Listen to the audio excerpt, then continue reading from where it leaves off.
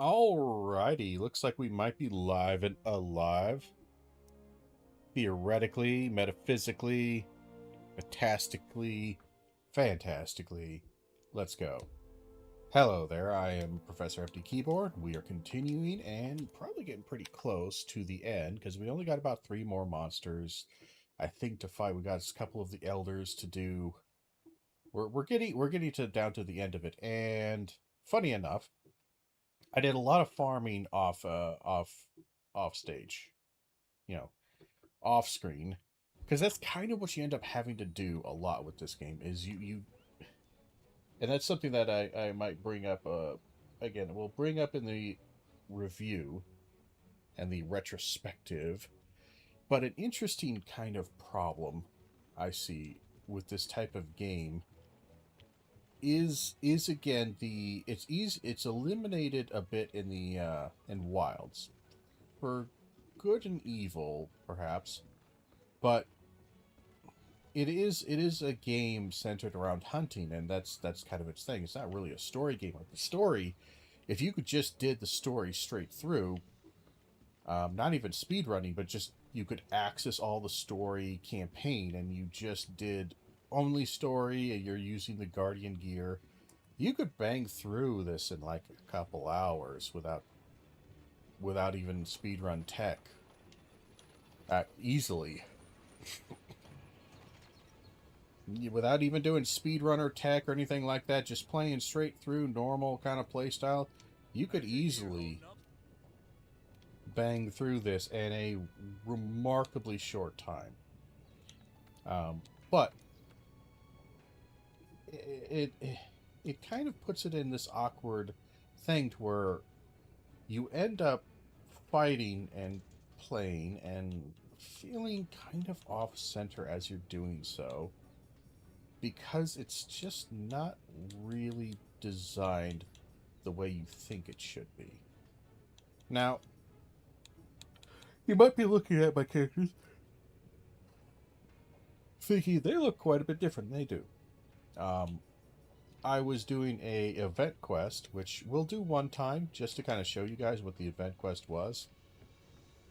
But an interesting thing also with the game now in the state it is, after release, after all the title updates, after all the event quests, and we'll talk about that right now, um, is that there's kind of a weird sequence breaking that can happen with the event quest. And it's been there the whole time from the very beginning.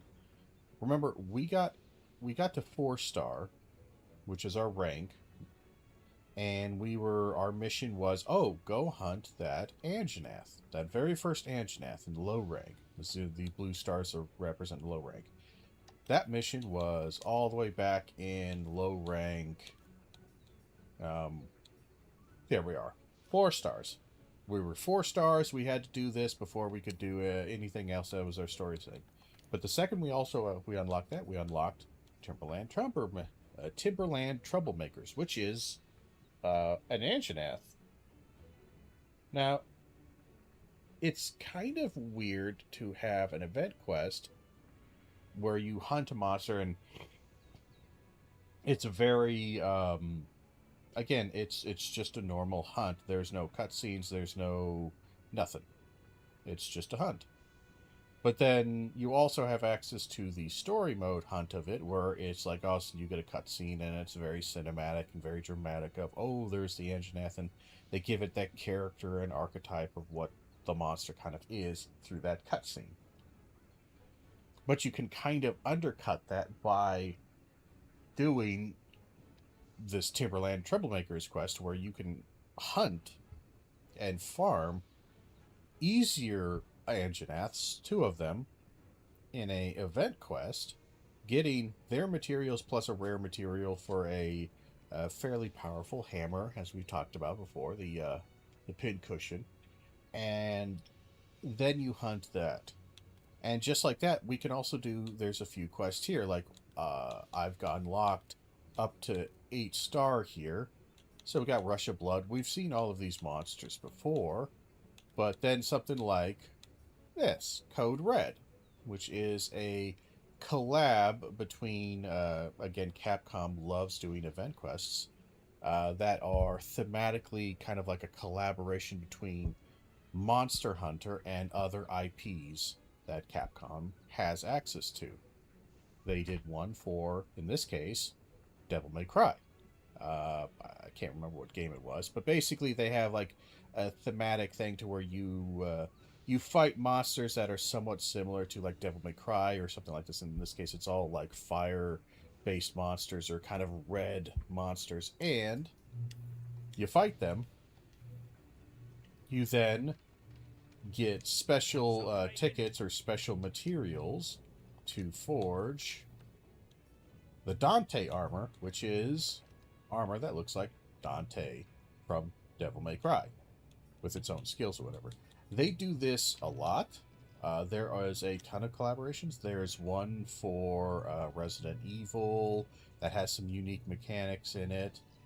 They do, and that's honestly, it's one of the things that I really do love about this game. That I found so surprising is like, oh yes, finally a large company that has access to these IPs, that has access to these large type of games. They are willing to kind of do this thematic collaboration slash advertisement fun. It's not story mode. It's just kind of goofy little mini hunts. I really actually do kind of enjoy that. They have one for Final Fantasy, which is, again, surprising. It's not really a Capcom product, but they collabed with Final Fantasy, and they have a monster, Behemoth, as the end. It's a siege monster. It's actually a gigantic pain in the ass of a siege monster. But, so one of the things that we kind of, the reason I bring this up is the Code Red one. Even before I found him, you can see up there on the top right, except the Teostra, the Infernal quest, where I have to go out and hunt a Teostra, because I found enough of the stuff in the Windward Plains. Not even during the off-screen farming. I had already found enough, and it was just already built up. So you talk to the ecological thing. They say it's a Teostra. You talk to the specific person, the old hunter, or you talk to the field team leader, or in this case, we need to also go to the Third Fleet commander, talk with her, and then she'll send us out to the Coral Highlands to get more Elder Dragon bullshit. Or I think it's actually the Rotten Vale where she sends us. So it's fun, and we might do a little bit farming of them because, again, Elder Dragons, we'll bring that up. Elder Dragons are kind of a unique thing in their own ecology and their own kind of world, because they are the monsters that break rules. Whether it's ecological rules, thematic rules of being somewhat more grounded or based in reality, they're kind of like the mythical monsters. The Elder Dragons are the actual genuine. Oh, hey, this is where Monster Hunter actually gets kind of magic. You know, they're able to control lightning and storms just because they're lightning and storms. Just because. We brought up Kieran before. He's their a lightning summoning monster. The unicorn looking monster. Sorry, clearing my nose and my throat here. Early morning grumbles. Anyway. You have stuff like that. You have stuff that is going to be like, again, Teostra, which is a large, somewhat silly looking in many ways monster. Wow, you actually aggroed on me that early? Interesting.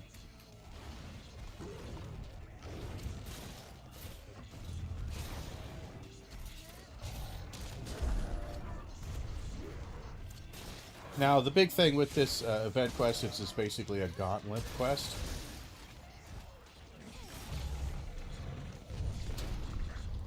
It's a gauntlet quest of fight 4 monsters. You have a little bit of time to prep in between.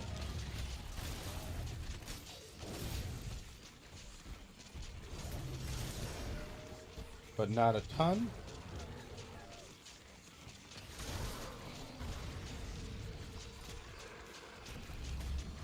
But you have a bit of thing, and also it'll showcase one of the key features of multi-monster hunts is that they all have very reduced health. So it's, again, kind of ironic is that the the harder event quests that have lots of monsters in them are actually probably the best for farming.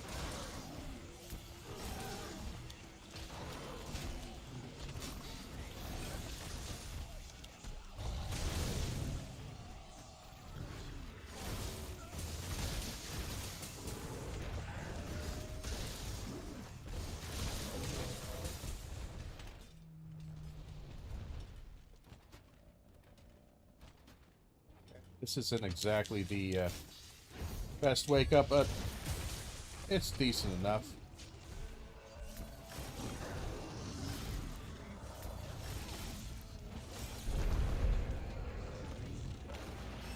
Kinda wish you would shut up.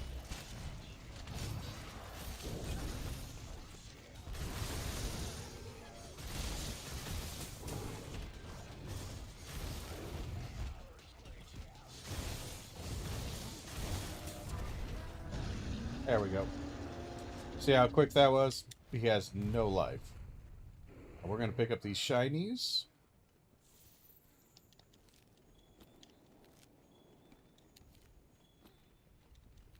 Because it's just free money. And then we're going to carve. We're going to have a few minutes, like a minute or two to rest. And resharpen, reset ourselves. And then a Dogoron will come through that window, through that gate there. But anyway, talking about the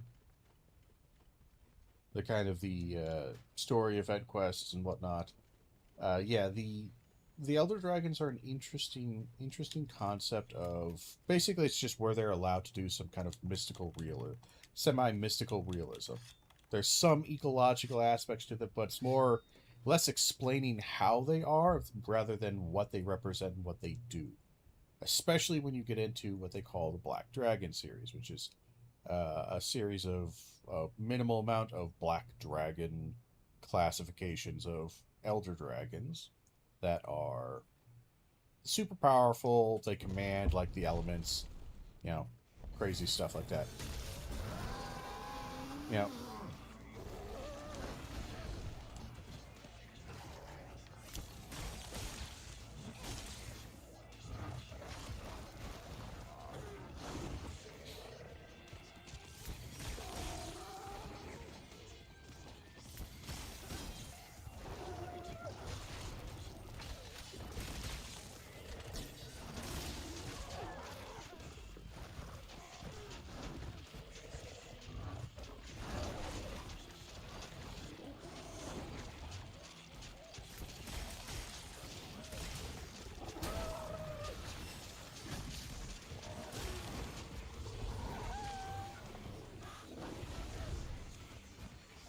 and we're just playing it safe here.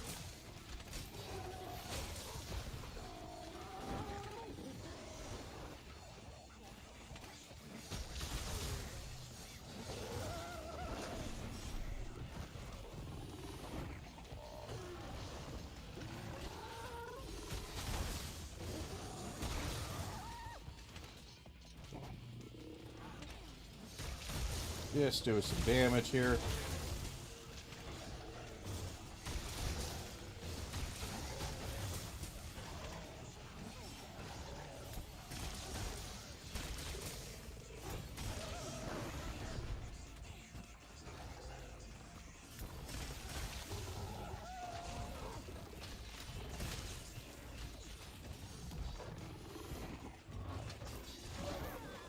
God damn it. I keep getting stuck on it. It doesn't help that he's kind of attacking me a lot here. How did he get knocked? That's kind of funny.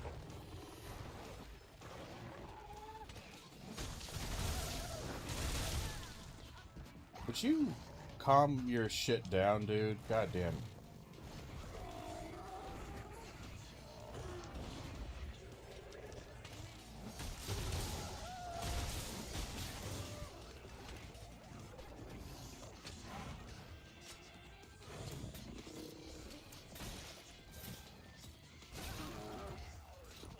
Not really the direction I wanted to go with it, but fine.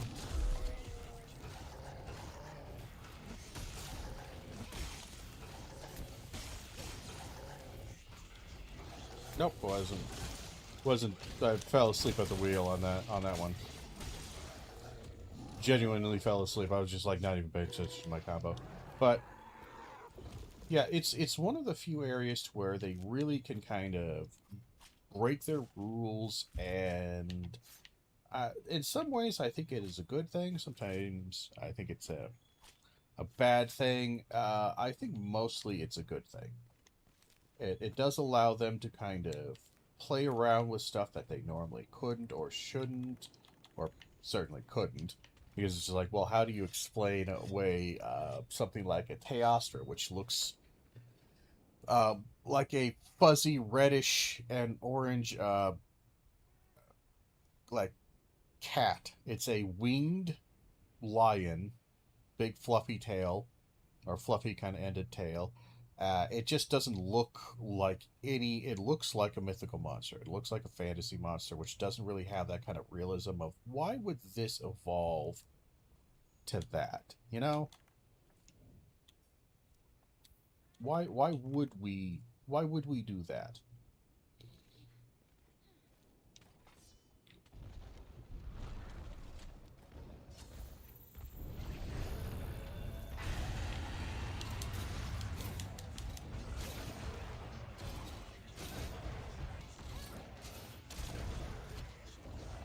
I hate that, by the way.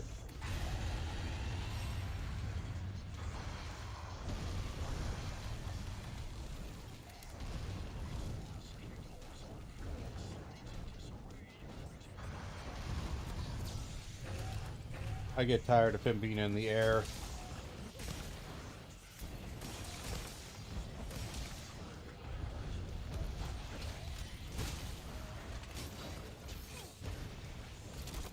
Oh, please don't run away. Also, I didn't do that.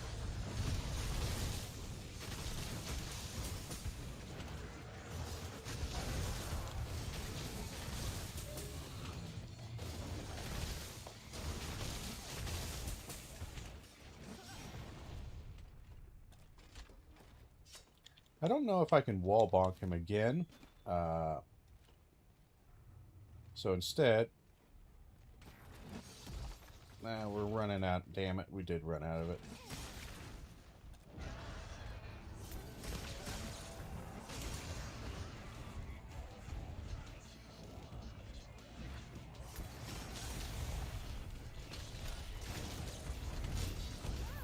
Ah, damn you. Why does Rathlos have to be such an annoying prick?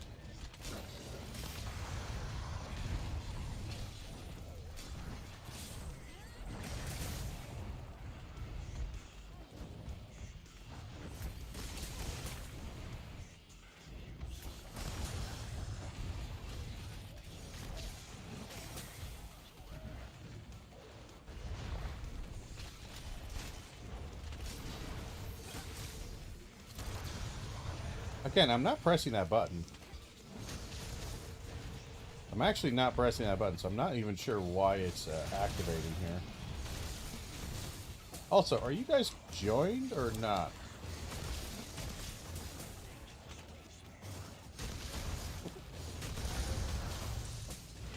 Etiquette would be... I can see them on the map.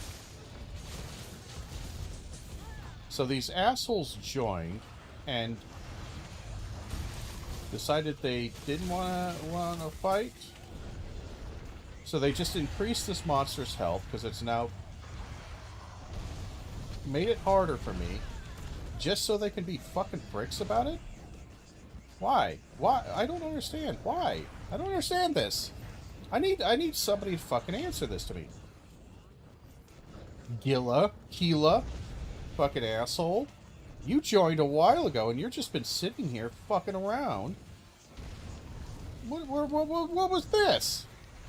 Also, you!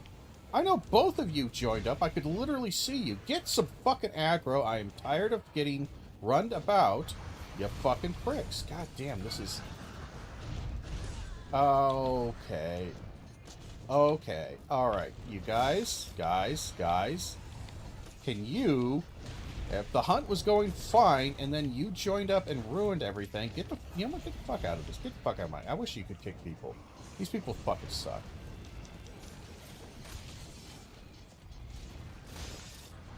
And for some reason, they kept doing the flashbang thing.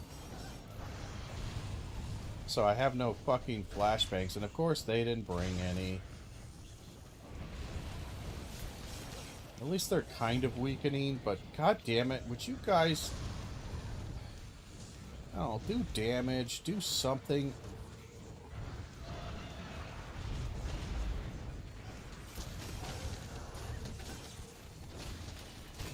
I get so tired of being the one that has aggro, the one that's doing damage.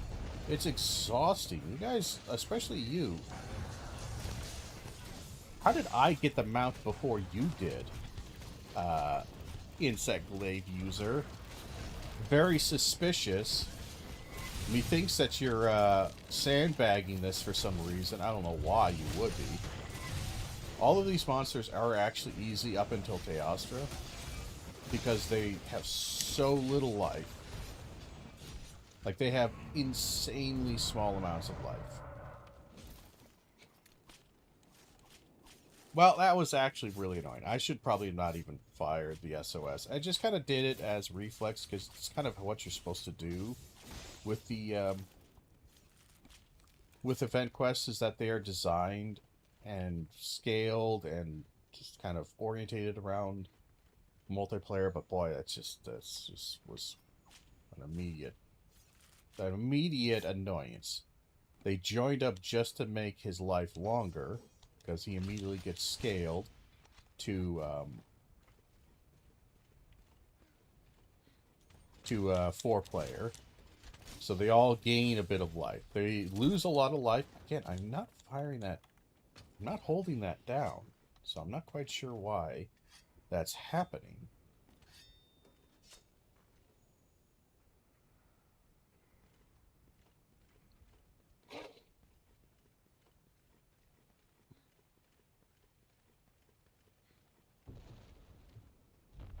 So why are you guys 40 miles away? You know where the monster comes out. He comes out right here.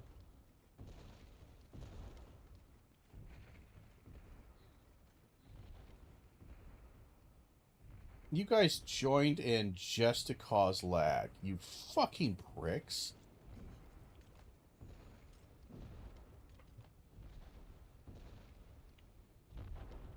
That's why it's not banging through. Because you guys, I think it's probably like Rodolfo or one of these other pricks, joined up and can't actually fucking do anything.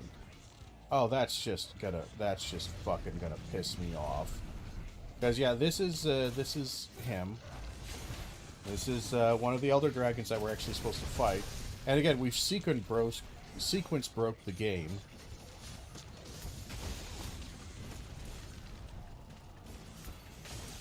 And his whole thing is fire. He's the Emperor of Fire. Yet I'm not holding that button. I don't know what button that is. I need to look up why it's firing. Okay, I'm taking a shitload of damage. I'm not quite sure why. I know it's the fire, but I'm not sure, like, he shouldn't be doing that much damage to me.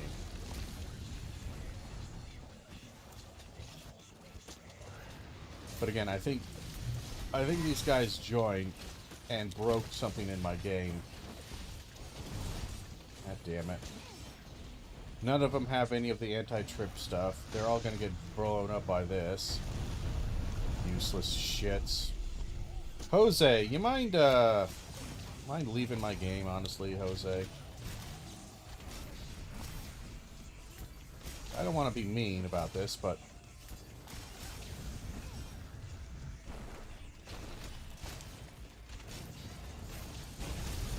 Actually, you know what? I'm okay with being mean about this. Get the fuck out of my game. Because I'm pretty sure it's you, and you got some laggy bullshit. Or whoever it is. Honestly, all of you guys should fucking leave. Because if you just joined just to lag my game out... Like, that's just bad manners, honestly. Which, sadly, I feel like is a lot of modern Monster Hunter community.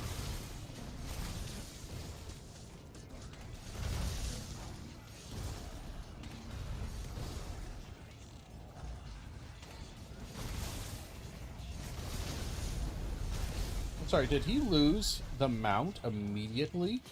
What is with these people? Why did you join if you can't play? How did you even get into this server? Because it's gonna pick people that are relatively close. Did you choose and make it so it goes worldwide? Oh, it's probably... Actually, you know what? It's Yalix. It's your ass that is the laggiest thing in existence. I'm glad you joined. I'm glad. I'm really so glad. I'm so glad.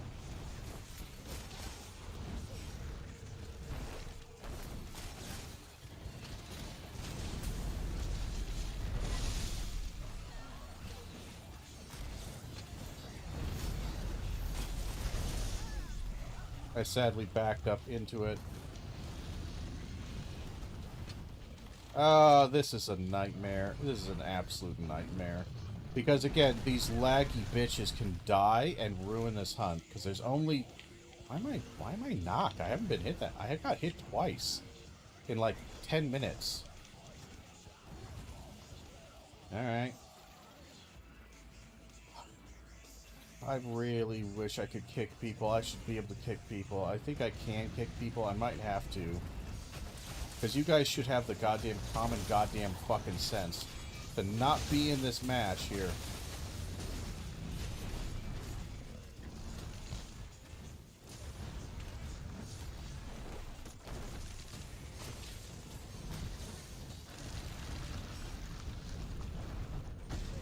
There's nothing I can do. There's literally nothing I can do. He did it right when I'm above there. Ah, this sucks. And his damage is weird. I'm getting laggy as shit.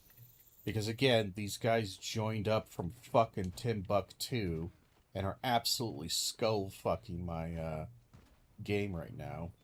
Like, it's not like lagging in the sense of, oh, you know, it's monsters looking weird. It's lagging in the sense of... damage and everything is just not working right. Damn it, I nearly died because of that. And of all the monsters I have really low life against, he sucks to have low... It's gonna take so long to finish this fight because nobody does any damage also. It just sucks. As a general rule, again, I don't want to gatekeep anybody. I really don't, but as a general rule, get the fuck out of games you can't connect with. It's just good fucking manners at this point. Because again, he's also attacking me way more than he should, because these people aren't drawing aggro properly, because they don't connect to the game, and for some reason these assholes joined a game that's apparently not in their fucking country, even close. Yeah, it's just, you can't do this, guys. It's a fucking nightmare.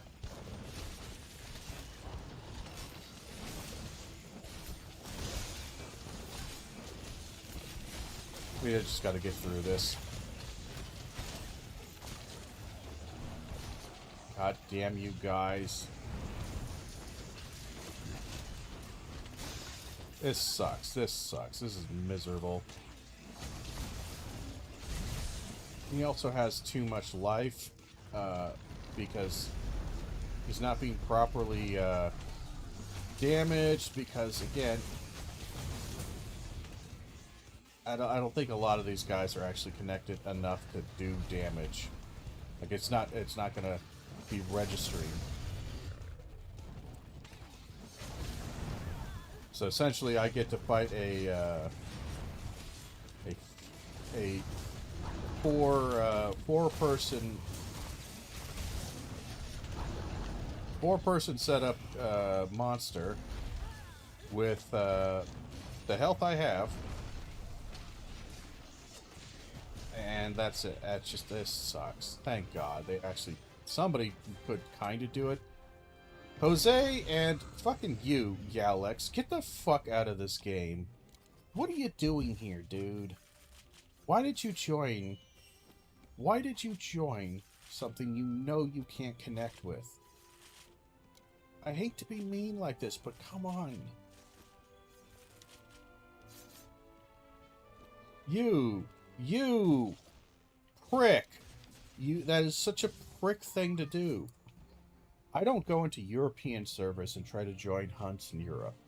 Why? Because I'm an American. I know I'm not going to connect well. Ah, that's very frustrating.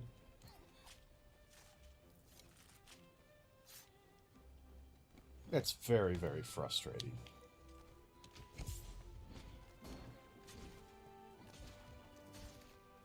I don't know. That triggers the shit out of me.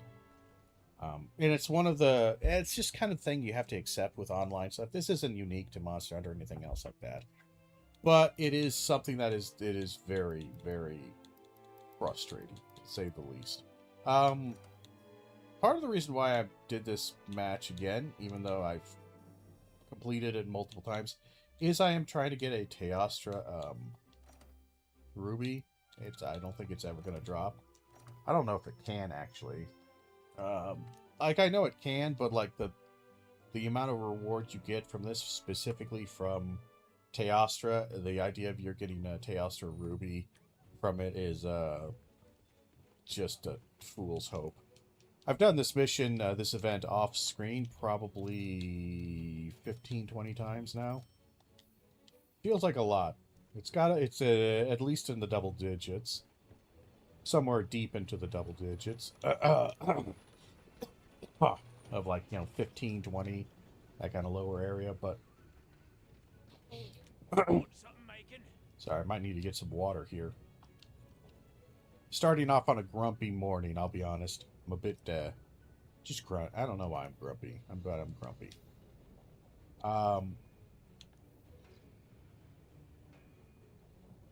Yeah, I don't know. It's, I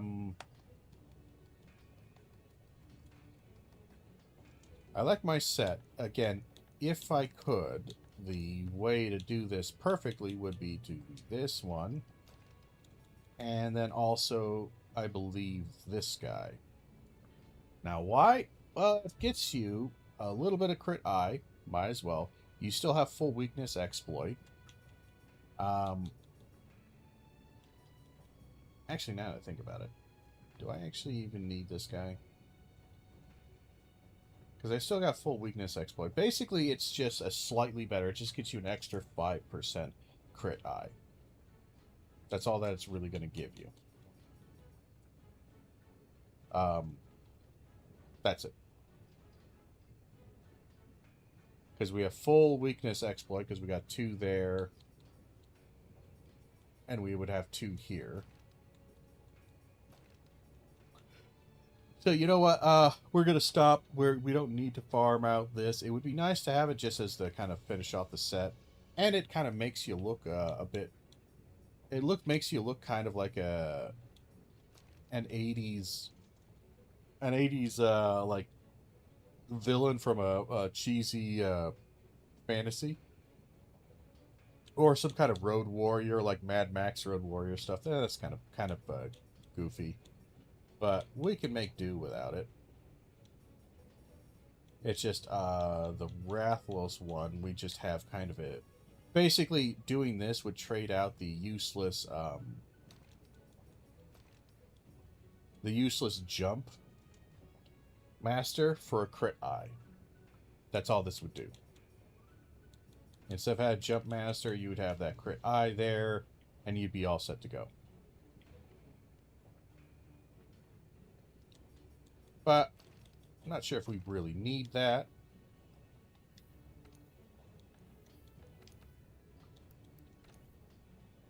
We don't have a Nergigante gem, which actually would be really nice. That would kind of make this build almost perfect.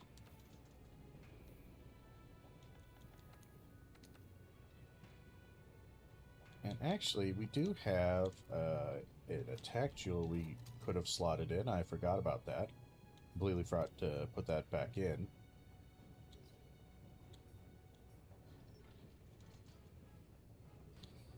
We're actually going to put survival in, and then we're going to put in...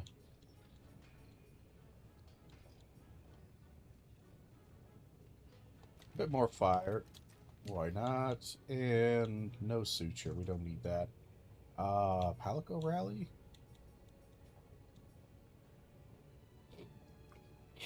This would be nice to have just period. So, we're going to have that. Especially for the upcoming Elder Dragon fights that we're going to be doing. So, that's one of the event quests.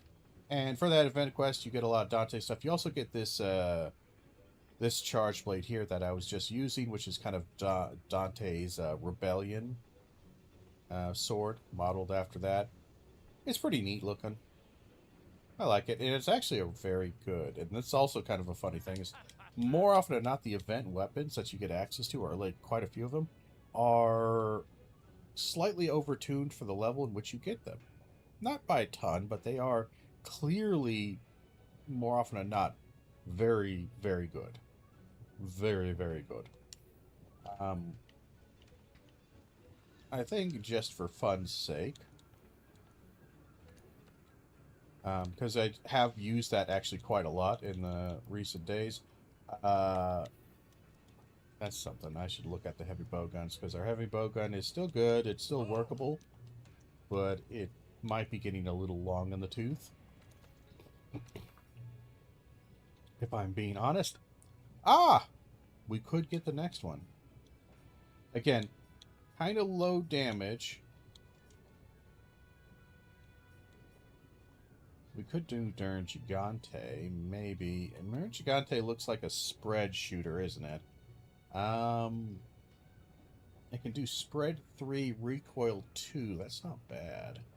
Looks like a spread shooter to me. A little bit of sticky, but not a lot.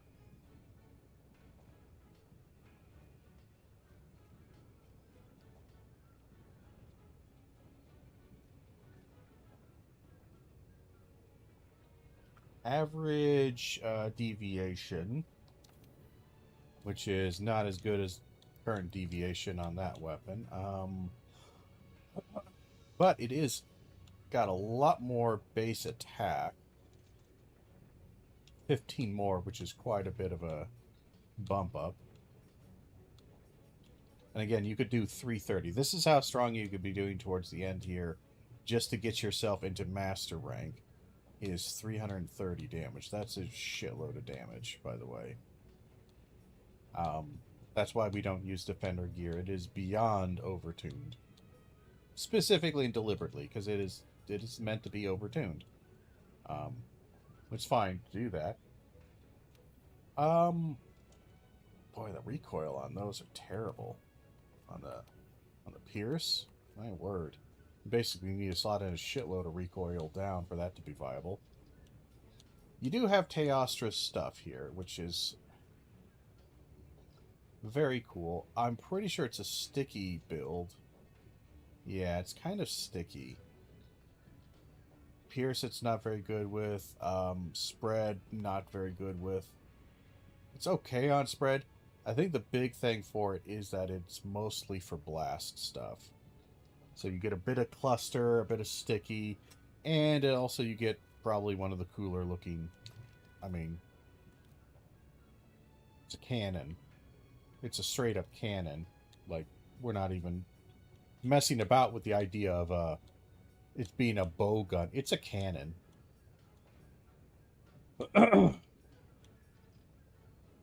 It is, however, not really good.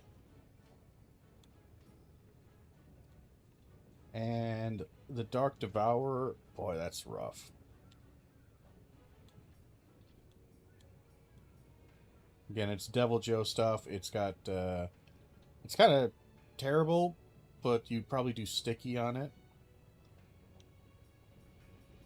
And try to slot in some stuff. So we did already actually kill one of the creatures, by the way. Kushala Daora. That's why we have some of his pieces, but the reason we did that is that was us joining somebody's quest. Which again, you can actually again kind of sequence break through multiplayer, sequence break your stuff. So if you wanted a pure experience, you kind of need to ignore quite a bit of a game, it feels like.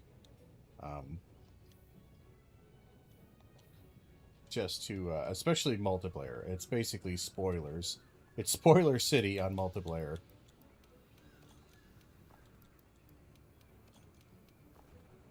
We just have our Pierce. That's all we need. We got some Trank ammo. I'm out of other stuff like, what is it, Wyvern? We'll grab some Wyvern, why not? We'll put away the slicing. We're never going to use it. It's too terrible for this specific weapon. It used to be really good. That was one of the first ammo types I do remember from the base world that got nerfed into the ground within like a couple of weeks. Well, it was, I think actually, I'm trying to remember. What were the first nerfs? Alright, so the nerfs were, one was to cluster. I think that came later. I can't remember the sequence, but I know cluster ammo got nerfed into the ground because it was crazy strong. Speedrunners were using it to clear stuff super fast. I think the slicing ammo was actually first because it was almost bugged how much damage it was doing. Like, it was clearing stuff way too fast. Hey, Tracker! Well, look who it is. What are you doing all the way out here? Well, let me guess. You're tracking an Elder Dragon, right? Actually, it's been on my mind too. The Veil's effluvium has been getting thicker recently. I only just noticed myself during one of my Veil investigations. I remember the same thing happening before when the Third Fleet first arrived during the Elder Crossing 20 years ago. 2 decades of walking and finding nothing, but then something important changed. You came along. You found the Elder Dragon's trail and followed it, and soon you may even set foot in a place I've never been. Right, then I'll try and track down what's causing the effluvium. You go search the Veil and see if you can pick up the Elder Dragon's trails. Yes. Third Fleet! Hey, Third Fleet. There you are, I've been looking for you. Off to the Rotten Vale to look for an Elder Dragon, are you? The Admiral was just here and told me all about it. Well, allow me to fill you in. The effluvium in the Vale has been getting denser.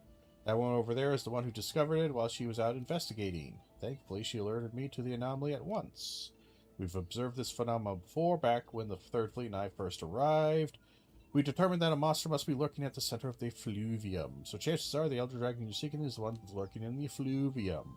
Let's not waste any time. You'll find the evidence at the bottom of the Veil.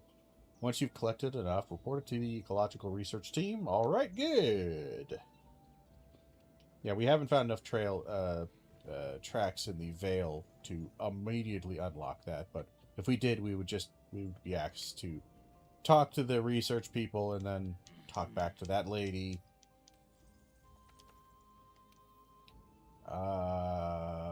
Nothing for us to do here. Whoa. Kushala Daora, so it can be found in the New World too. A main state into the large territory back there. Blah, blah, blah. I've heard all this before. Assigned. So we got 2 things to fight. Okay, Kushala Daora and Teoster the Infernal. The Dragon of Steel or the Emperor of Flame. They both kind of suck. I'll be honest. They're kind of miserable fights. One thing I should have, and this is why you need to do your optionals, is that, and I don't think I did this one yet, I kind of have been ignoring them, but you could get various tools that are kind of necessary. Kind of like the health booster here that heals me with a nice little mist that you can stand in and heal. Or the camouflage one. The tools that you get, one of them is a fireproof mantle that basically reduces fire damage by a shitload for a while, and also it makes you immune to the environmental fire damage that Teostra will cause. For this guy, I don't know if there's any tools specifically that help with him, because his big thing is he is a windy boy. He summons up wind. Don't ask me how he does it. He just does. This is one of those Monster Hunter. They just do the thing. I did not mean to do that. I pressed the wrong button.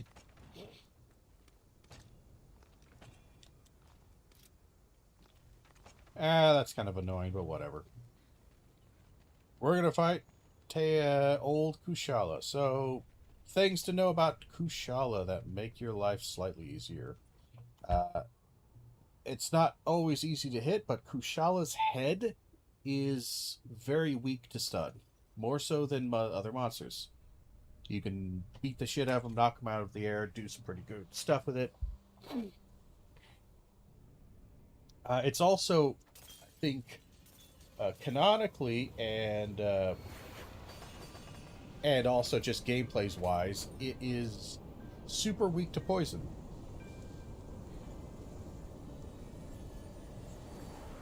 Again, the poison won't do any more damage to it. I don't think it ever increases damage, but it's very easy to proc.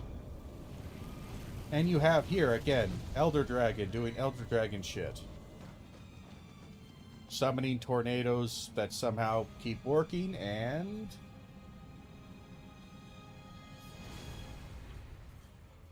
yeah.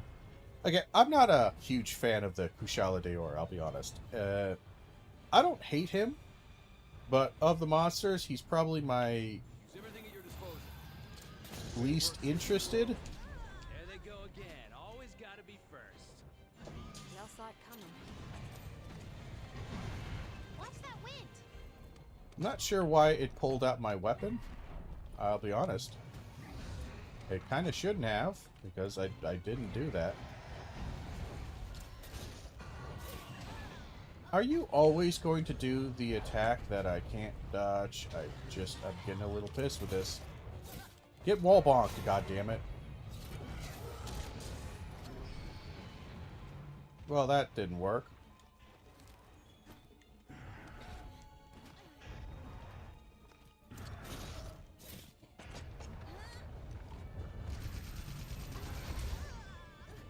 For fuck's sake, you were... what the fuck is going on? Okay, this morning... Alright. I need a reset. I genuinely might need a reset. I don't know what's going on, but these last two hunts absolutely have fucking triggered the shit out of me. And just put me in a terrible fucking mood. I am in a super bad mood right now. Very sad. Okay, hold on. We gotta... I'm trying to reset my brain here. Because again, I got that stupid hunt where those guys, again, I understand maybe you can't find people in your region to join, but do not join other people's games when you're in Timbuktu or wherever the fuck you are. It's just goddamn shitty. It's shitty to do. Because you basically, again, that game was completely and utterly fucked by people who just decided, well, no, I want to be here. And he summons Tornado, and he never comes over here. I don't know why he's not coming over. Thank you for coming.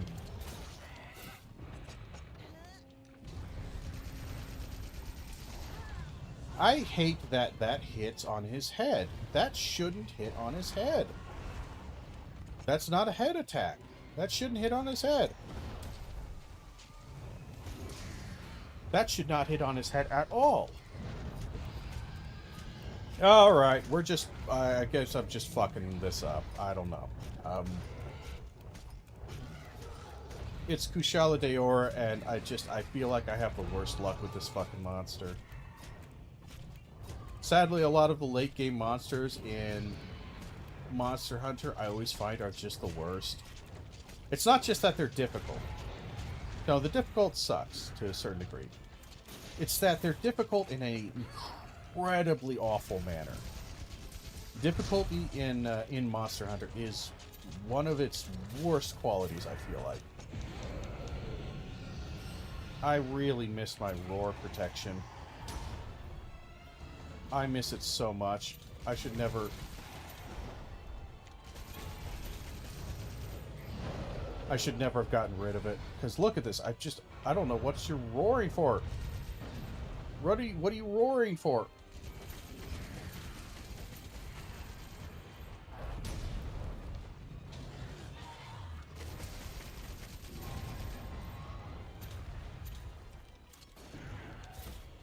And he's super hard, which makes this a really bad fight for this weapon. I should not have actually used this.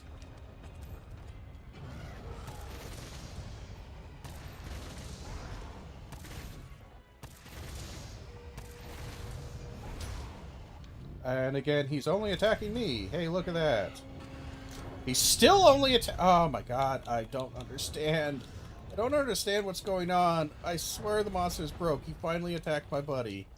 I don't understand. Why? Why is the game so fucking angry at me?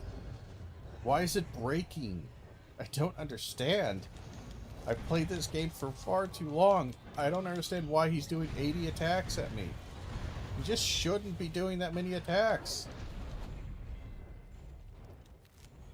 Specifically at me, again.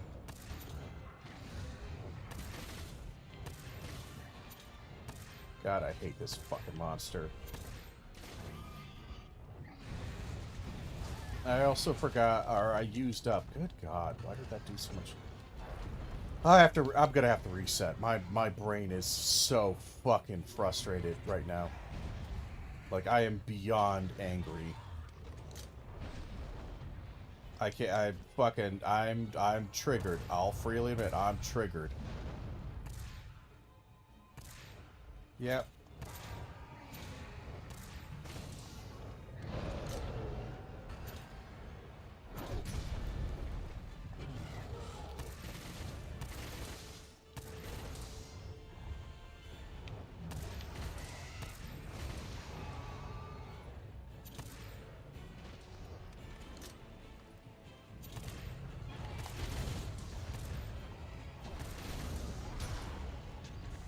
Also, I don't even know, like, is he attacking me? He just seems to only ever be attacking me, and he's not attacking my cat. I swear it's broken. I swear it broke. It broke, and I'm so fucking unhappy that it did. Because Monster Hunter, when it breaks, becomes the worst experience possible. I don't think any game has frustrated me more or made me rage more than Monster Hunter when it decides to just break. Nope. Would be this one. Please hit it. Thank you.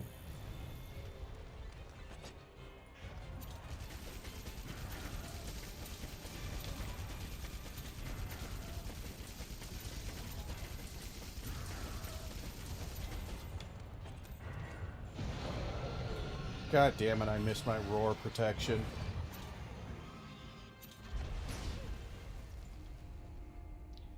Okay, we have to reset. I might have to genuinely stop streaming for like 20 minutes and go punch a cat because I'm enraged. I know it doesn't sound like it, but I'm fucking out of my mind pissed off right now. I fucking hate this monster. Oh my god. It just immediately I joined, immediately Why? Why does the day have to start off with such a bad fucking taste in my mouth? I fucking hate this monster. It's my least favorite, and again, it might go up there. I might genuinely start putting Kushala Daora into my least favorite monsters ever.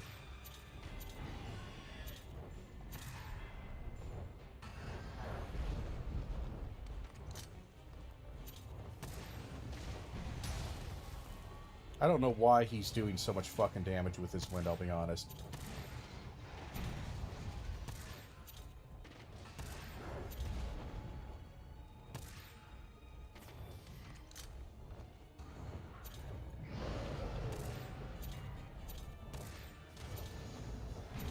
And I'm really pissed that, again, that combo was happening in that previous fight.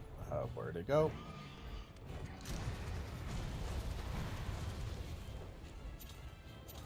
That combo that was happening with the charge blades stole my stole all my goddamn flashbangs, so I can't even get this piece of shit out of the air.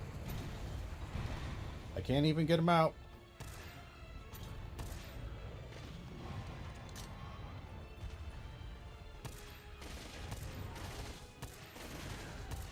They say Kushala Daora command the wind. I'm not inclined to disagree right now. If you get injured, fall back and wait for the next chance. Stupidity is not something I tolerate. If there's anything that you do tolerate, we got it, loud and clear. Of course, it times perfectly, so I get injured more.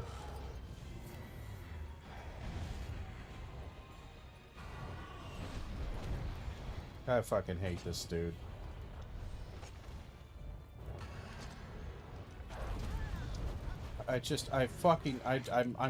Nothing works. Nothing's working for me. Shut the fuck up! Shut the fuck up! Shut the fuck up! Fuck you! God damn it. Everything's fucking taking 30 minutes for me to do. What? Ah! I'm gonna have to get out of this. It's fucking nightmare. It's just nightmare territory. I'm fucking gonna smash things. I'm gonna smash my controller. I'm gonna smash everything. I'm so fucking tired of this shit.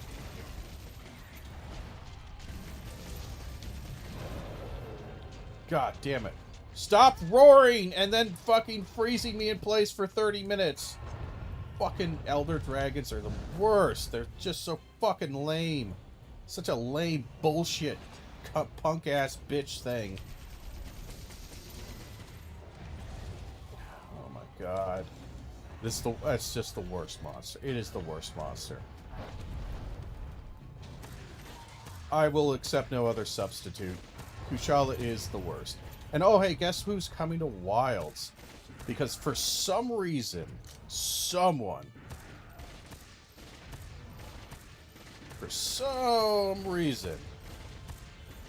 people like Kushala Daora. Oh hey, look! Plotter class. Go die in a fire, you fucking cunt. Eat a shit. I don't like trolls. You came by, looked at one thing, got pissy because I was getting pissy because I'm having a bad couple of hunts. And I'm allowed to get pissy. I'm allowed to be upset. I'm allowed to be upset at my performance. I'm allowed to be upset at all those things. But what I will not tolerate is rotten pieces of shit like you, children. So, here's what we're going to do. Is there a report function? Let me see if I can report you. I think I can. If my computer would work. So we're going to report you and see if we can get you... I don't know. Who knows what we can get from this, but hopefully we can get you perma-banned for, like, life. And then have the police go to your house. And hurt you. Nah, not the last part. Well, maybe the last part. I'm angry. I'm upset. Having a bad morning. Bad morning that just kind of is getting worse. And you came in and decided you wanted to make it worse. So now we're going to make your life worse. Let's see. Let's see here. We are going to... Where's the report?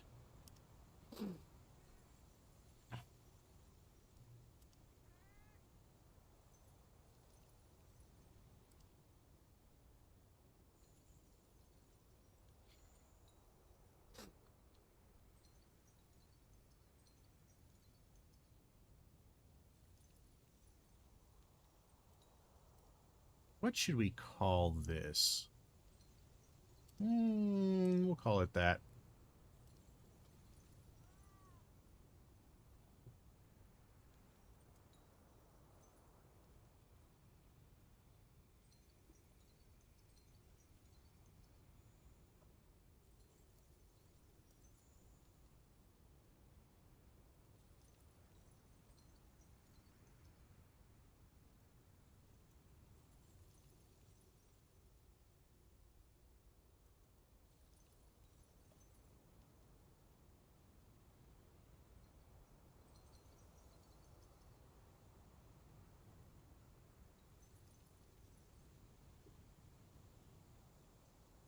And, oh, bugger, I can't see the timestamp. That's a terrible thing here. Where is... Hold on. Hold on. Where is that going to be? Yeah, I have a zero tolerance policy on any kind of negativity, bullshit, or general toxicity in my chat. I might lessen it here and there, but for the most part, I am extremely... I think, again, you should not be making comments unless you want them to come back at you. And yeah, I'm making toxic and unpleasant comments. I know about the game, about myself, but mostly... Again, you have to understand, most of this frustration is me just bitching to myself.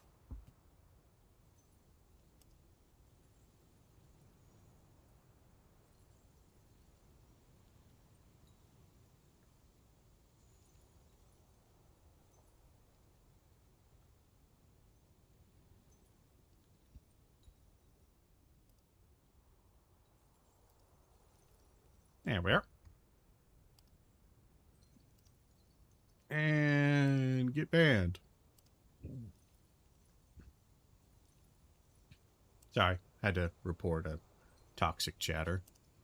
I have, again, zero tolerance, especially if I'm in a bad mood and things are going bad. I'm not gonna give you any goddamn leeway on this.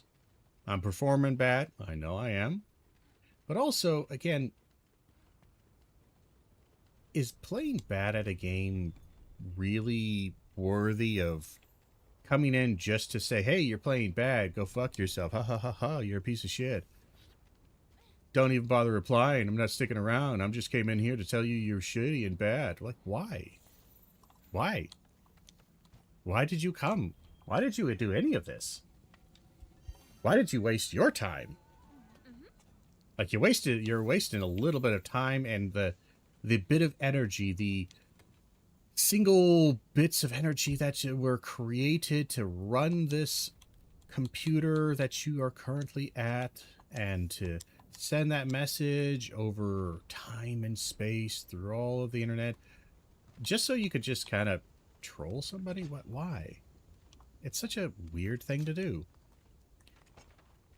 Again, if somebody's having a bad day, bad game, and they're raging and they're getting angry or whatever, like, I can understand, like, not enjoying that, because sometimes I don't. Sometimes I can commiserate, and sometimes you enjoy it because it's clear that the person is angry, but kind of having a fun anger with this. Right now, I'm not having very much fun with this.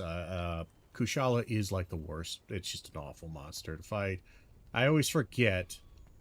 I always think, oh, no, that's not going to be that bad. But it is. It genuinely is.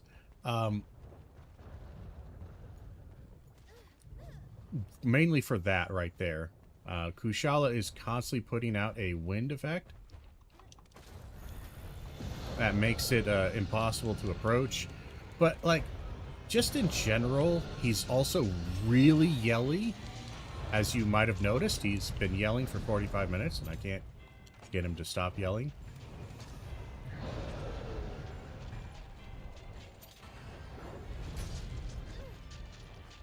And again, not only do I get hit, but I get perma locked into a stun because I can't move. Again, this is just the worst part. It's honestly, he's an awful monster. And the fact that he is coming to Wilds really saddens me. But anyway, back to the toxic chatter. I've never understood the need or desire, want to go into somebody's chat and just kind of insult them, even if they're like having a bad day and it's clear they're being a bit whiny. I'm being a bit whiny.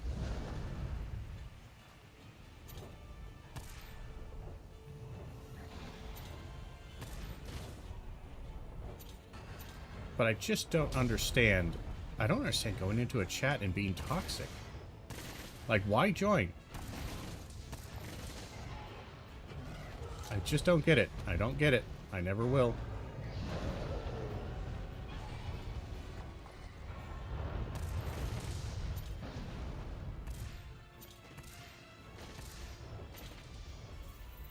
And he's near death. I'm literally driving right now, but when I park, me and squad are pulling up heavy for your stream. What is with... Okay, that's a new bot thing. That's one that I've never heard before. I at first thought maybe that might be a real person, but I realize now, no, that's actually a bot. That's a new bot thing. Is the driving right now? The squad pulls up heavy. Add me on Discord. But why? What is the goal of that? So if somebody designed that, it's to get people to go to a Discord. But why?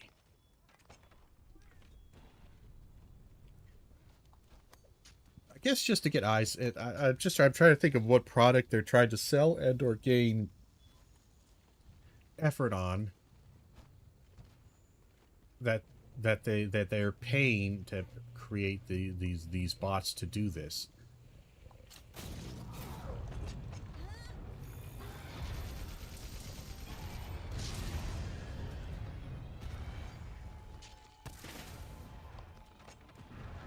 This takes forever.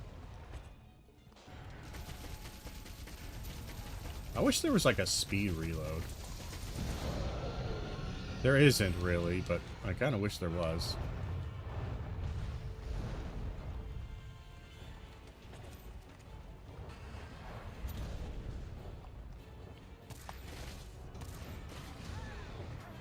But yeah, again, it's sad that that guy showed up right when I was pissed, because now I'm getting one guide, I think, is the term here.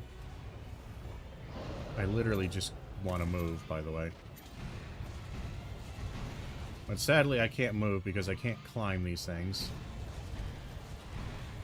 And this is Kushala Daora. If you're like, hey, this was not fun. This is a miserable fight. Yeah, that's Kushala Daora. I find nothing about this thing pleasant. Or even like something to where you're like, you know, I could understand liking this monster, maybe. Now, I can't understand anybody who likes Kushala Daora. It is a straight-up toxic fucking dog shit monster.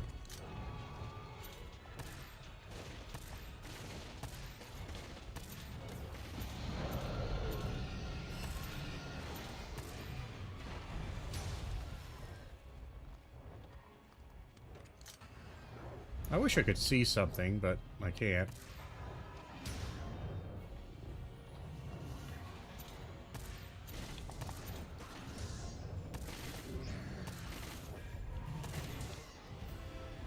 Ah, what a miserable thing.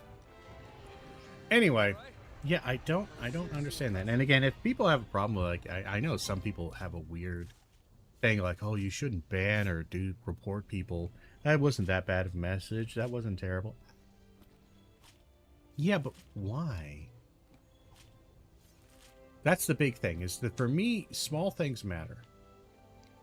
Like, you can be mean and talk shit and all that kind of stuff, but it's kind of like an effort thing. If you are willing to just do that kind of inconsequential act, or seemingly inconsequential act, go through the effort of, again, making the comment, doing the comment, for no other reason than just to do it, and knowing that the only result of it, the only result will be that person will feel maybe a little worse. Like, again, it's just kind of a weird bullying thing, and it is so common online and so frequent that I struggle to understand it. And again, when I think about it like this, okay, now I genuinely don't want that person to have a happy life. Because here's the thing, I know what they're going to do with it. Because that's what, again, that's behavior. That is those small things that you do that you find inconsequential, that you don't even think about. You see a chat of some random thing you happen to join up for. Again, why? There's not a lot of people here. I'm a small streamer. Very, very, very, very small. Why join? Why join just to say something mean and then leave? Other than being a gigantic bitch behavior, like that is some bitch behavior. Again, that's, and it's kind of also like, I know this on the extreme side, but it's the same thing that I think about when I think about like the casual cruelty of young people, and like the things that high school students do. I've heard about even younger college students that go to that's the word I'm looking for, that engage with society, shall we say. They go to high school, they socialize with their peers, and you think, oh, well, that's a good thing. They should do that. But then you look at the result of what they do when they're like socializing with their peers. You're like, why are you guys doing this? Like, you always hear about it. Obviously, you hear about the crime and the stories and all that's terrible. But I'm talking even just like the casual, like, oh yeah, well, prank. We decided to do this action, like fucking these horrible acts. Like, oh yeah, we decided to super glue somebody to their seat because we thought they were a nerd. We were just, kids doing, kids kind of stuff. It's like, this dude is that's fucked up. It's horrible.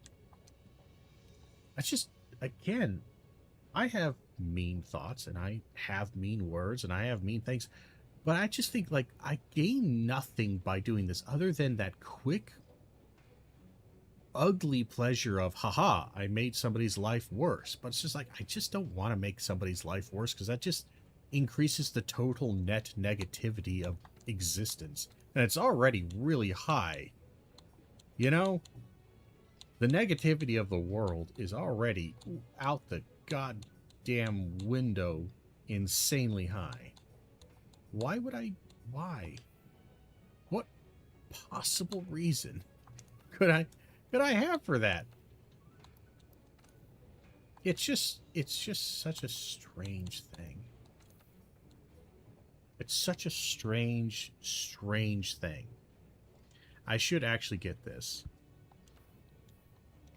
So we might do a quick Legiana, which I think one of our missions that we actually need to do, an optional, is a Legiana hunt. But that's sad. Trolls come in, do their trolly stuff. It's a sad thing, but we will persevere. Why can I not get to the other...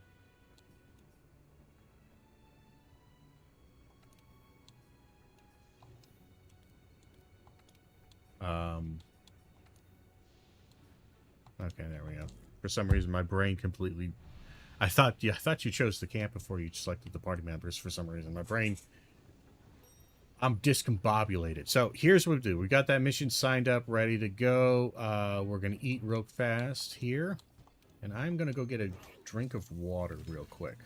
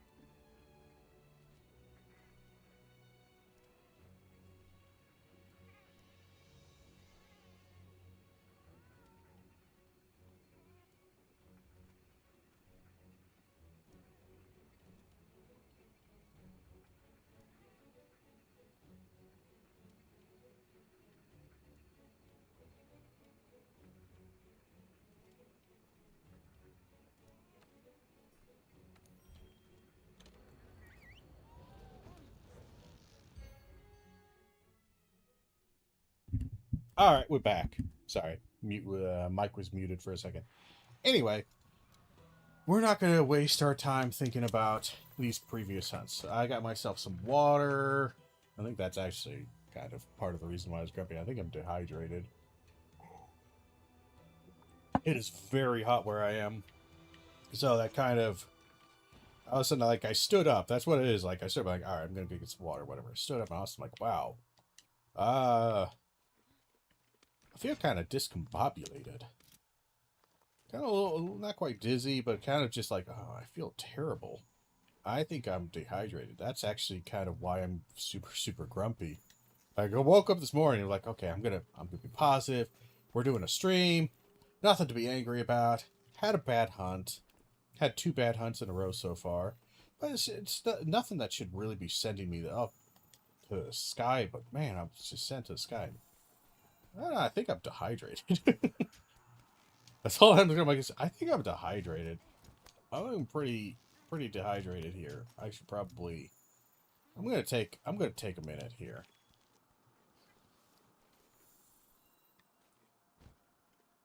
We actually had some electrified fur down here that I wanted to... There it is. Hopefully we don't get poisoned.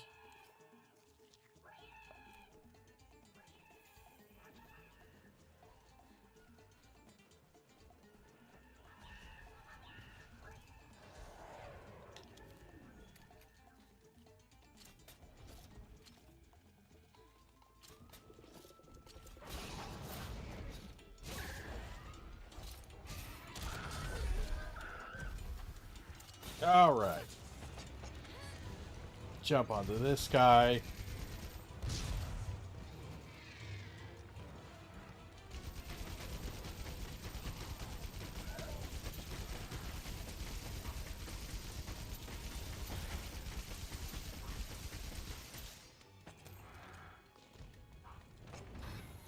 Nope, not the button I'm pressing, but boy, howdy, is it frustrating.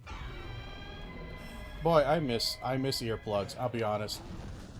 I almost want to trade up this set because I miss earplugs so goddamn much.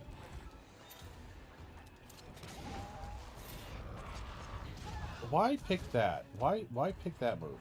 Of all the moves you can pick, why that move? Why that move? Why are you always doing the move that hits me? I don't... Okay, hold on.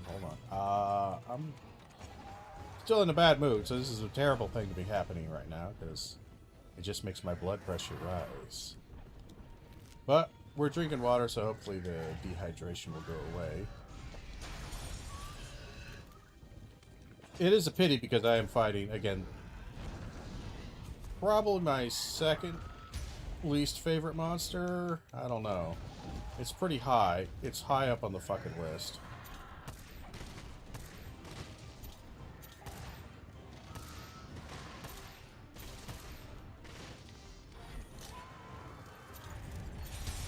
Like, he is, like, the old...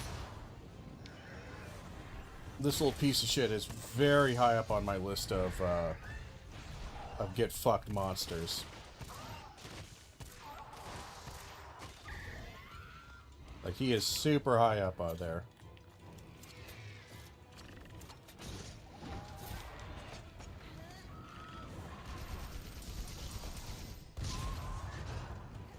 Very high up, honestly.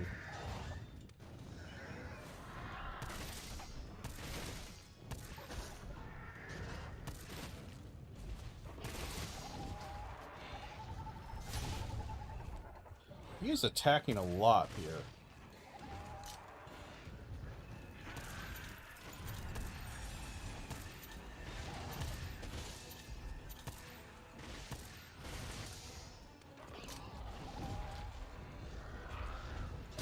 Kind of surprised at how often he's attacking me here. There's another attack. Oh, he is just like 40 attacks here. That's a lot of attacks just right at me. Sometimes I feel like the aggro doesn't work, like, at all in this game. Because you'll notice, like, again, just there's be this moment where, like, okay, He's not even enraged, necessarily. Because I've seen it with monsters when they're not enraged. And you'll just be like, why are you basically just fucking freaking out and doing 8, 9, 10 attacks at something when realistically you're only supposed to do like 1 or 2 at a individual. Usually it's like 2 before you... Oh, is he already nearly dead? Weird. Anyway. Oh, you know what? That is it.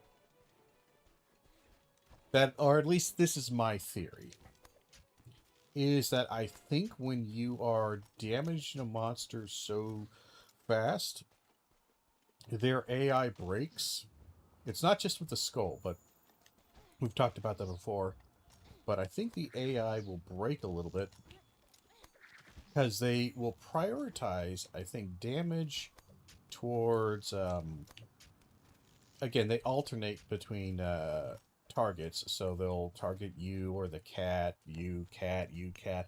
They alternate, and it's usually like 1 or 2 attacks that they'll do at somebody, depending on the size and the kind of attack combo string that comes with that specific attack. They'll do that, and then they'll switch targets. But if you're... It also wants to do it, I think, prioritize who's doing damage to it. What's happening to it. And it kind of makes sense. The monster that, you know, the thing that's getting the most damage or doing the most damage to the monster is obviously going to drag more attention than things that are not.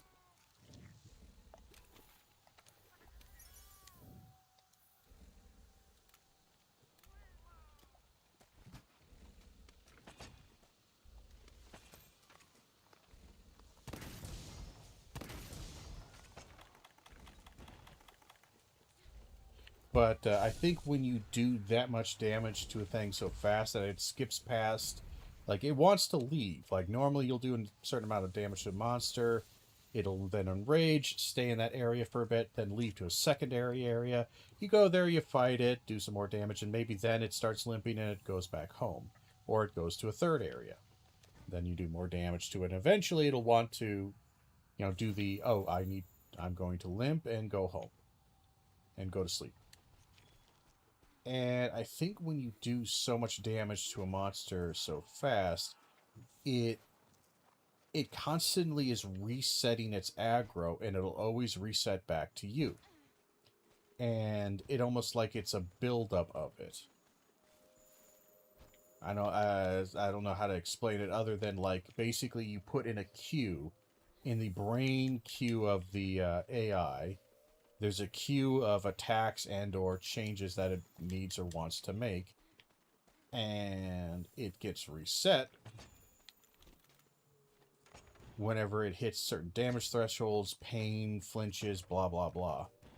So whenever you're doing damage to it and you're flinching it and you're causing problems to it, it will reset to a certain degree.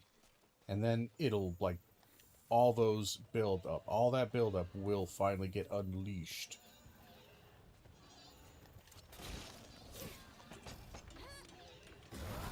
I miss. God, do I miss it. I really do miss.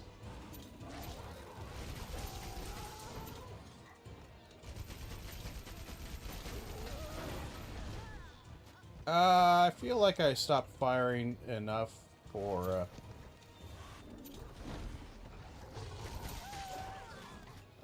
God damn it. Would you switch fucking targets? So again, it's not switching targets.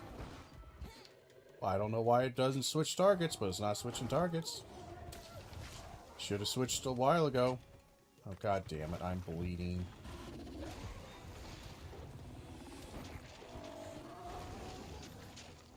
What an annoying thing.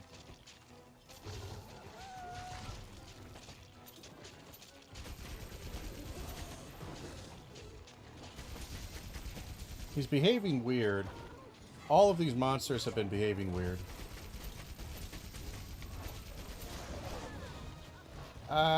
No. I'm gonna say no.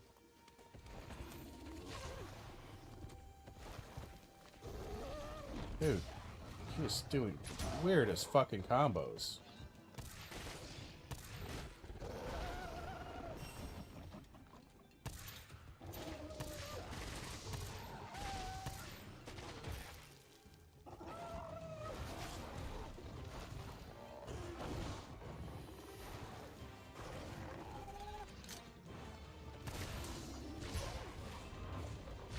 But why?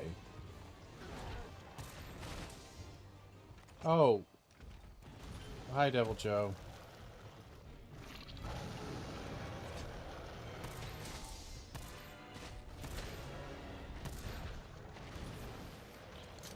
This fucking Raffinos in front of me is driving my bullets to be weird. It's actually really distracting and problematic. It's actually a super big problem.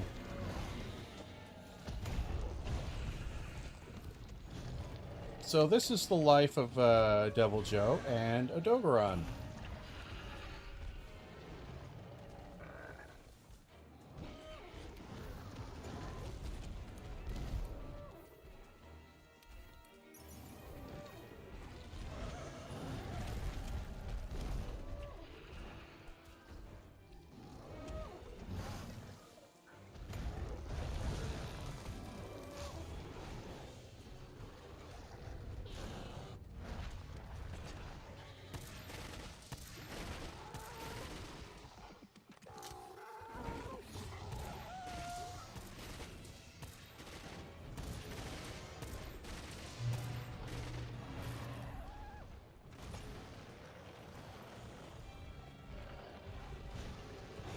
So yeah, Devil Joe will never go away. By the way, he will stay angry and pissed off for an eternity.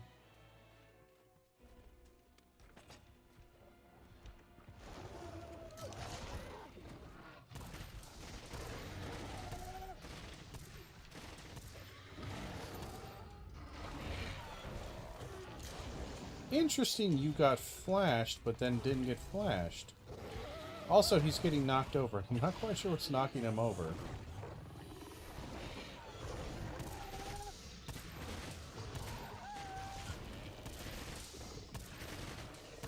Kinda wish you would get the fuck away from me, dude. And now you're knocked out. Fine.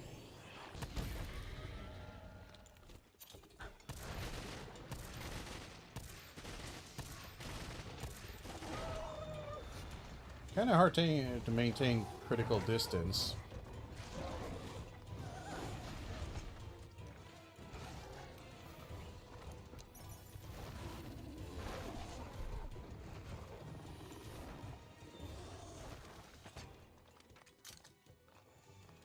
And he is very tired, very beat up. We will let it go. Luckily, we didn't have too much problems with Devil Joe. Normally, he's a bit of a problem. But he picked up Odogaron, just beat him up out for a bit. I can live with that.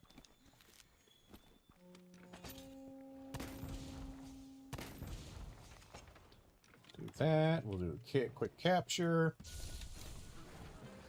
I feel like these past couple of hunts have been a little bit weird. New game, watching for the first time, don't know. So what's the storyline?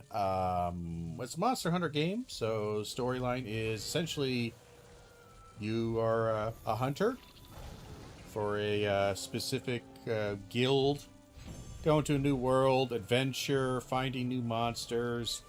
There's a mystery about some larger monsters like elder dragons, and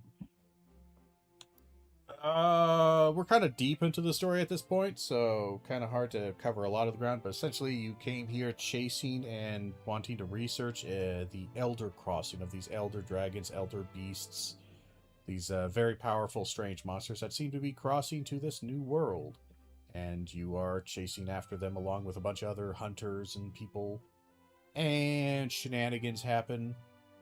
Mysteries are uncovered.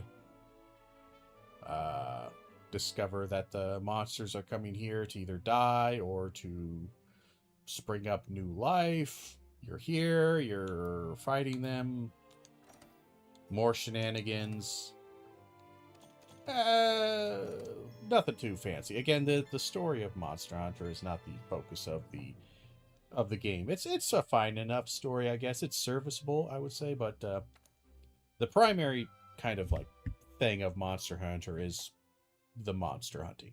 It's just a kind of a action co-op game of going out and hunting what is equivalent to like it's like a just kind of a boss game.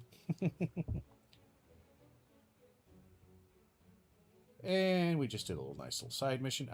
Oh, that I thought that one was for the a mantle, but this actually improves the Getting bigger all the time. last story game was Pragmata. I have not played that. Not your vibe. Yeah, the story is, I mean, it's serviceable. Like this, there is story here, but it tends to be a very anime-ish kind of story. Very kind of bare bones, but it's serviceable. You know, it's mostly just go from one point, discover new tracks, new monster, and then, oh, hey, we see this ecological thing happening here, and, oh, it turns out it's a monster, and you go and you fight it, because it's causing chaos in the ecology. That is one thing that I do really like about the game, and I would recommend, is that I do think they do a lot of environmental storytelling through the ecology, the behavior, and the kind of the designs of the monster. I think that is kind of its big thing. But let's see, last story game played was Pragmata. Haven't played that one yet, but looked good. I played the demo. I enjoyed the demo quite a bit, but maybe I'll pick up Pragmata at a later date. It was so good. I liked it. For real, after the game, I got into story-based games. Otherwise, I mainly play Valorant and Dead by Daylight. Oof. Good times. No, there's lots of good story games out there. I think we actually had there's maybe not this year, but like the past couple of years, we've had some real bangers come out, like Expedition 33. That was a great game. Very good story. Very good story. Obviously, Baldur's Gate 3 came out, and that's a solid one. Even Wilds. I think Wilds actually has an okay story. I think Monster Hunter Wilds, each game so far in the most recent generation, from World to Rise to Wilds, the story has gotten more evolved and kind of more kind of modernized, less kind of the old arcadey kind of style storytelling that they did. Let's see. Internet is bad, so catch you next time. Good times. Hope your internet gets better, but thanks for stopping by. Thanks for chatting. If you ever want any recommendations for some story games, or you want to talk about them, feel free to come by anytime. And thank you for the follow.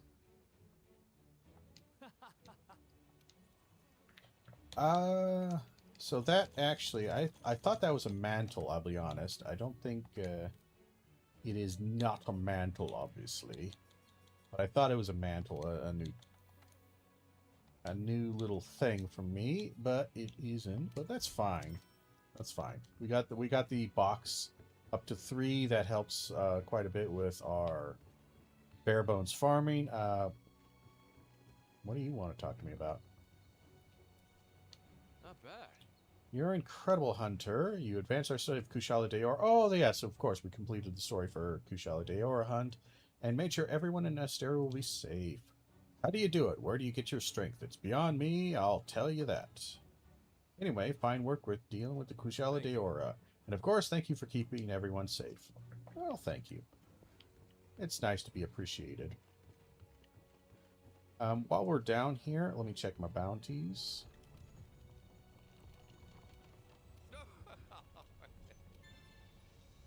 Figured we had a few done. At least one. Alright, we'll have the Brute Wyvern capture, because we might do something like that. We might do stuff in Elder Recess, maybe that. Investigations, anything here I would want.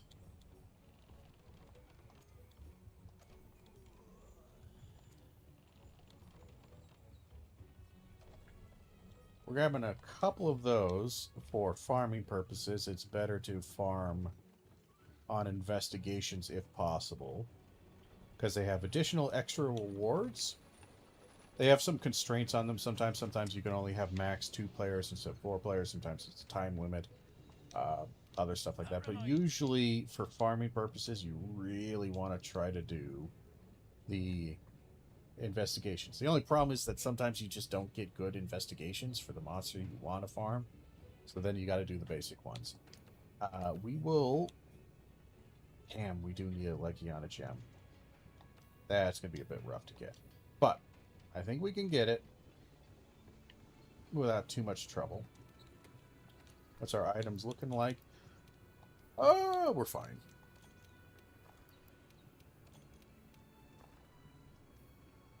We're fine. We do have a Legiana investigation now.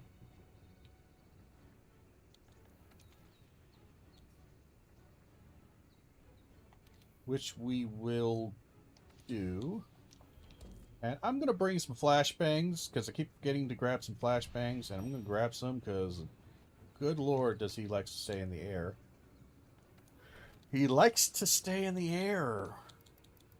And we're going to capture. We have the trank ammo. We're good. We are also going to grab, where are the flashbangs? Oh, we're almost out of flashbang. Hold on. We're not out of flashbangs. We just haven't made them.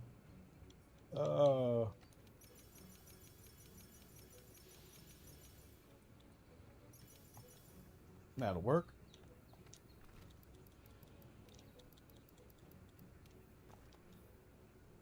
Lovely. Alrighty then. We'll just go ahead and head out. We'll eat when we get there. I just want to get one more weapon upgrade. I've decided to cancel trying to hunt for that the Teostra gem. That's just way too hard. We'll have to wait till we get some investigations up on the board. That's the only way we're going to get any Teostra stuff. It's going to take way too long. Because the rewards, the end of mission rewards for that event quest are split between 4 monsters. So the chances that you will get a Teostra, like rare drop, is decreased considerably.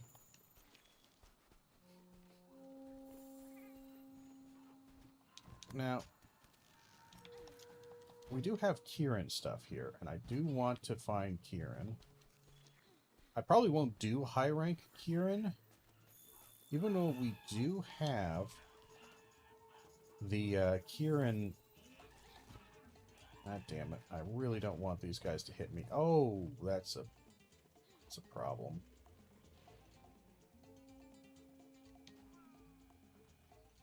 That's a not insignificant problem. Again, we've killed him many a times. At this point, it's a problem because, again, he is a super aggro boy. And he's not going to want to leave me alone.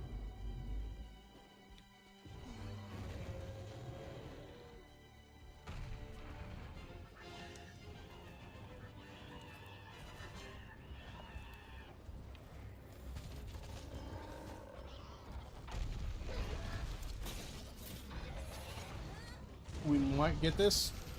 Nope. He's too loud.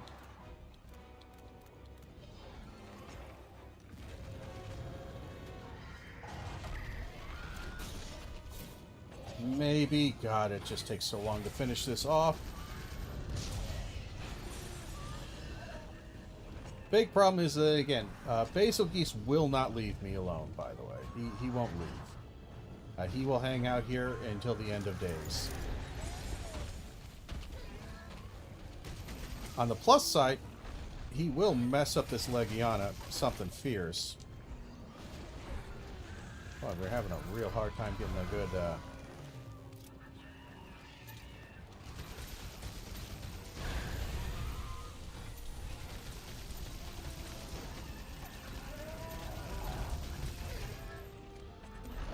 He is not going for me. He's going for the Legiana. Boy, that Legiana's just getting messed up here. Shit, I don't know if he's going for me. I don't think he's going for me. I think he's going for Legiana again. God, he is just gonna mess up that Leggy.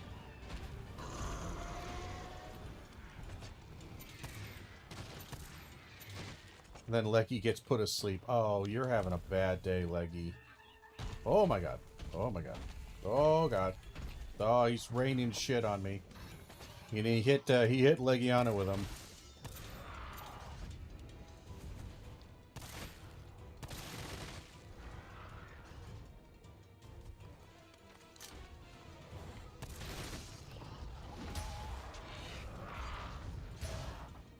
Kind of annoying you're right in my face here.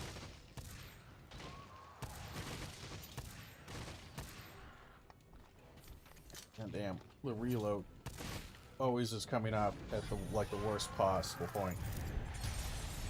Let's block that. I kind of wish we weren't in this hallway.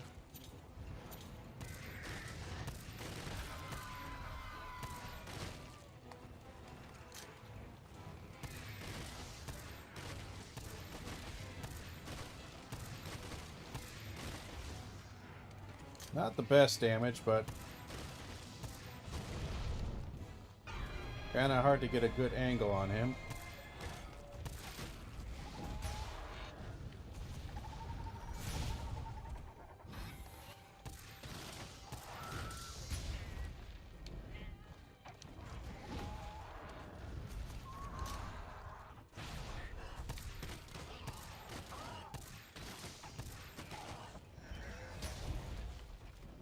Right.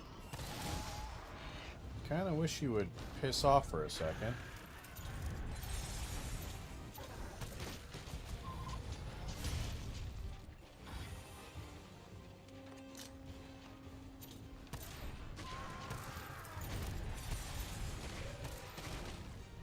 It's a healthy boy. You're a healthy boy.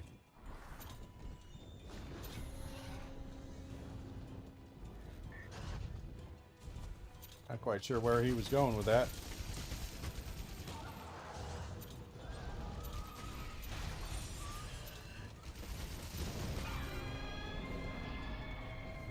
Yeah, he's a healthy boy.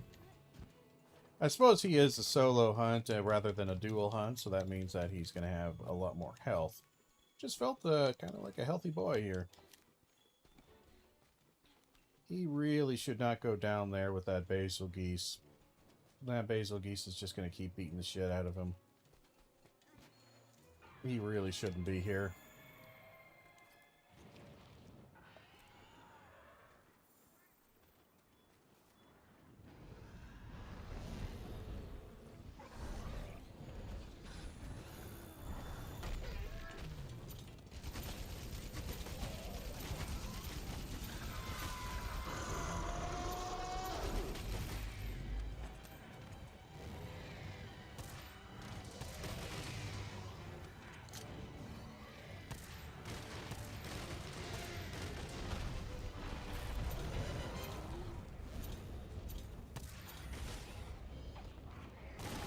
Well, you know, he's trying.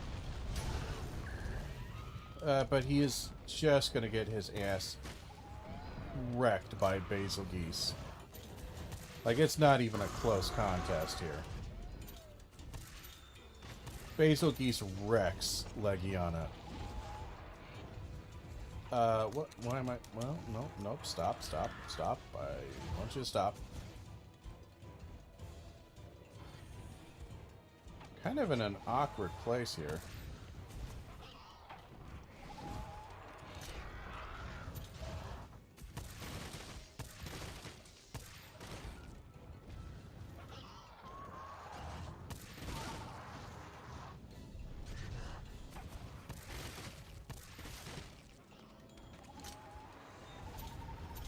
I feel like I've shot this guy a lot here. Admittedly, oh, god damn it, I should not be doing that. It auto switched to me.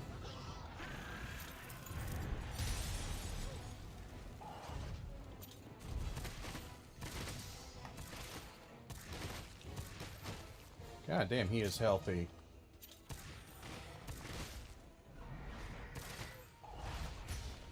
Doesn't help that he's really hard right now. Make your jokes.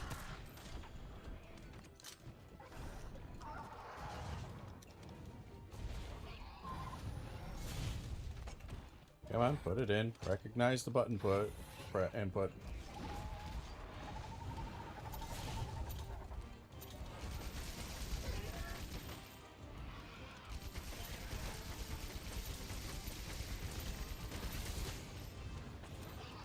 God damn, you are a healthy boy.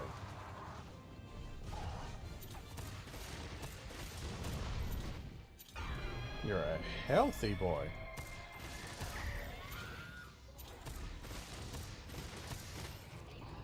God damn, you are a healthy boy.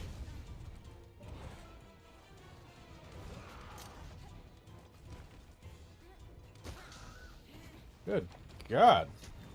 He's still alive. Even after the beatdown I'm giving him, that Basil Geese was giving him, he's still alive. I'm honestly a bit impressed. No, you know what? I'm not a bit impressed. I'm incredibly impressed. Why is this guy still alive?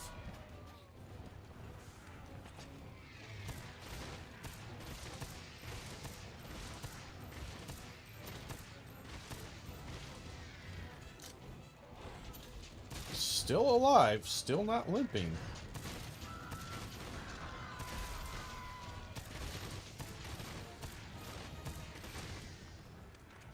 Just crazy amounts of life he's doing here.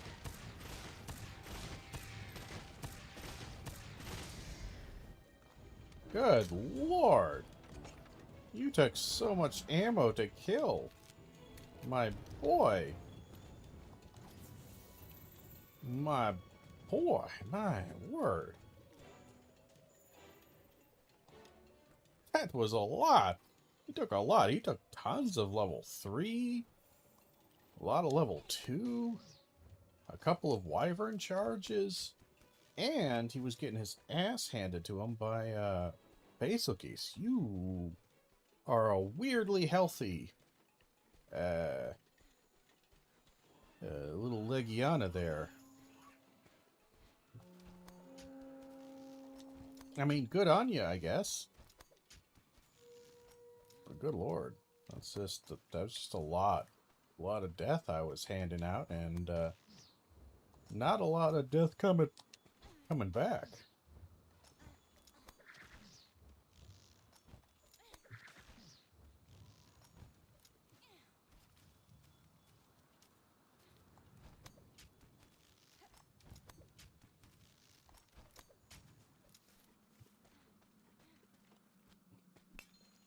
But now I'm also wondering, like, I come in here, is he gonna be okay? Like, how long is he gonna actually last? Because it seems like he might last a while. Luckily, he's limping, and I think we're just gonna capture him. It's a bit annoying that we fired a lot of our trank ammo. Luckily, we can buy it. We're just gonna trank him again twice. Just make sure we're good.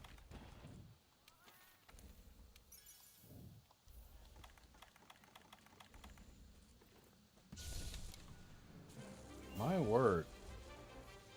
What a healthy Legiana.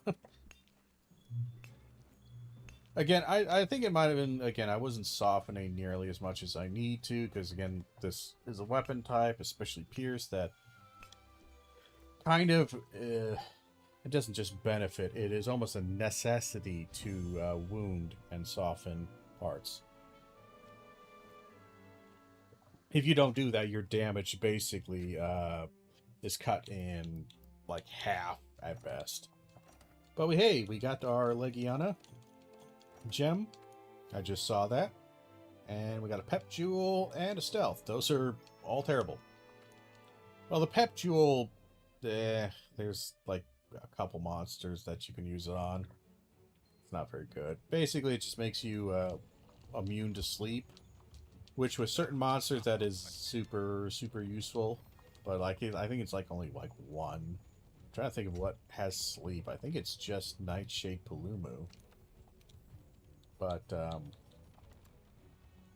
don't quote me on that. I think it's just Nightshade Palumu. But this set does do a lot of damage, and it's pretty solid. I am missing a lot the earplugs. I will admit, like, it sucks that I can't get earplugs put back into this. I almost want to switch it back to the old one just to kind of play around with it, because earplugs just is nice. It allows you to stay mounted on the monster or clutch claw to it when it roars, so you don't get roared off of it, so you can wound parts easier, and you can get that kind of activity off without getting shaken off by the roars. And that's just shockingly strong. Alright. This is probably the best bowgun we're going to have for a while. There's not really much else we could do. But yeah, if we look at armor, right now we have, again, a good amount of attack boost. Weakness exploit is full. Agitator, which adds, again, it's one of the stronger skills, but it does kind of need to be full to really get a lot of it. But again, 7% affinity, 12 raw attack, which is pretty damn good, seeing how that is what attack boost 4 is. So that's pretty solid. Our old build that we were using was the basil setup here. We did that because we don't have the gem for earplugs, so we would do that, and then the chest piece. Our best chest piece would still be, yeah, it's still going to be, because everything else here, like special ammo boost, that would actually be kind of nice. I actually could see that working.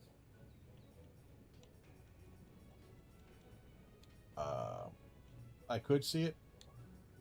But then we have the chest and leg piece, and like, what do you do with the leg piece? It's not a lot of great options. This would be a good option right there. That would be probably another set that we could do that would be pretty good. That would give us the weakness exploit, special ammo boost. This is actually a really strong set for heavy bowgun. And it almost looks good. The waistcoat looks a little bit off, but the pants and the chest piece actually work kind of well, as does the headband. The only problem is that, again, we need a Teostra gem to do this, and we're not getting a Teostra gem. But that might actually be the build when we hunt Teostra here in a second. If we get a gem, this might be what we go for. Because this gets us the damage that we like. Again, we lose out on... We can always go for our pure damage build. But I think earplugs ends up, because the monsters roar so much, ends up being a pretty damn good damage skill, because I can just be immune to all roars. The special ammo boost from Teostra, that's going to be nice. 4 webbing, 4 powder, then the carapace. Ooh, that's a bit rough, because we don't have enough Teostra webbing, so we will need to get more webbing. A lot more webbing. We need 7 webbing in total, I do believe. So we have that and that. So we need 7 webbing. Carapace, I think we have enough of. Yeah, we're fine on Carapace. We're fine on the orbs, so we need to make sure when we fight Teostra to try to break his wings. That gives us more webbing. It's going to be difficult because his wings aren't really a weak point for shot, so we might actually need to switch out. Because Teostra is very bad. He is very, very bad for heavy bowgun. Specifically, for me, I think he is very bad for Pierce heavy bowgun. The main reason why is because his body, kind of the gimmick of him also, for some reason, they decided that he is very, very dense, for lack of a better word. Basically, he doesn't take any goddamn damage. When you're shooting him in points that are not weak points, is you will literally get zeros. They'll pop up and they'll say 0 damage, and they are doing 0 damage. So it's a real kind of problem with Pierce, because Pierce kind of relies on a couple of hits. It relies on the majority of the body being able to take damage, and it's kind of the collection. Each damage tick from Pierce is not very high, but there's 5 or 6 of them or more, so like, oh well, you know, that kind of makes up for it. What do you think of the new world now? To me, it's like a big pot pie. On the outside, it's hard and mysterious shell. But once you dig in, you discover all its meaty goodness. Maybe it's more like a fruit pie, totally sweet, impossible to get out of your system. Ahem, you're right. Too much information. Anyway, I'm the only one who thinks this way. Yes, you are the only one who thinks that way, Handler. But I still appreciate you. Chances are we are not going to get a gem from this. It would be super fun if we did. But we're going to do Charge Blade here. I should have... Do I actually have it? I don't think I do.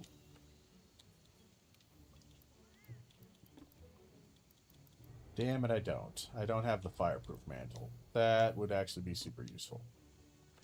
Again, the Fireproof Mantle kind of disables one of the biggest problems with Teostra, which is his flame aura that is constantly damage you, and the flame stuff that he leaves on the ground, which again catches you on fire, does tick damage. Which one of us is gonna back the Teostra? You or me? I like a good competition. Now this is what I was born to do. The Huntsman is really into this. Just watching him is getting me pumped too. I'm pretty sure that's also Matt Mercer. Isn't it? I know the field team leader is Matt Mercer. But I'm pretty sure the field team leader is Matt Mercer. But is the Huntsman? I think the Huntsman is actually Matt Mercer. So we have Teostra. Teostra is going to be right down there.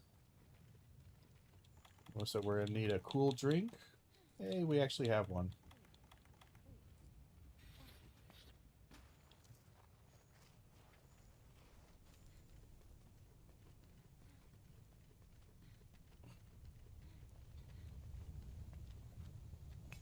And now this opening right here has appeared. Normally it is closed off. But once you get this point in the story, it opens up and it goes down to Teostra's lair. Or at least I call it Teostra's lair, because that's where you find him. And he's just a big old fiery boy.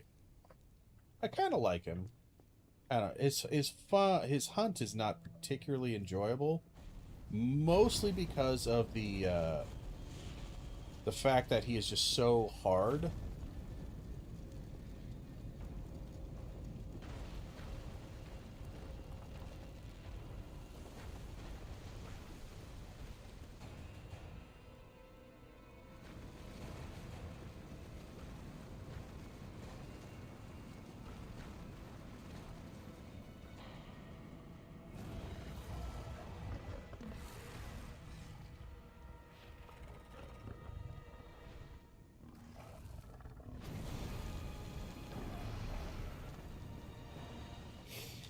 All right.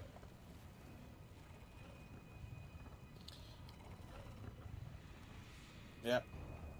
We're facing off with the weird chimera-looking monster. Honestly, the thing people have mentioned this in other forums, and I honestly too cannot understand it. I do not understand how it is possible that we haven't had a Dragon's Dogma crossover. We've had Final Fantasy.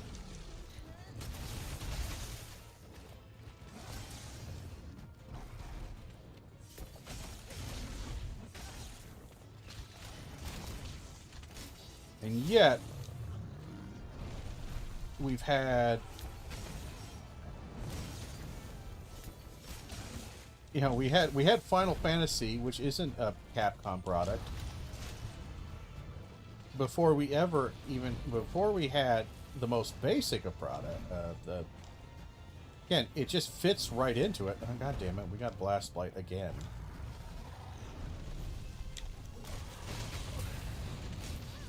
That's annoying. Not sure that hit, but nope, didn't do that. Can we... What's happening?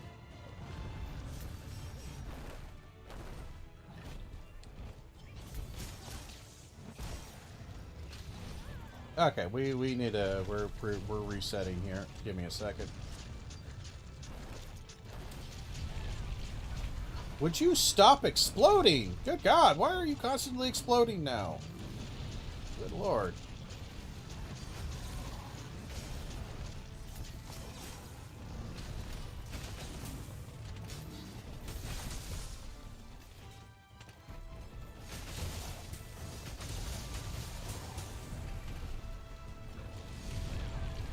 Okay, can we not fight exactly on this motherfucking place? Because this is, again, we're going to be fighting on this motherfucking place.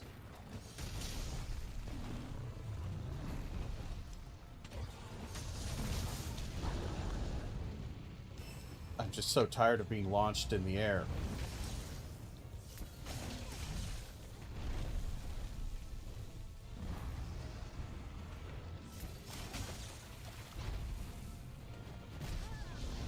Oh, we're just getting bad luck here.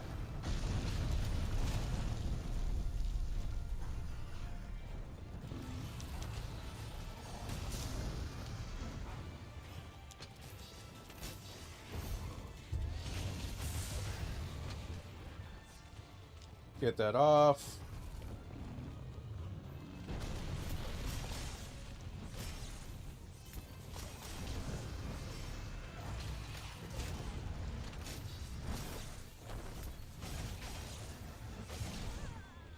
Not quite sure on the hitbox on that, actually, but... or that. And sometimes you get chained. You just kind of get chained on this game here. That was mysterious, by the way. That was fucking mystery. Mystery hitbox on that one.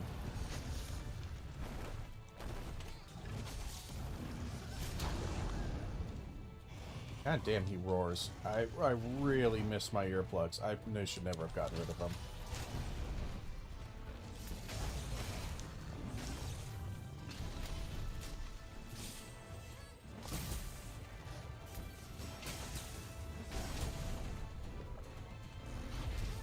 What is happening? What is... Oh, it's this... Oh! The fucking hitboxes are killing me here. I'm getting fucking destroyed by bad hitboxes. Good Lord.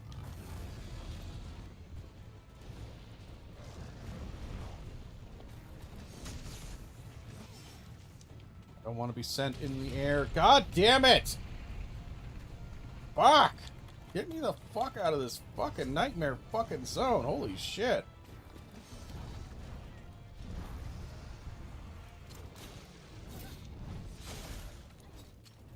God damn it. I hate his soaring.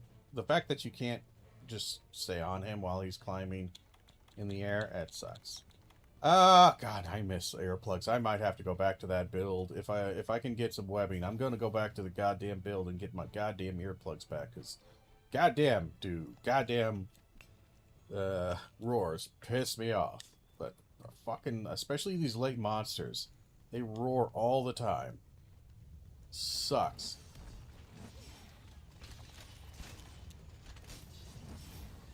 Might as well charge that up. Get...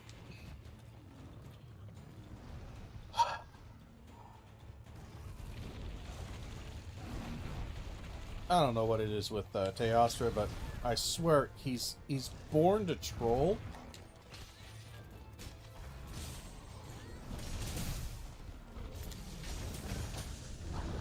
There's his roar again. It's always a roar. He's always roaring. I just don't understand how he can roar so goddamn much.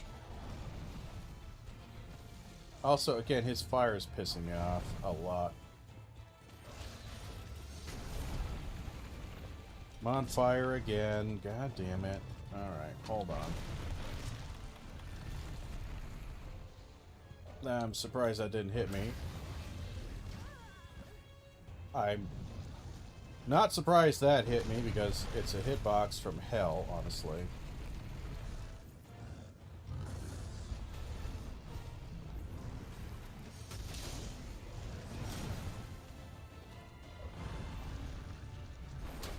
God damn it.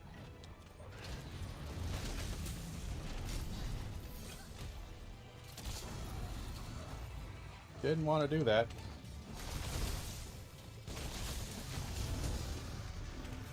God damn, finally he gets a flinch here.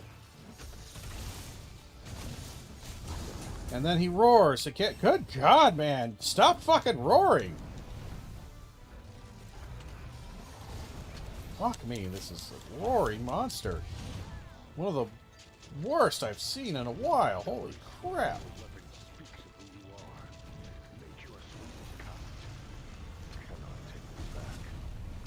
Okay. This guy's just fucking performing weird. I forgot. Oh, fuck you. Let me heal. I hate you. Oh, you're so fucking annoying. You're such an annoying bitch.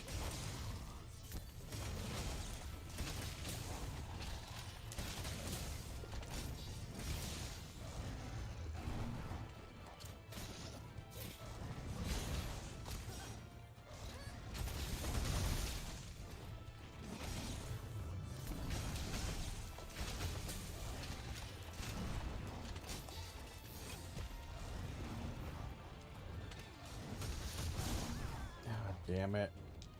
So tired of you doing that one move.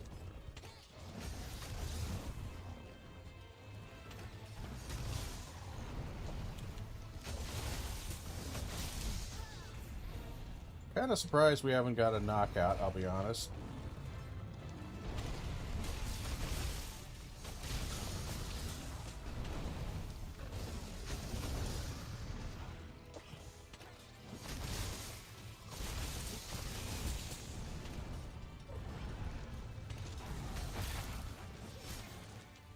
Oh, good. Nope. Pick up the Teostra material. Alright, we need to sharpen because he is making us incredibly dull. We don't really have a good wake-up, regrettably, with none of our stuff up. So what we're gonna do is just gonna do this. We're gonna charge.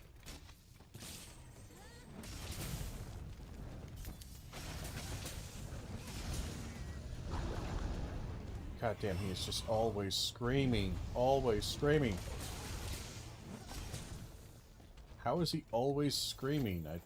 He's the yelliest bitch I've ever come across. Alright, we're good. God, Teostra yells a lot. Just all the time. Just yell, yell, yell, yell, yell. Oh. No, is he weak? Oh, he's asleep. Oh. Alright. I guess he's ready to go. I don't know if we broke his wings.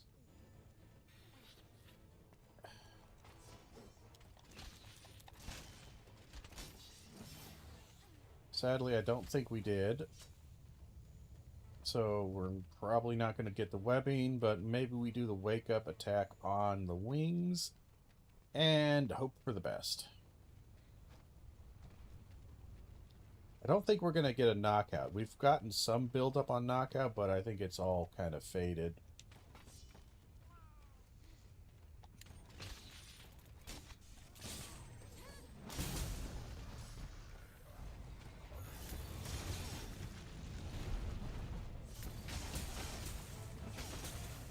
Also, hitting his head is kind of weird. It really is kind of weird. Jesus Christ. That took forever to recover from. That did almost nothing to his wings.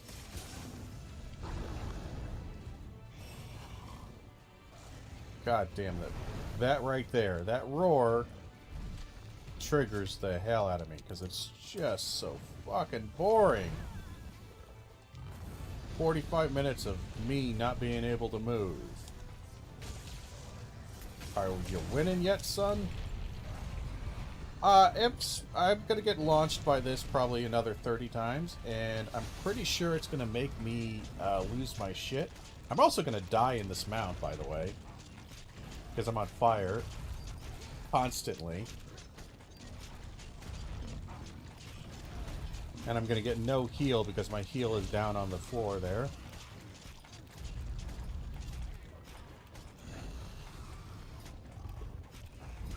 Yeah, this will be fine. Yeah, it's fine.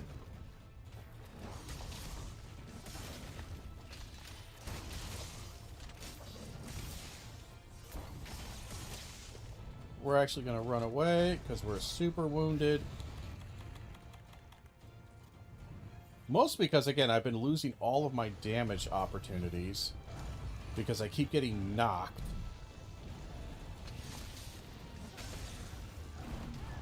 God, I hate the hitbox for that. It makes no sense. It really does make no sense. Like, I'm not sure where he is supposed to be, but it makes no sense to me. But yes, the huntsman is very impressed with us. We killed the Teostra. Again, I don't like game mechanics to where you basically make it immune to damage. It's like it's like the least interesting for me mechanic of difficulty is taking things away from the player. Like, oh, do this. Does it still work? No, you just don't get to shoot the body anymore because you can't shoot the body. I kind of wanted to use a heavy bowgun, but I literally there's no reason to use heavy bowgun on him. He is the worst person to use heavy bowgun on because his body takes no damage, like 0 damage, none whatsoever, and and his wings, I'm pretty sure, actually don't take damage. The shoulder blades of the wings do. Wow, you gave me one. You gave me one webbing. I needed, again, fucking desire sensor.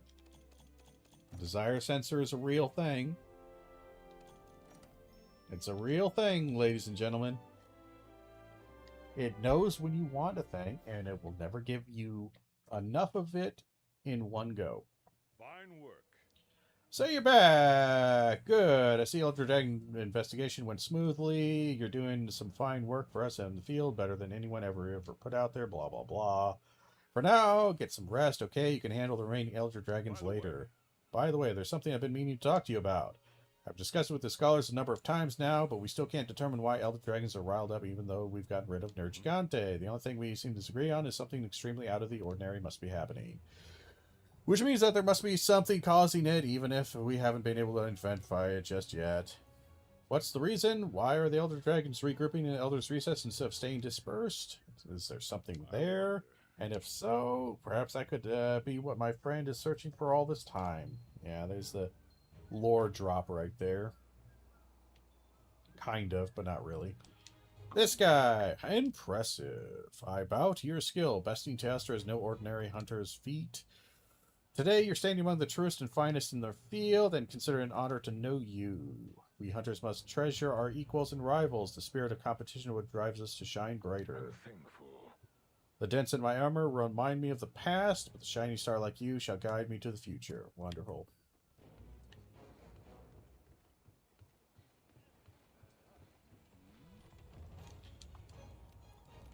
Yeah, I don't like it.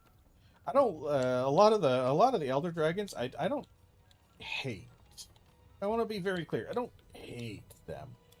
But I do find it's not necessarily even the difficulty. It's how the difficulty is done. Like Teostra, especially stuff like Teostra or Kushala Daora. Oh, it does wind, so you just get 0 damage and you get buffered and knocked back all the time. How do you do that? Well, you have to dedicate an entire skill and build it all up just to counter it. And it's not like a fun skill. It's not like an activity you do. It's not like a, hey, if you do damage or do combos, or if you notice this thing right here, and you do these series of attacks and whatever, you can weaken this glandular. You can break its tail, which will stop it from doing this. And it's not super hard, but it's like maybe it stuns it or breaks it for temporarily. Then it fixes itself. Then you got to break it again, and it's a slightly harder to break the second time. I could appreciate stuff like that. That's the kind of stuff like, okay, interesting. I like that. I like playing around with that. Okay, that puts it into the gameplay standpoint.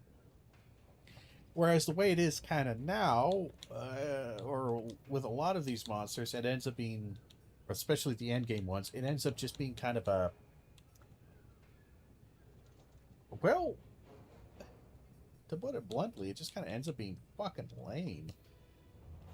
It ends up being some passive thing to just like, all right, you're never really gonna. It's like it's this thing to where like you're never gonna have it until full, until you no longer need it. What I mean by that is like, oh well, I need fire defense to stop that from happening. By the time you get the gems and all the stuff to do the fire defense up to full to where it actually works, you end up being so strong that like, well, I don't need it anymore. He's not doing enough damage, or I'm doing so much damage to him. I don't need this. I just one tap that bastard and move on. That's kind of a, oh, well shit, that kind of makes this a little bit lame now, doesn't it? And it does. I am going to switch back to my, I know I lose all this damage. I know I don't like losing the damage. But, where is it? I'm going to switch back to earplugs. I'm so tired of the roars. I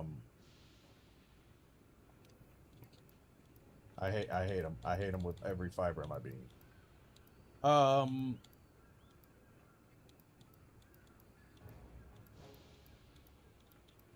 Where is my...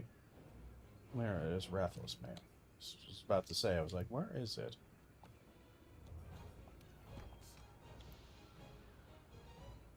Do I need full? Because having this would be nice. Do I need full earplugs?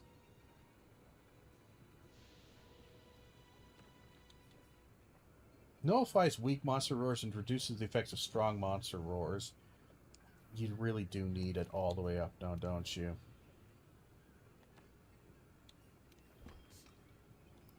That's a bit rough now, isn't it?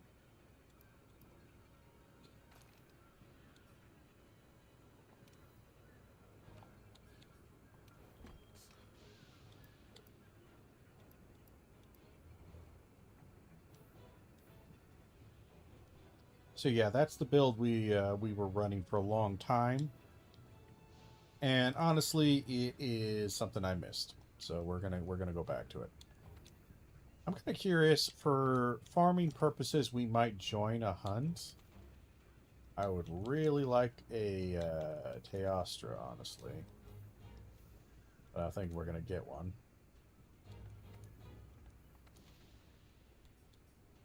Optionals. Again, I really don't want to fight him.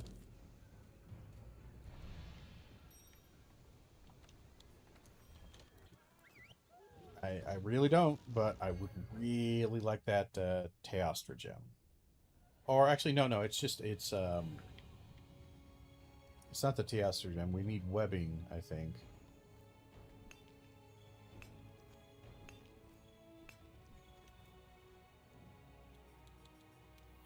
We'll go ahead and fire a SOS. Yeah, I'm thinking we stick with we try to stick with earplugs for a while because it's just too nice. I'm sorry. It's just such a I honestly, even through my first playthrough, as many hours as I put into it, I kind of underestimated. I really did. I underestimated it. I thought, nah, I mean, it's not that much of a hassle, but this playthrough here, using it for the first time and going, you know what, let's play with it. Maybe I've underestimated it. I've undersold it. I'll be honest, it's such a nice skill. It's such a nice skill. I am so sold on it. I am totally team earplugs now. I was 100% wrong. I just was 100% wrong.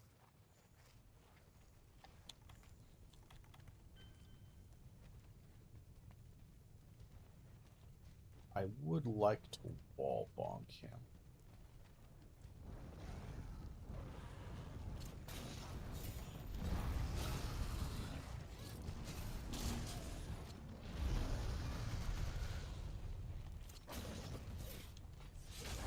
Yeah, sure.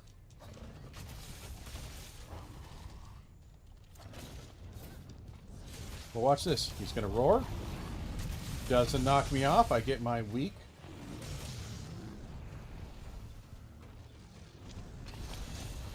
I get my mount.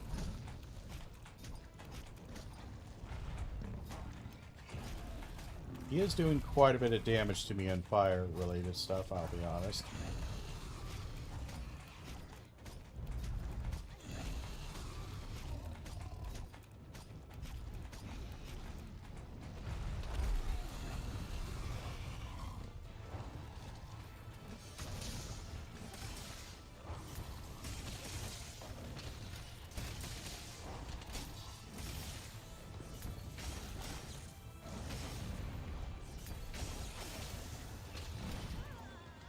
I always find that hitbox so weird. And God, he's just doing this attack. Nothing is more dangerous than a monster doing the same attack many times in a row. I know it sounds silly to say that, but it is 100% true.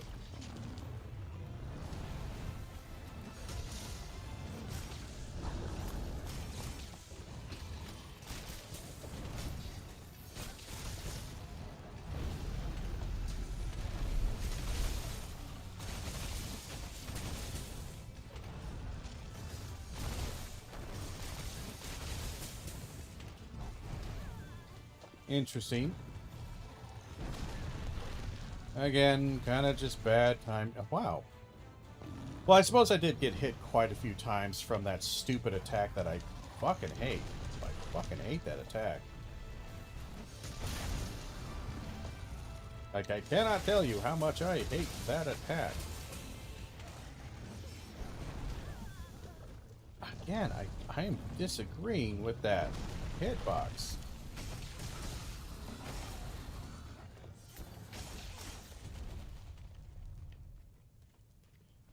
And we'll put this away. We're going to heal. Come on. Give me. Or not heal, I should say. Pick up this stuff here.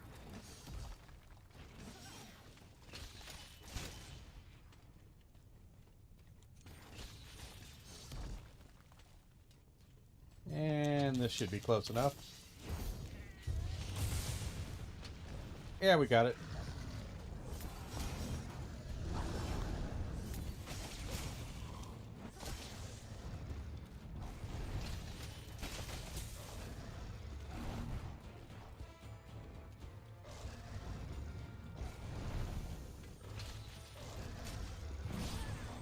God damn it. Just... Okay, alright. Okay, okay. Okay, buddy. Okay.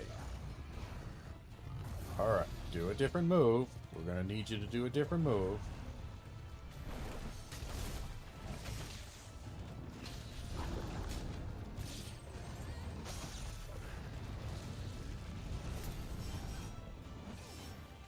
God damn it.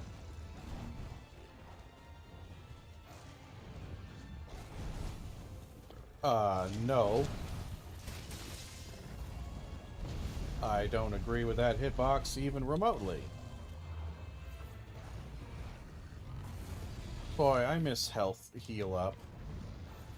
I really do.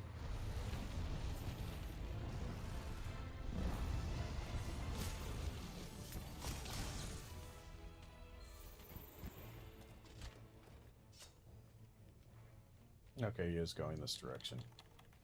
Well, we're doing fine enough against him. Even if I feel like the attacks have been a bit bullshit.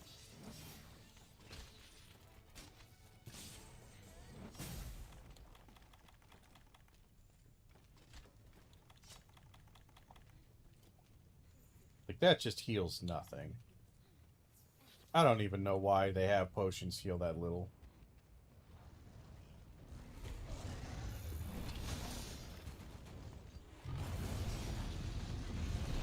Big explosion.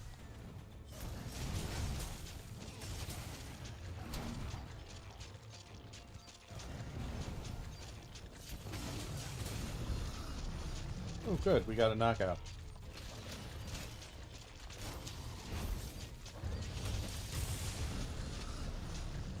Got another damage. Oh, no, wait. That was just a damage pop. A damage flinch, I should say. Interesting hitbox.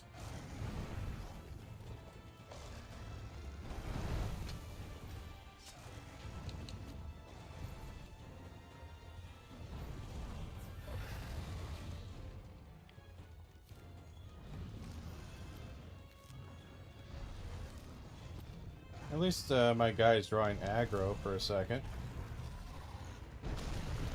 We'll take a distance here.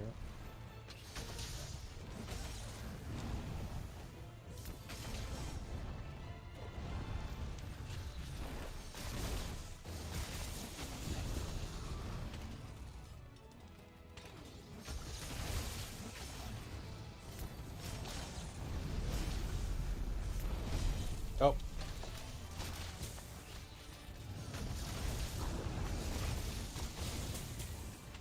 Get out of the fire, get out of the fire. That's a lot of fire. Yeah, having the flame mantle right here would be really nice, actually, but I don't have it. Oh no, you're asleep again.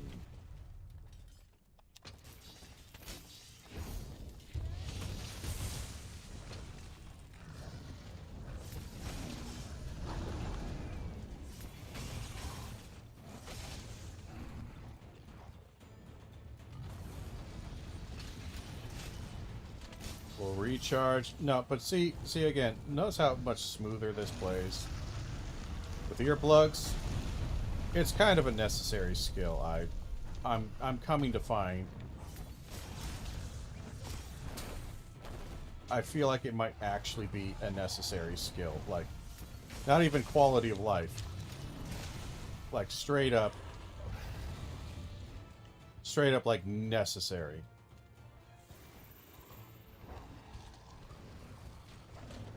He's going to want to go to sleep. That's fine. Not sure how long my cool drink will last, but I think we still have some time.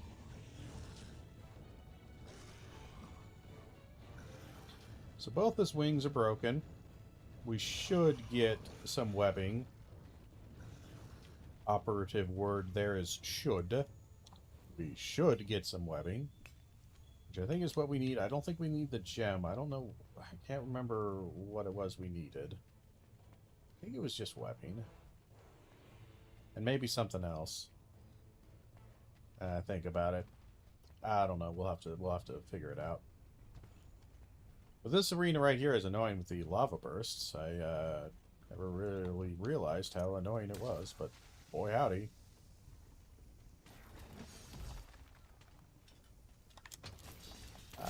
That's a bit far, but we managed to make it work.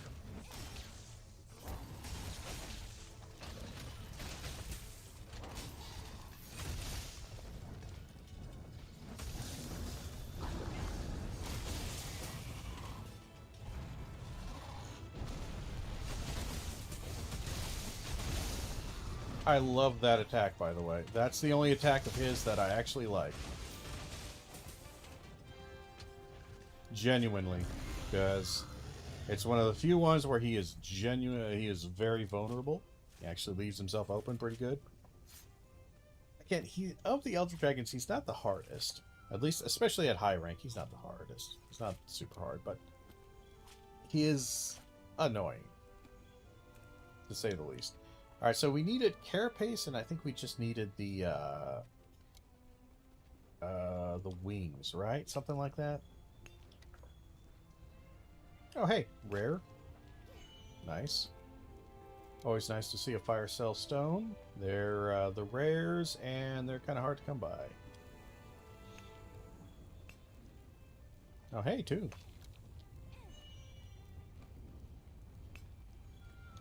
Nice.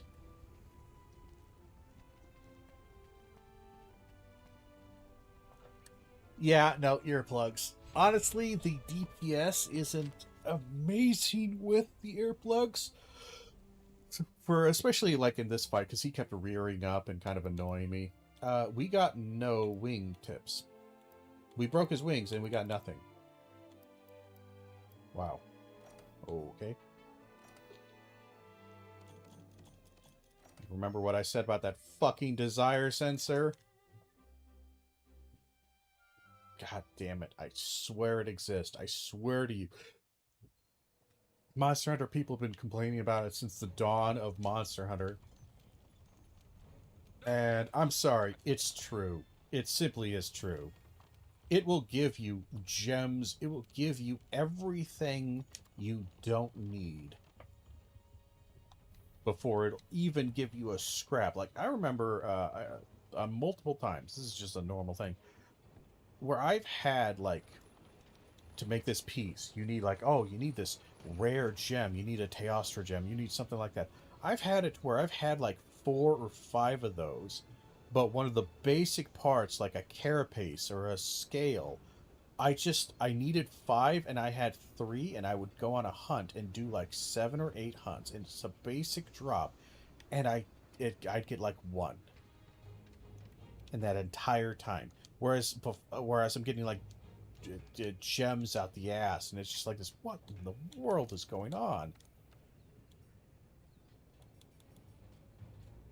So it's not the webbing. What were we going for? We wanted this guy for the chest piece.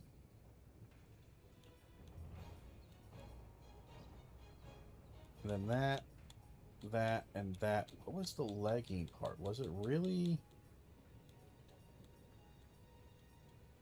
this guy? I think it was this guy.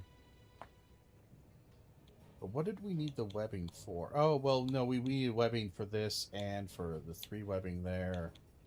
Then 4 there. That's okay. Because we were thinking, oh, we might get a gem. Which is silly and stupid to think. But yeah, if we did that, we'd have full earplugs, almost full health boost, a decent amount of weakness exploit, not a ton. Crit draw, which is pointless, but, you know, okay. And kind of nothing else. That would be a heavy bowgun build. There's nothing else that really compares with it.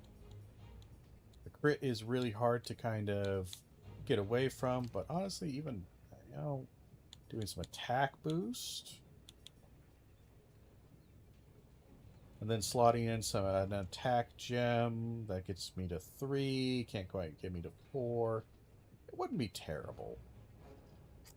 And again, special ammo boost is not super powerful. Like, it's nice. It improves it by 20%.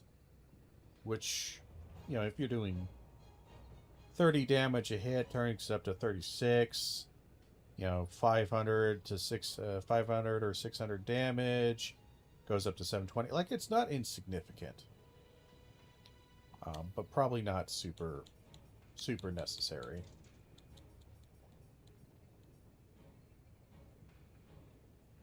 Honestly, the, where is it? For our purposes, again, the best for us would either maybe be even going to attack boost. That is actually kind of a nice little setup right there.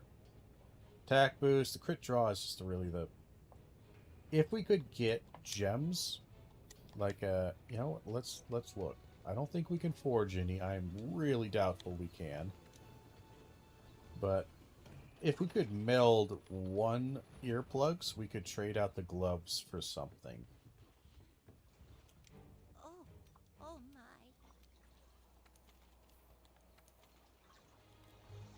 But yeah, we're never... Again, what you can meld is dog shit for, like, ever.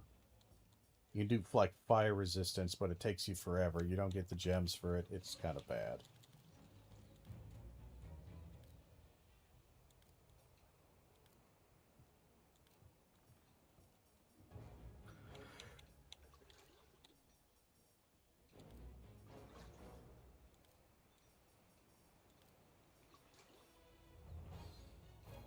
Yeah, nothing too fancy or spicy there. But the second you get an earplugs gem, if we could get one, you would trade out the gloves for something here.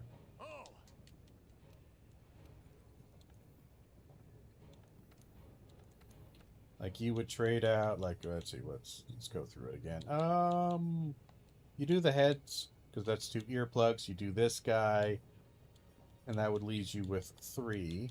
It would be nice to have guts. Guts is kind of nice to have, but I would probably do something like maybe the double dobers right there. And, what's the glove? What glove would you go? Probably Nergigante gloves, honestly. Or the Kaiser Van Braces that you could go for right there. And then for the legs, if you could get it, that one, that weakness exploit. If not,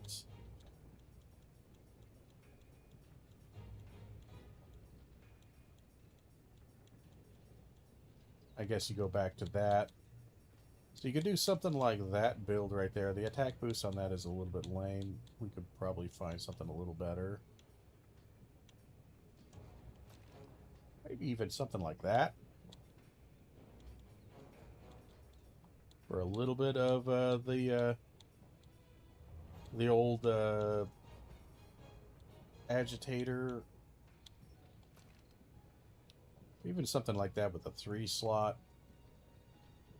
You slot in earplugs somewhere, probably on the 3 slot, and then... that's not a terrible thing.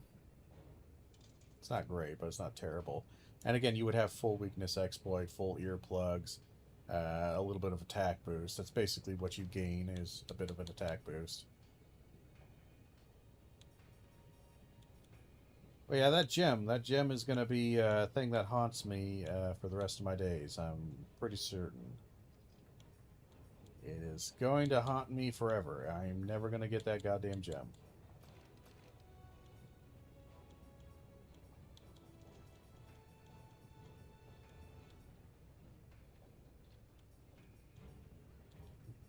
And honestly, yeah, if you had the slots for it, I would probably... Because I think earplugs was a slot 2. You could even do something like a... Something like that. You have 3 earplugs with that guy, slotting it into the 3 slot. Or into that one. Just wearing these 2 pieces right there, then you got your full chest piece. You can do something like a agitator, attack boost. that. So you would have full earplugs, partial bits of agitator, which is pretty good, bit of stamina, a little bit of attack, the rest of it's just crap. That would not be a terrible, terrible build. But it really is, this leg right here is kind of my problem, child. So if I could get him, and we have our chest piece open, what would we do for the chest piece? We would probably do that again for the actual...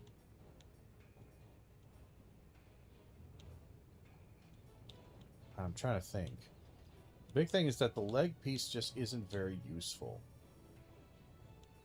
My legs are kind of in this awkward thing.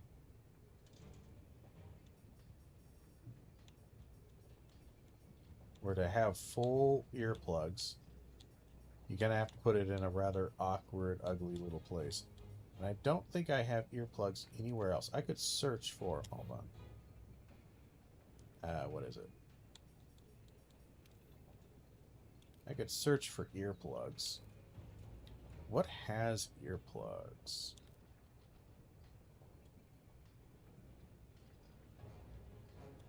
I'm looking for it. Hopefully I didn't miss it. I missed it somewhere in here.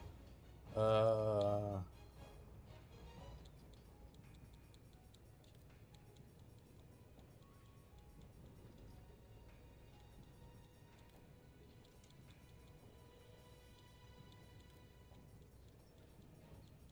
I was on the first page. Alright, so Basil Geese, you have a little bit of on high metal. You have it on Zora legs. The one on Zora legs, that would give me my... That would let me do legs there, and then I would have, instead of you, I could have my chest piece free and my vambraces free. So if we were to do that, keep the basil, and then we have our chest and vambraces. What would we want with our chest and vambraces? They're usually some of the better pieces.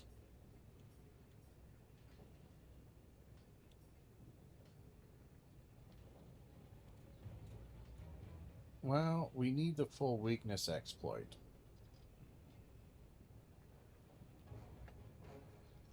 Right?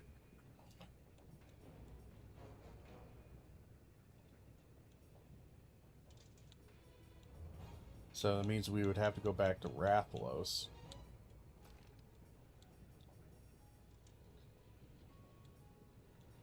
Or we go Teostra, and then we lose that one weakness exploit if we do something like that.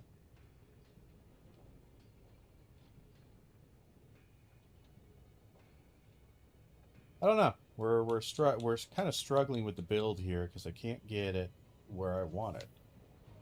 I just can't quite get it exactly how I would like it. It's very frustrating. Like, it's there. I feel like it's there. It's just a little bit off. Because right now what we have is we have this annoying setup of the Rathalos. The Rathalos we can't get away from. It's not necessarily bad, mind you. It's just not what I want. We do have Guts and Critical Element, which is actually not bad. For Earplugs, full weakness exploit. We just don't have any, like, good... really good damaging skills.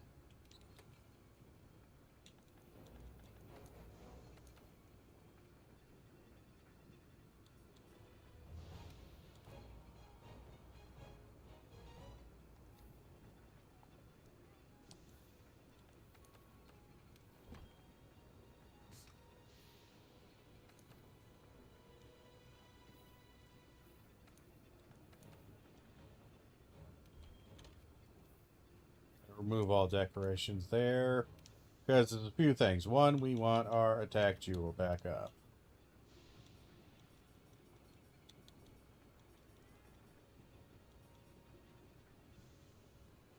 We'll take a little fire resistance. We will take a little bit of survival. We will take a little bit of...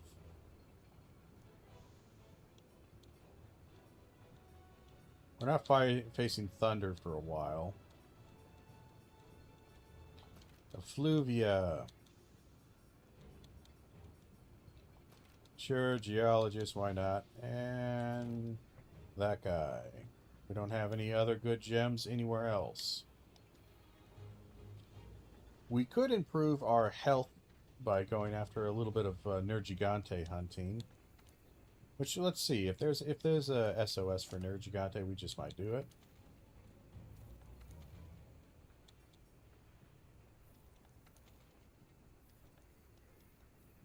Nope. Alright, so we have a few things. One, we do have a special assignment of the food chain dominator of doing a this guy. We get ourselves a little cutscene. It's kind of like a mini. It is a title update story thing. But we do need to go to the Rotten Vale for tracks. So we kind of need a mission that takes us to Rotten Vale. That would be the wise thing to do.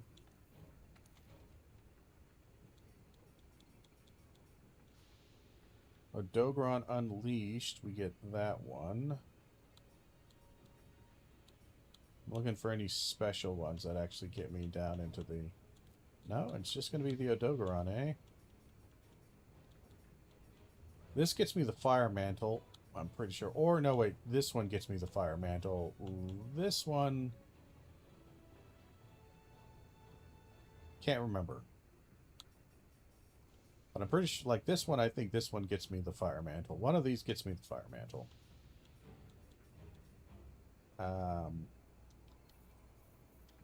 you what, let's just go on an expedition to Rotten Vale. There is nothing in Rotten Vale I really want to hunt. I don't really want to hunt a Dogoron, if I'm being honest.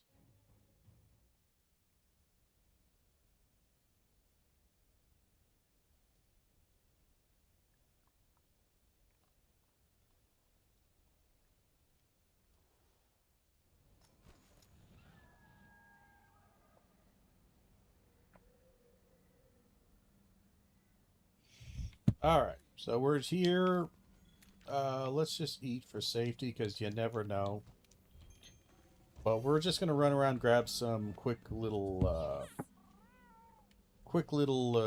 tracks. And this is kind of the narrative way of slowing things down to force you basically to do hunts.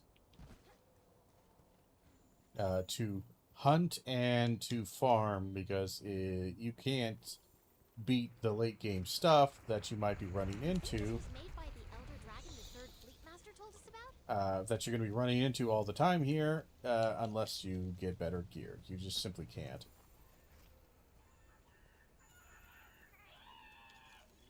We do need, and I cannot emphasize this enough, an absolute crap ton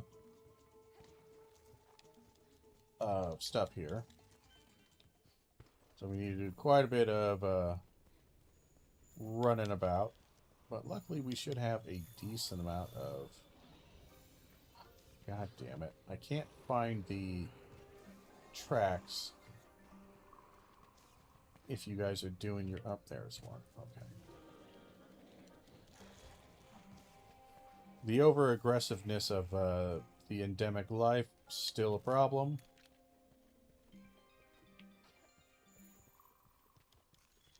But yeah, you're following, essentially at this point, you're following Valhazak's tracks. Found some Elder Dragon evidence. We're making good progress.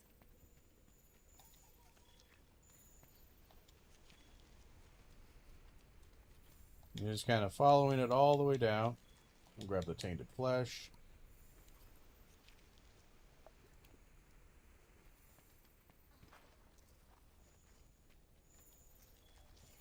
Grab that. Again, they literally spot me from like 20 miles away.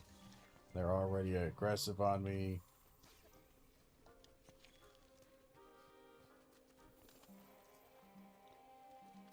We're finding as much as we can. Got the tainted flesh here. Having miasma or effluvium invulnerability would be really nice for this fight. Like, crazy nice.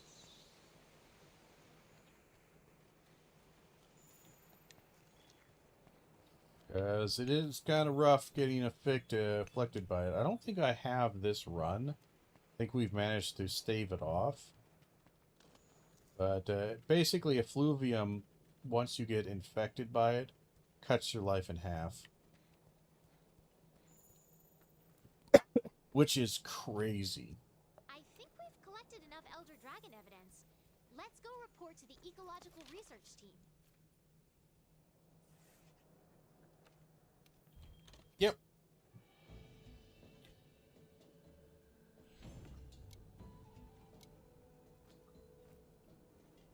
So,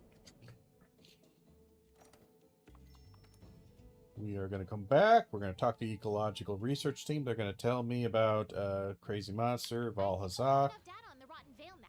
Are we ready to report our findings? And we shall run back. Still in one piece. Ah, there you are. I have news. We've determined that an Elder Dragon does indeed inhabit the Rotten Vale. The Third Fleet has already given a name, Val Hazak. They attempted to study the target 20 years ago. Some 20 years ago, the Third Fleet observed a strange phenomenon involving the Vale's effluvium levels. It seems that with each Elder crossing, the Vale's effluvium increases in density. I deduce that Val Hazak is the one producing this. As for how, I'll need more data in order to properly answer that. Either way, I've already told the Third Fleet Master about it to confirm it. Go talk to her if you'd like to know more. So what is it?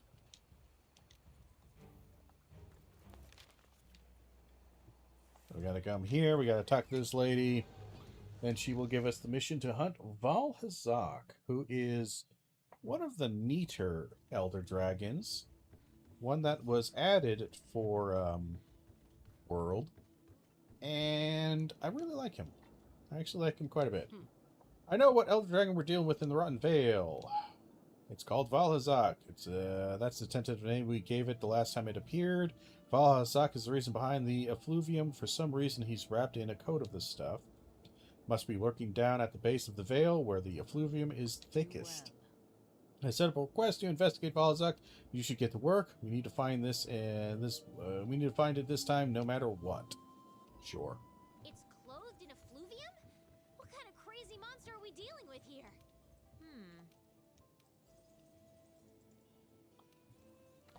Yep, we get no information on it. But... sorry, yawning. But essentially the gimmick is, yeah, he basically controls and produces effluvium, which causes your health to constantly be ticked down. It's dangerous in that sense, so he can one-shot you with a few attacks. But it was more like a possible match, not a definite ID. We might get an upgrade from shooting stars to superstars if we actually do find Val Hazak here. I think torch pods, if you lay them in the area around him, I think they can reduce the effluvium around him, or kind of... I know fire damage works very well against him. It helps shut down some of his, the effluvium that's going to be bursting out of him. Like, he's going to have these little vents that are constantly, just expelling this gas. Again, overly aggressive. I don't know why they make them so aggressive, but they make them so aggressive.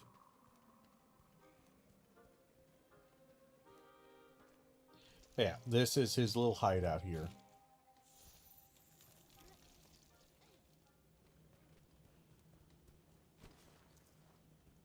Cutscene. Val Hazak. He is the most Dark Souls looking boss, by the way. This guy is a Dark Souls dragon if I've ever seen one.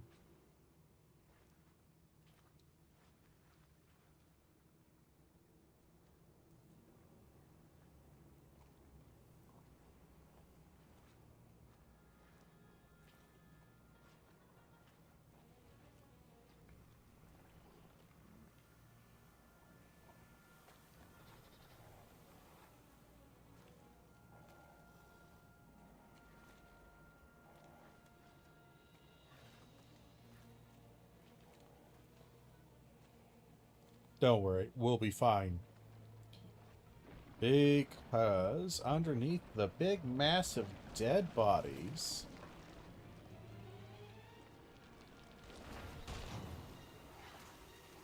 I like how even his claws are like weirdly twisted. He's a weird monster. He looks like a monster that's been cursed and is all kinds of messed up rather than like a naturally occurring beast. I don't know. I like his theme. Don't get me wrong. And yes, he did just suck the life out of them. Or the effluvium. I'm not sure how you would put it.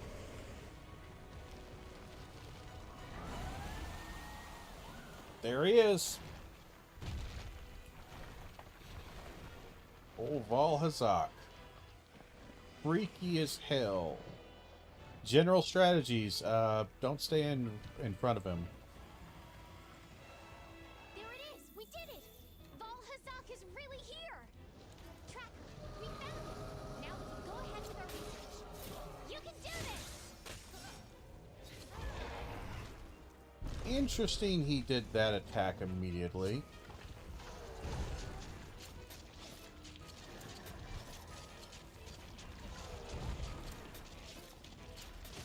I'm really struggling to get onto him. Holy shit. Also, why do I have no healing? I forgot to re-up my healing. God damn, get me on his fucking tail. What the fuck is wrong with you, dude?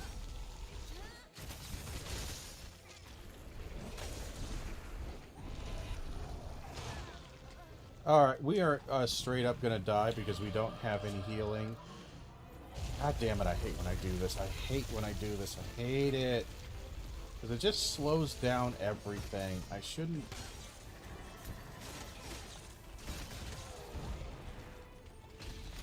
I hate when my brain is stupid like this.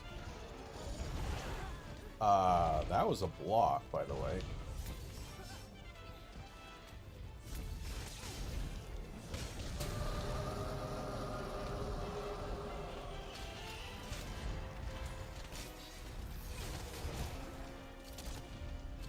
Again, not hitting that button. Have you got a Nullberry on you?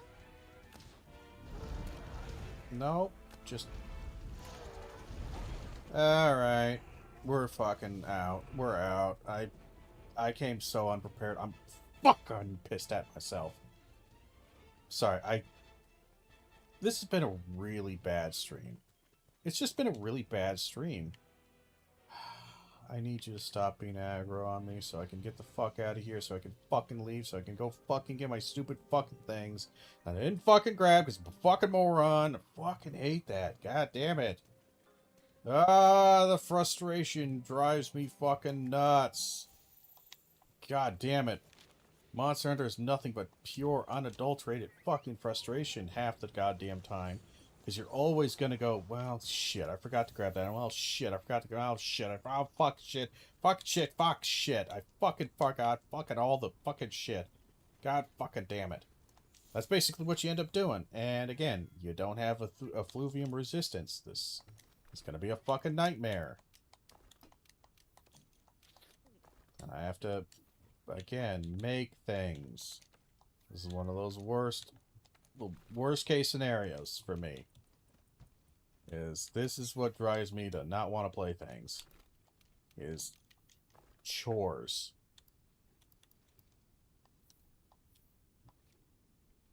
Alright, we actually have fucking health. Yay! And we have nullberries. And we have healing, you stupid fucking cunt. God damn. This has just been, like, the worst. We might end it after this, kind of an early one. Because, man alive, I am not in the mood. I am in a bad mood. I keep trying to make it better.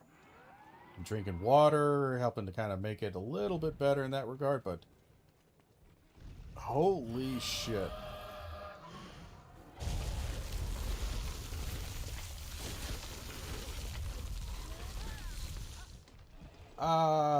It's interesting that hit me. God damn it.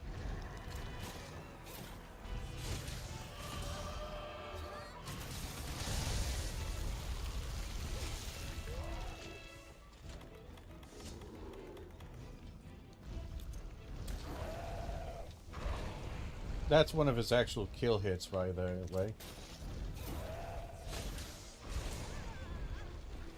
It does a crazy amount of damage for what it is. Alright, buddy. Wow, that is a interesting series of attacks you have there.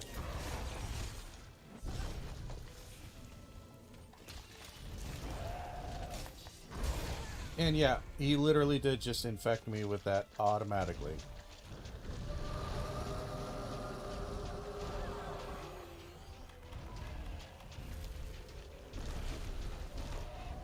And no, there's no way to get out of this. There's no way to make it better.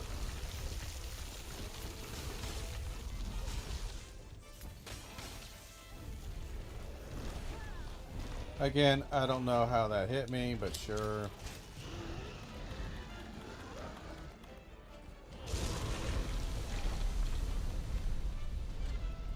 God damn it, just horrible hunt today. Horrible hunts.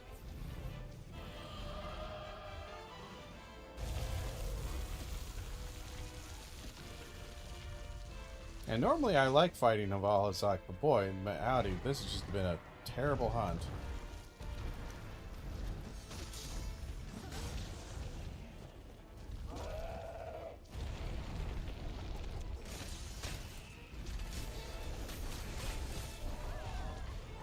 God damn, he is just not doing any of his normal moves. It's so weird.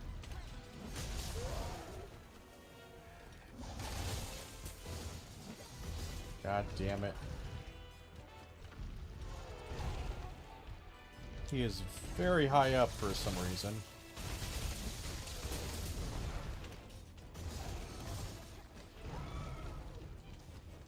God, get me close to him.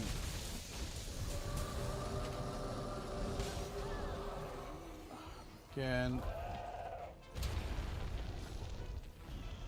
Alright, alright, alright.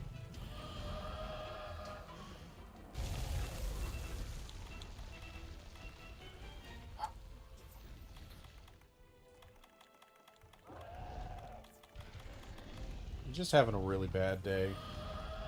Honestly, it's just what it is. I'm just having a really bad day.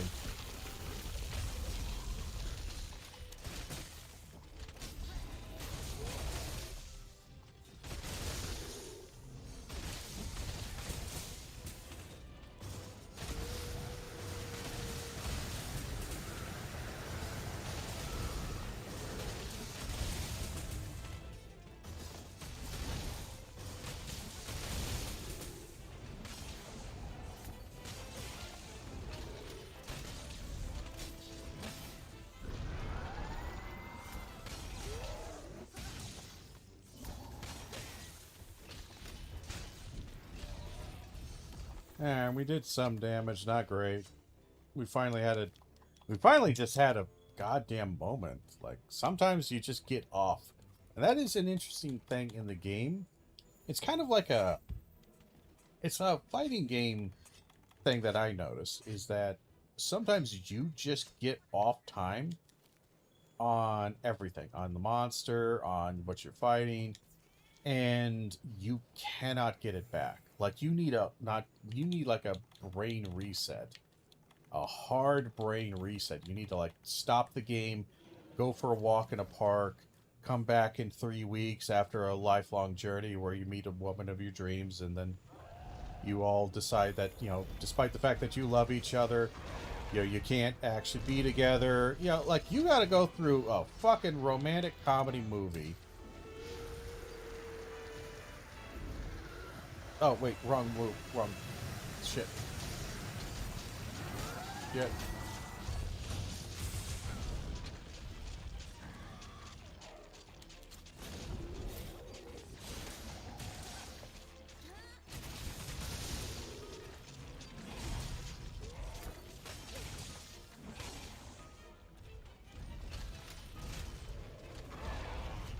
Fucking hell, I need to get into my heal. Oh, we're gonna die. Of course, he puts that on my heal area. That's nice.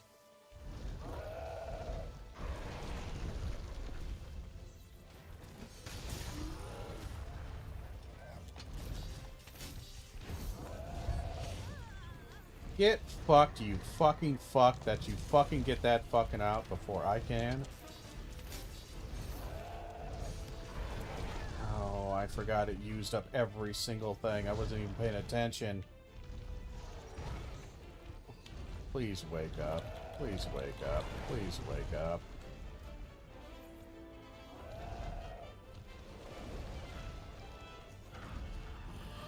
Why in the world are you grabbing a fucking...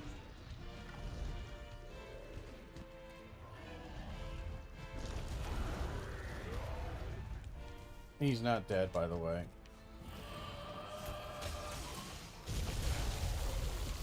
What?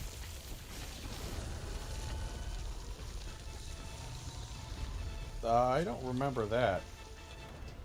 I don't remember that attack. What the fuck was that? I don't even recognize what the fuck that was.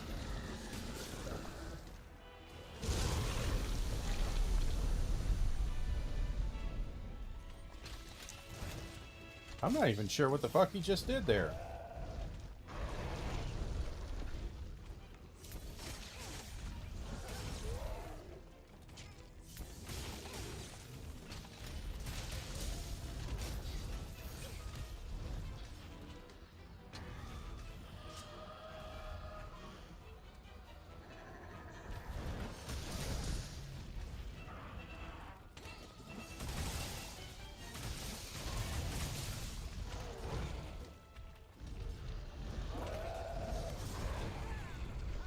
God damn, he is doing a really nasty series of attacks, by the way.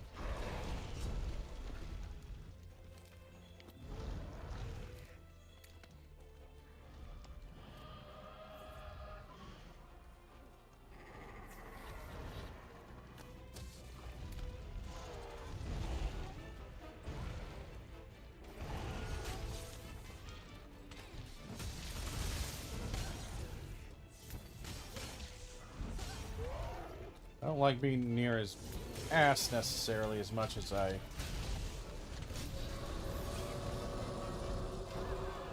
Not the move I did, but okay.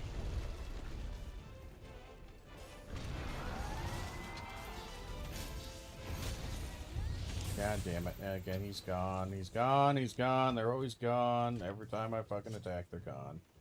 Where's his tail? His tail shouldn't have disappeared, right? I know I cut it.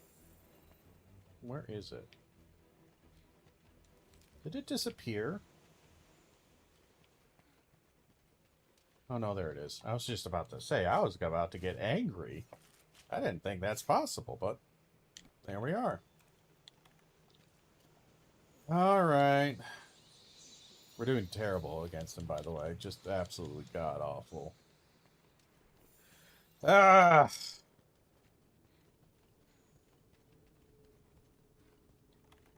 Not a good day to be me, honestly. We're playing terribly. That took a long time to...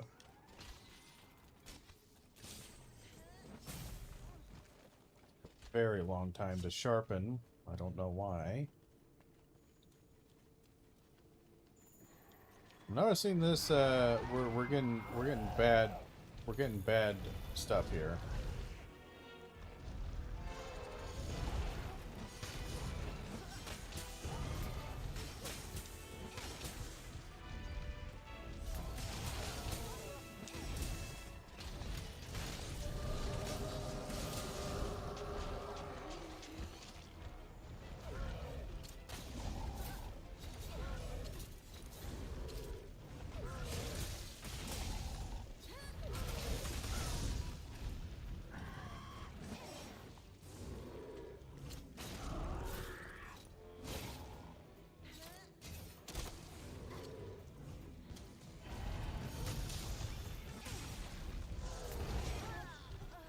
Interesting.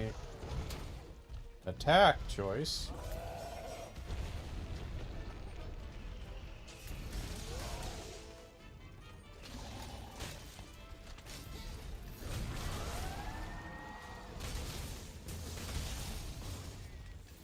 Alright, we know he's near death. He was limping. I think we dropped some stuff up here. God, I'm running so slow. Why am I running so slow? Run faster, please. This is a very long hunt so far. Good God. There's been absolute ass performance on my part. Absolute ass performance.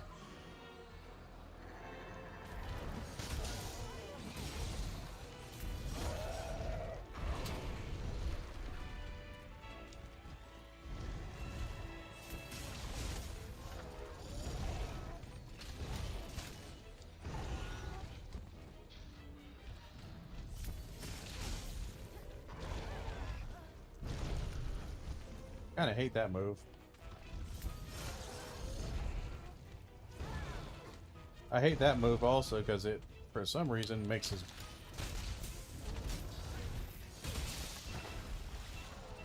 can we not do that? Hey, Val, you want to get the fuck out of the... Fucking...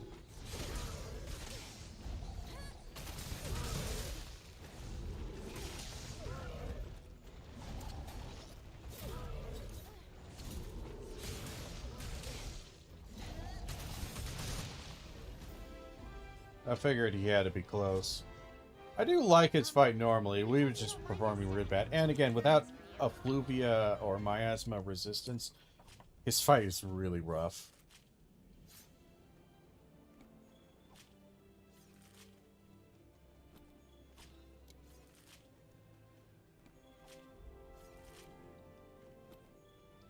Wow, we got really weird carves. Kind of terrible carves. 3 regular scales, which, okay, whatever. They're the most common. Kind of odd that we only got the scales, but alright. But then we got a tail, which is a weird carve. You can actually, again, when you're carving, you can get almost all possible parts from carves. Even ones that don't make a whole lot of sense. So even if, it's kind of a funny thing, if you don't cut off their tail, I think sometimes there's still a chance you can carve a tail from them, even if you don't cut the tail off. Just like how the tail can give you sometimes a gem or something rare like that. So it's not always a tail what you get carved from there. It's just a higher likelihood. You can also get some really basic crap from a tail carve, which is always triggering. You cut the tail off because you wanted to get the tail carve, but then it gives you like a scale. Ugh. It's a low chance, but it happens, and ugh. Great work, partner. Great work! I knew you'd pull through. We made amazing progress researching the Elder Dragons, and Astera is buzzing with excitement. Everyone is saying that it's all thanks to your hard work. But, Pard, having said that, you see, guess who's back with a vengeance? I'm back with a vengeance, and right on time, my time anyway. So I hear you get to take credit for all the Elder Dragons. Not bad, not bad. Always knew you wrecked shop. That's why the commander and I handpicked you in the first place. But I got a little news to share myself. Remember how I said my old friend told me he was going to track down a certain place brimming with energy? Well, he found it. He found it big time. So I'm thinking about checking out myself. Chances are it'll explain why the Elder Dragons have all started going bonkers. Oh, and my friend had a message for you. I promised our paths would cross again, and so they must. I shall not take the boat until you get there. Hear that? It's a personal invitation, which means you're coming along. No ifs, ands, or congalala buts. I'll let your handler figure out the rendezvous and rendezvous. Got to make it official and all that. Now, don't go spilling the beans to the others. This is just between us. All you have to do is sign up for the quest and show up, and don't be late. Okay. So, fine work taking care of those Elder Dragons. With everything that's transpired, we should send word to the guild immediately. I'll have the captain ready to ship. However, it's still unclear why the Elder Dragons returned to the Elder Recess. It's almost like they were drawn to it. Well, we'll just have to continue our research until we find the answer. Either way, I'll start compiling information and...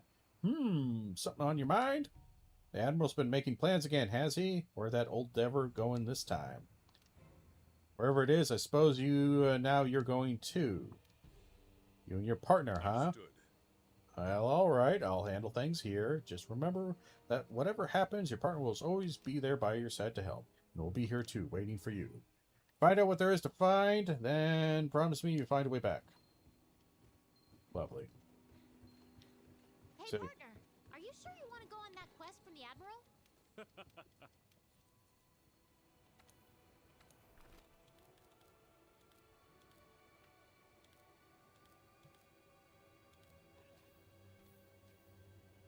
Okay. So, I think this is Xenojiva. I think we're actually here. Wasn't even paying attention, but yeah, I think we're at Xenojiva now.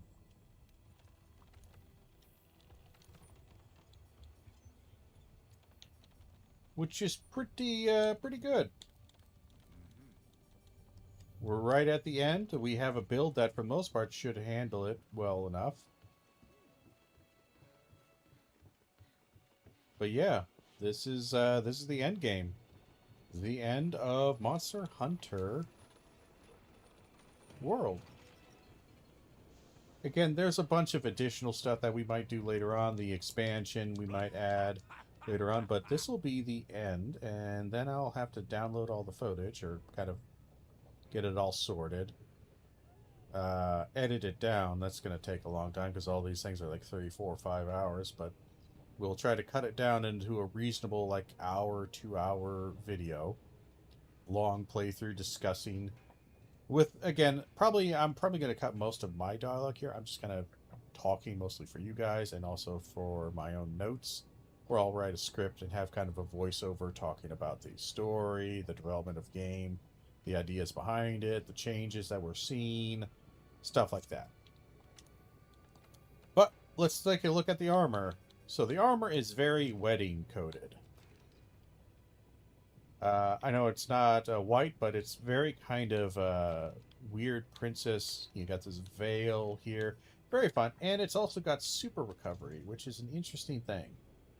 Allows recovery to exceed the red portion of the health gauge. Basically, this allows you to have a regenerative health. Like a Wolverine or whatever character you can think of that has regenerative health. It's not super fast, but it can be sped up with, I believe, health up. Now, you would think health recovery, or recovery speed, which increases the amount at which you heal the red portion, would stack with this, and it kind of does, but kind of doesn't. It doesn't buff the healing after the red portion, whereas recovery up, which increases the amount of healing you get, period. So when I heal from a mega potion, it'll increase it by like 10, 20, 30% or whatever. That does, I believe, improve Valhazak Vitality, or the super recovery. Now, his skills are not great. Again, you think, oh, recovery speed, it stacks with it. It doesn't. I'm pretty sure it doesn't. People have talked about it. It does not actually stack with it. But for skill-wise, if you wanted to wear the full set or something like that, you'd have made maybe peak performance. I would do the beta instead of alpha. I would do beta there because Dragon Tech's not great. Here's the thing. Recovery speed, if you have the slots, I would do beta, definitely. Because recovery speed is a 1 slot. So you can have recovery speed up to, let's say, you can put in 3 1 slots in here, and you're trading 2 1 slots. So basically you gain 1 1 slot, level 1 slot from this, if that makes sense. Because you could have up to 3 level 1 slot skill value here with peak performance, recovery speed, and the empty 1 slot, whereas this one, you can have the equivalent of 4. Uh, Here's the thing. Effluvia resistance is not super useful for anything except for Valhazak, but it is useful for Valhazak. So until you get the gems, do that, and then that. Honestly, you would do a lot of beta for him if you wanted the heal recovery here and recovery speed. Again, you're going to be trading. I would be trading a lot of the the whatchamacallit, the God, I'm just blanking on shit. My brain is so tired. You would be trading earplugs, but you could do something like this again, or this, and then you would do something like that, that, and that. So this right here would give you weakness exploit. It would give you the super recovery and recovery speed, which is kind of nice. It gives you a decent amount, and you would have a pretty decent heal rate. Again, super recovery is actually pretty nice. It's not amazing, but it is kind of nice. Not gonna lie. It's just not key. If you weren't to use Dante and you wanted to use non silly stuff here, let's see, what would you do? I would still probably do peak performance there. That there.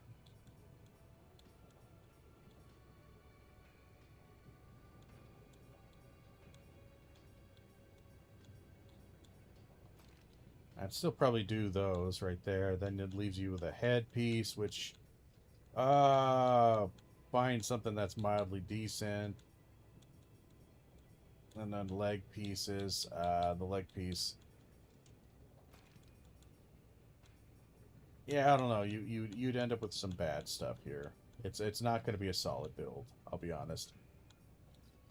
But you could do Jump Master there, Rathalos there. And then Death Stench, you just fill in with, oh, I forgot about Death Stench.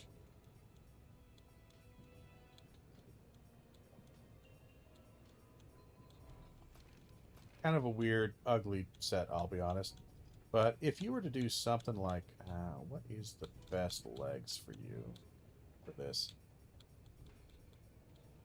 It's not a lot of good legs, I'll be honest. I would probably then do Rathalos. Still keeping the Rathalos there, depending on what you're doing. Like maybe capacity boost might be helpful. But I would do Rathalos. Chest piece, you're probably going to do Rathalos again. And then you would just fill in with the Valhazak. I would probably do the peak performance there. Recovery speed there. Peak performance there. So you'd end up with something like that. Full peak performance, which is actually not terrible.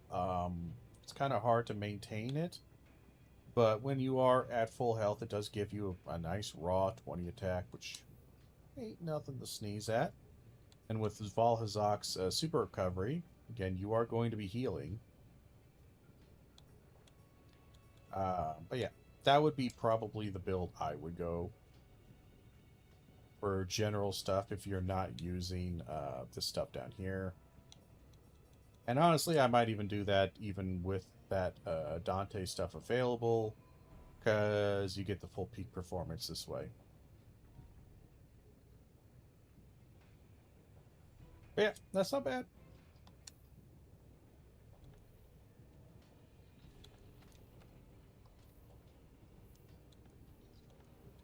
As far as the weapons for Valhazak,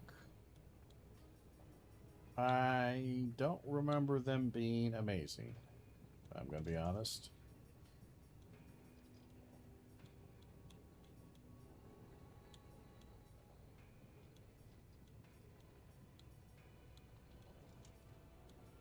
I actually don't know what weapons Valhazak has.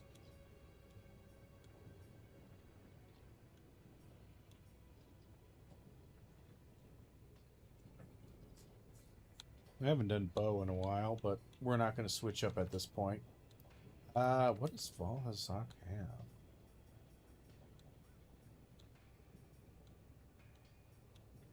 Maybe it's just buried somewhere else.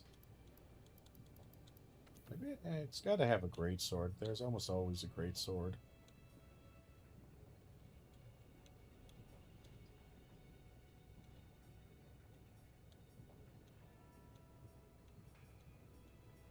There we are. Yeah, it's kind of a dragon element. Decent raw, but not amazing.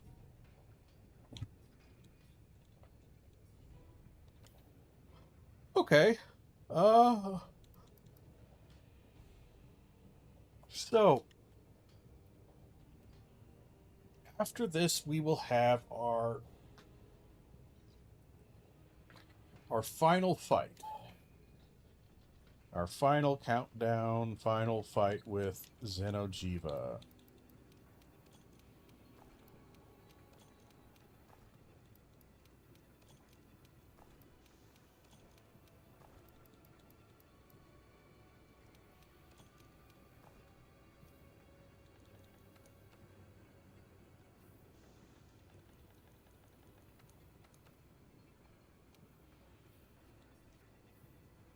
We're going to take those off because we're going to do bowgun.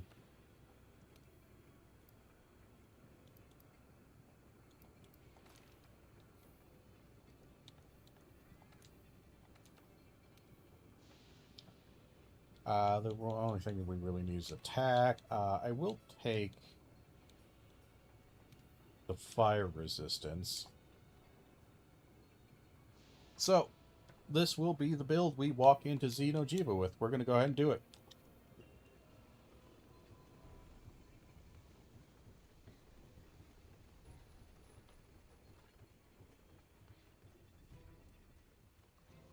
Talk to the handler. So, Pard, are you really going to this place the Admiral mentioned, where all the energy has gathered? I'm not going to try to stop you, but my gut tells me that something's going to go wrong. When my gut starts talking, you know I start listening. It's Land of Convergence. This should be our big hurrah. And we're going to do it. Xeno'jiiva does a lot of damage, hits pretty hard, but ultimately not really, that terrible to deal with. Again, we're going to make sure we're going to weaken them as much as possible.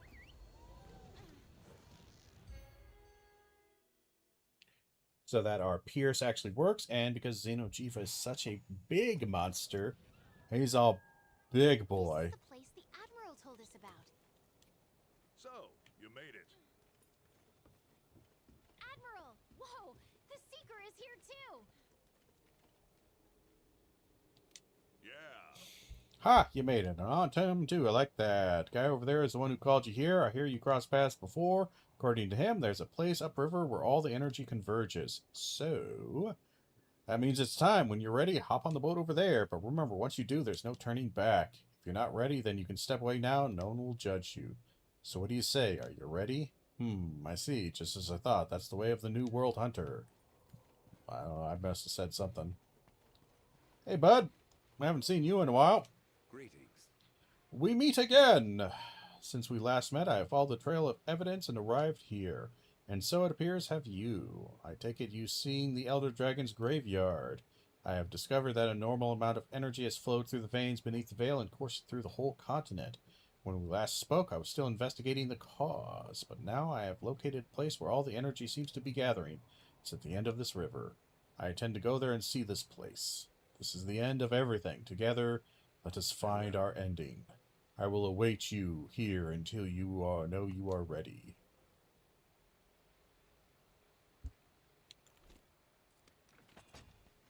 I wonder if it'll save this in between the cutscene.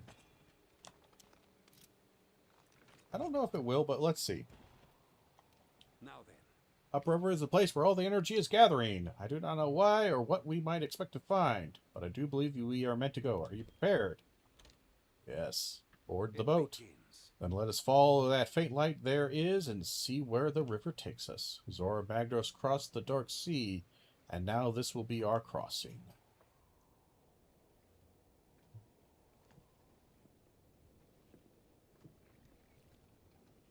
You're really doing this? We shall return. Fear not.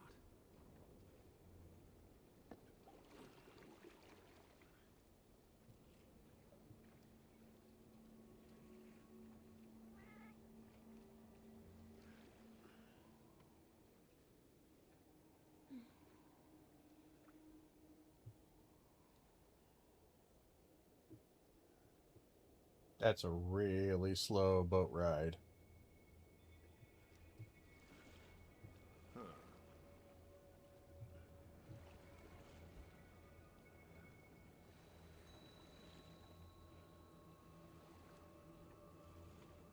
How did you even find this damn place, anyway?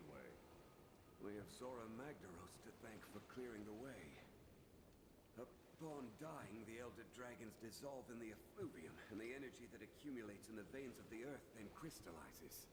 And over time, that grew into this recess? Yes. However, in more recent years, I have sensed a drastic surge in the land's energies. I don't like the sound of this. Prepare yourself, my friend. Something is terribly amiss.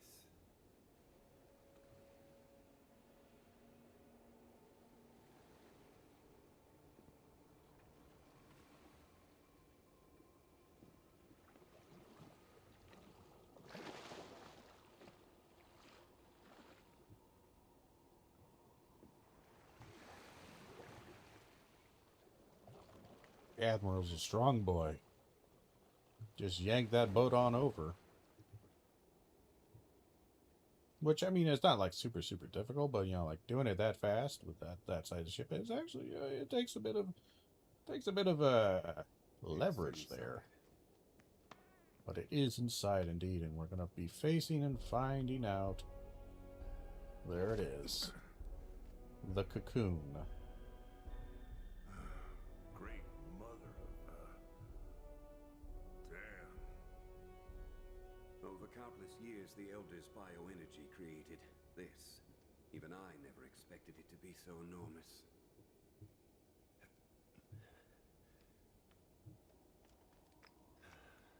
Wait. It's too pure. What is this thing, really? Awake.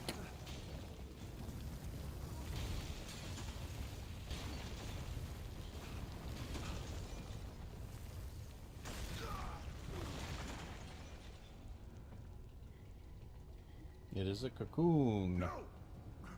An egg. Here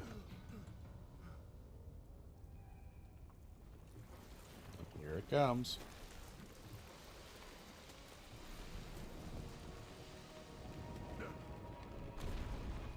Generally one of the weirdest goddamn monsters coming out. Like, look at this thing. So alien. That's why they call it Xenojiva. I don't know the Jiva part, but the Xeno is alien. Our character doesn't talk. Again, we get a voice in Wilds. We don't have one in World. Forearms are weak. Tail is weak. Head is weak. Everything else has some degree of resistance. You will want to weaken forelegs and do damage to them. That'll cause it to stumble and fall over. Oh no! This is awful! You got this! Go, go, go, go! Not what I fucking latched onto, but okay.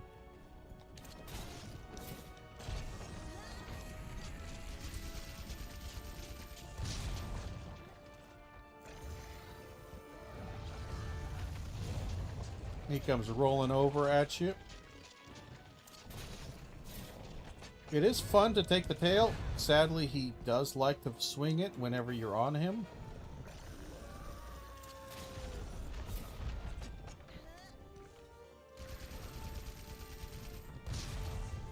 That is not a weak point. The glowy part of the tail is the weak point. It takes a fucking metric goddamn universe to get over there, but...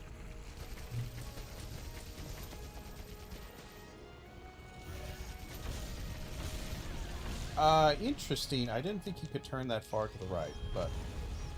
I'm gonna go ahead and take a quick heal here. And that's how you kind of... That's the knockover animation right there.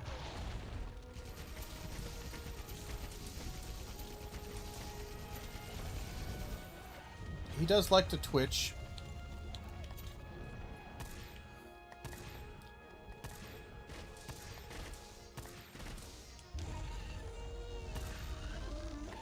It is damn near impossible to hit him sometimes.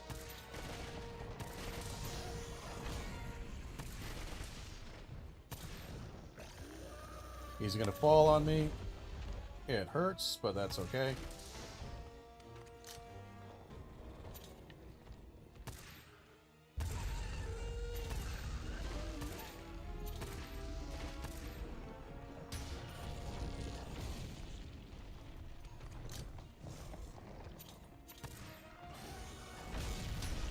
Just tank it.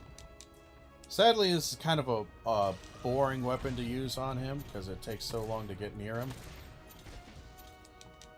And goddamn does he love to run away.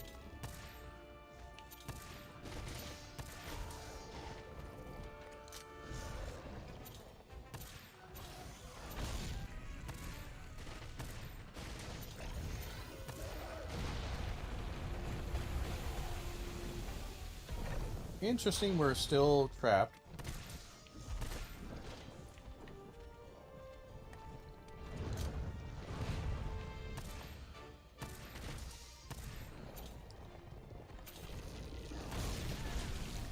Okay, he was shooting straight, but then he wasn't. Alright, fine. I forgot how much he goddamn moves. God, he moves around a lot. What is that fucking angle is happening? What is happening with the angle? Ah, it's gonna piss me off, game. You gotta piss me off so much.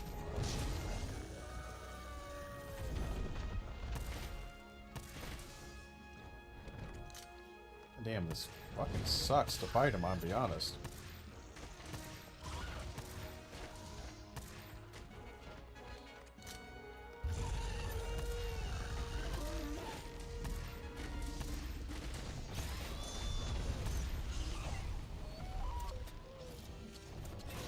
God, get on his fucking head.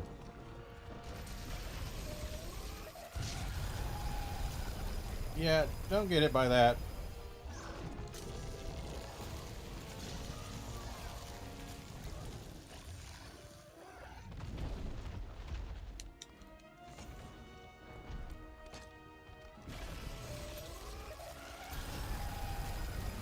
Well, that was stupid. Again, why is he attacking me so many times? I actually died there. But he keeps attacking me. He attacked me 30 times in a row. I don't understand. I don't understand these monsters. I don't. I'm trying to understand it. Also, please stop picking up the fucking thing! Stop it! Pick up the scale, the fucking useful thing. My cat is going to get me fucking killed, by the way. You can do it! We can do it! No matter what happens, I'll be here for you. We're an unbreakable team.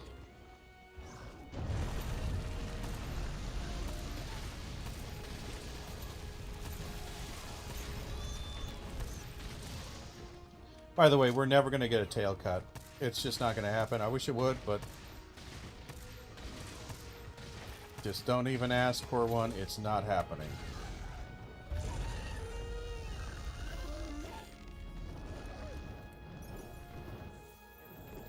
I honestly, again, I can't cut the tail. There is no damage that I do that cuts tails.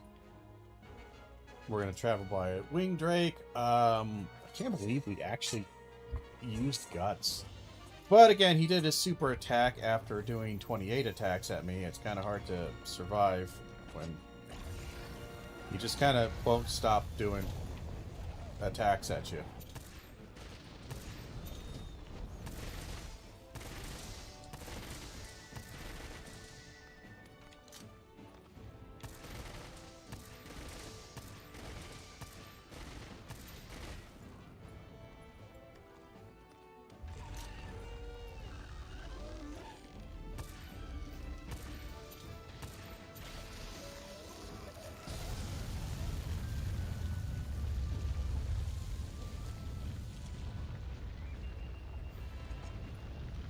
Yeah, I think he just goes near him and he melts the floor around him and falls in, and we're now gonna do this a bit.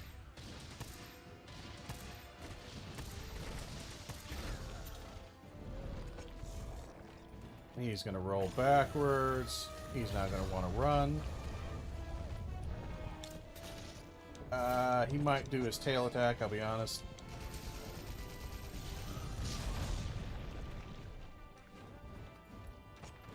Oh, that's taken a while. Go ahead and roll through that. Not quite sure what he's doing here.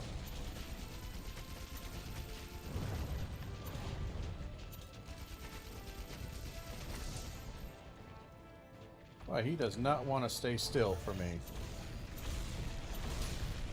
Just block all that.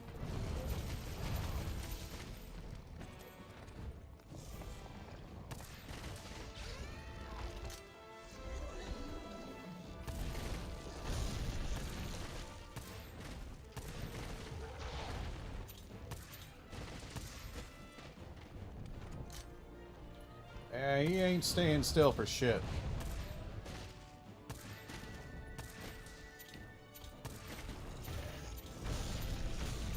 Just block. Stay blocking. Hold on 1 second. Slinger Thorn, I don't care. God damn, his tail's actually so hard to hit with shot. Hold on a second. I got an itch in my ear. It was a very annoying little itch. Here's a nice tag.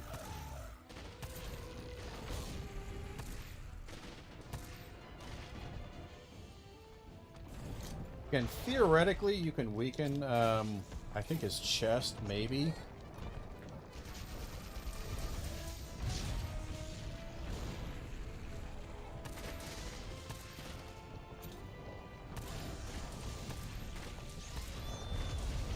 There's a knockdown, sort of pseudo knockdown.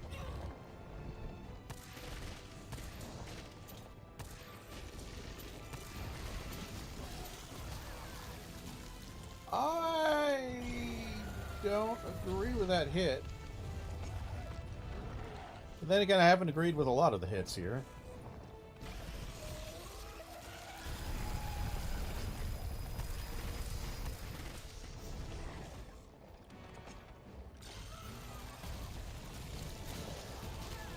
I was taking a risk.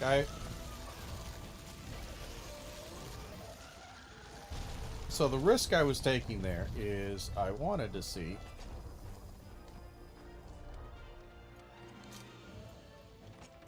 if oh, he didn't go into the ground. I thought he got into the ground with that one.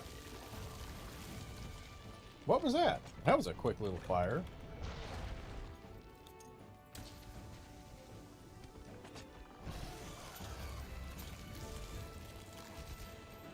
God damn it. Again, he's 40 miles away from me. This is the only really miserable part about this whole fight. Is he ends up covering so much ground. It's kind of miserable.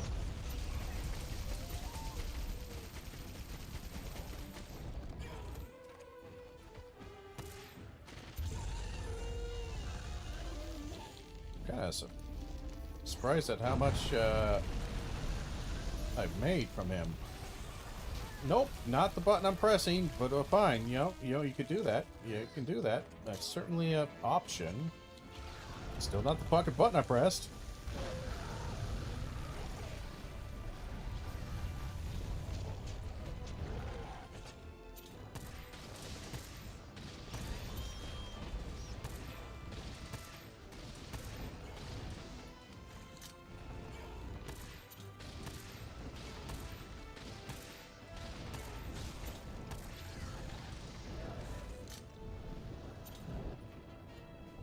He flies.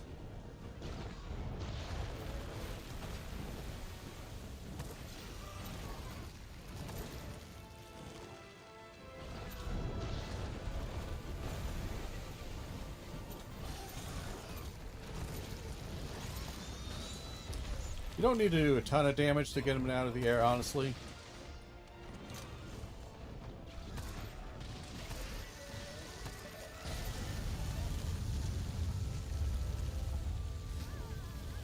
Yeah, not much I can do about that. We'll take a heal. He just does a ton of damage, honestly. Biggest problem with him, he just does so much damage. But we do quite a bit ourselves.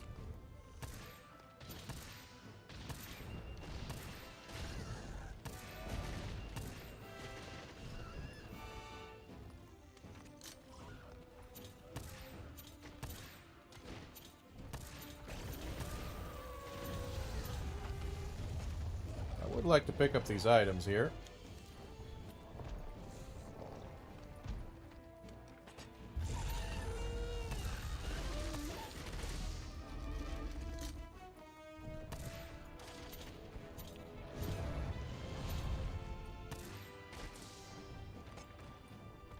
That's a bit risky. That's just nothing you can do. It takes so fucking long. That's 90% of my damage is just literally me trying to load that. And failing miserably. There's a knockdown.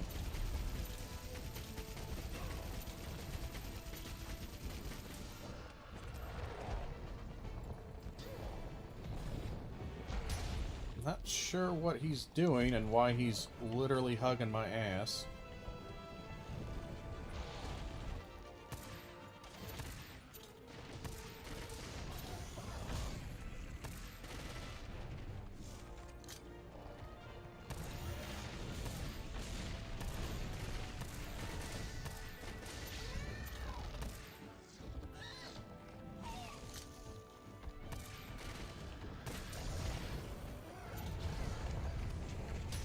Just eat the damage, don't try to block, don't try to dodge.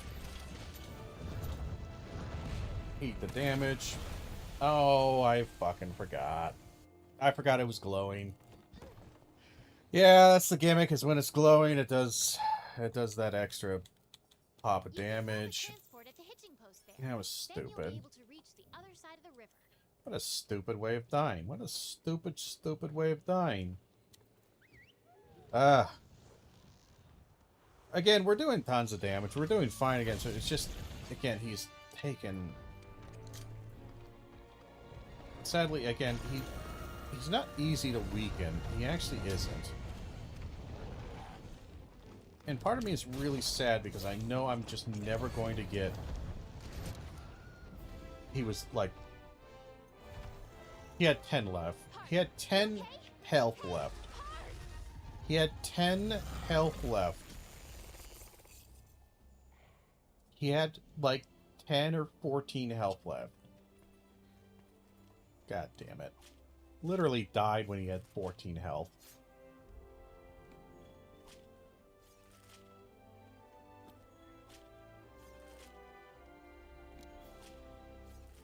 And yeah, the camera shakes for a while.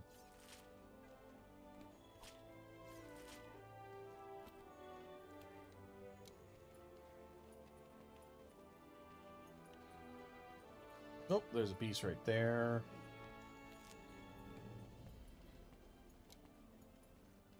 Anything else? Again, a fun fight, a good climactic cinematic fight in kind of a somewhat epic-looking arena. I didn't really spend a lot of time looking at the arena. I probably should have, but... Again, the experience you're going to get from this is pretty solid. Then we have, oh, you get knocked out and you fall to your death. Except you don't. But yeah, they have the question mark there because, again, there is no classification for it yet, but there is. It's annoying that we died. We technically died twice. We got gutsed once. But again, that's just because, again, he did the beam and I just got stuck in it, and apparently I can't guard it. I didn't realize we can't guard it. But you got knocked through it. But now we get our final cutscene of World. Hey! Commander, she's awake! At least without any of, like, the updates or any of the, What is it with you? All you ever do is sleep. title updates, the DLC. So how awesome were you down there? Stop Too being awesome? annoying.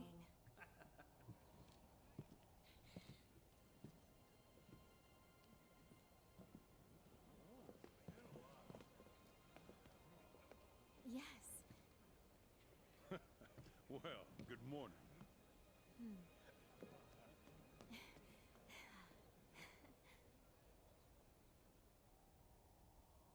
Thanks to you, the Research Commission's work is complete. I sent a ship ahead to report back to the Guild. They'll relieve us just as soon as they confirm our findings. Everyone, I commend you all for your valiant efforts here. And now, let us celebrate! To banquet!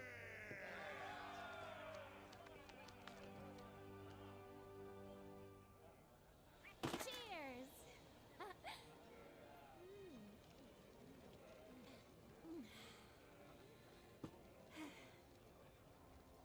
Well, we did it. You know, after we crash landed here, I started to wonder if I made the right choice. But the new world was all the adventure I wanted and more. Oh, she made it. I'm just gonna say hi. Come on. May I? If not for you, I might not be alive. Thank you. It's interesting they put us back in our Research Commission You have quite gear. the eccentric group here. But all of them talented, unique, driven. Did you just lick that mushroom? I think that cat's gonna die. Of your own mind. But when the time comes, you join together and become a force to be reckoned with. I suspect there is no trial you could not collectively overcome. And we're all very happy. So here we are, yeah. Monster that's been incubating in bioenergy.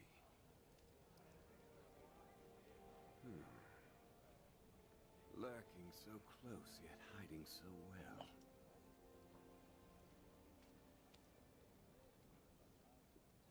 It's weird that they give us a POV right there, a first-person POV. Satisfy its cravings for energy. Could be right. Maybe it used some sort of pheromone or something. Eventually, the land became rich with nutrients. The perfect home for tough monsters. The energy smorgasbord must be why the elders inhabit the recess. Huh, you know, we're lucky you stopped that thing. Would have been a disaster if it left its nest. Well then, 3 cheers for you. 3 cheers for me, indeed. No. I think you should keep it.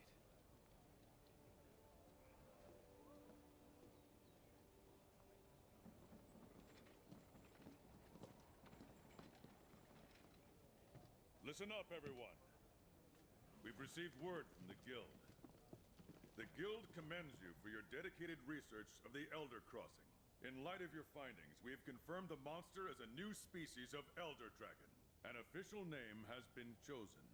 Xenojiva.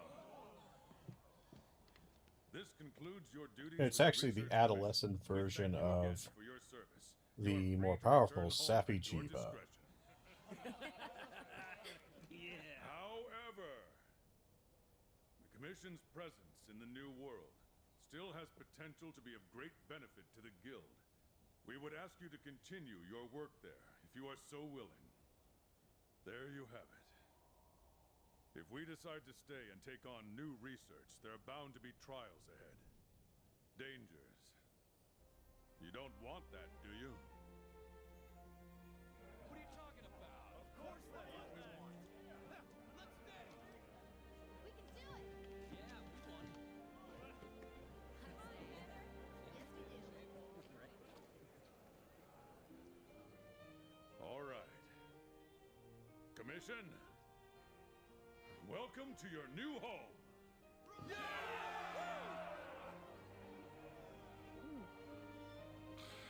I better pack on some weight. This is gonna be hard work.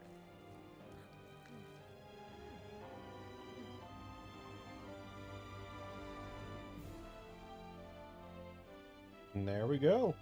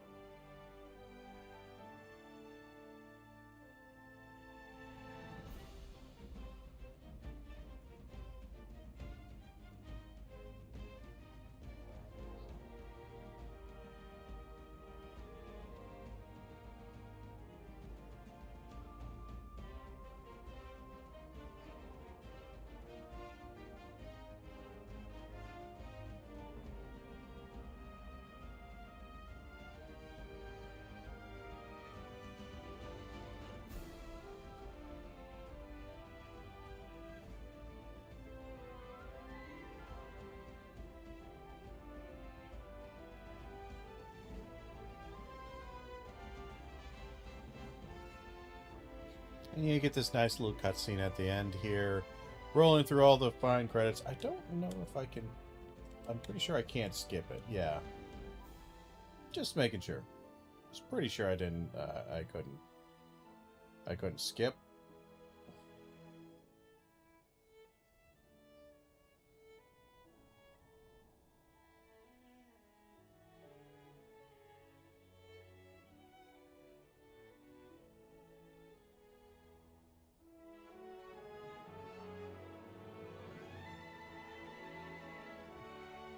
So we just kind of have to run through this.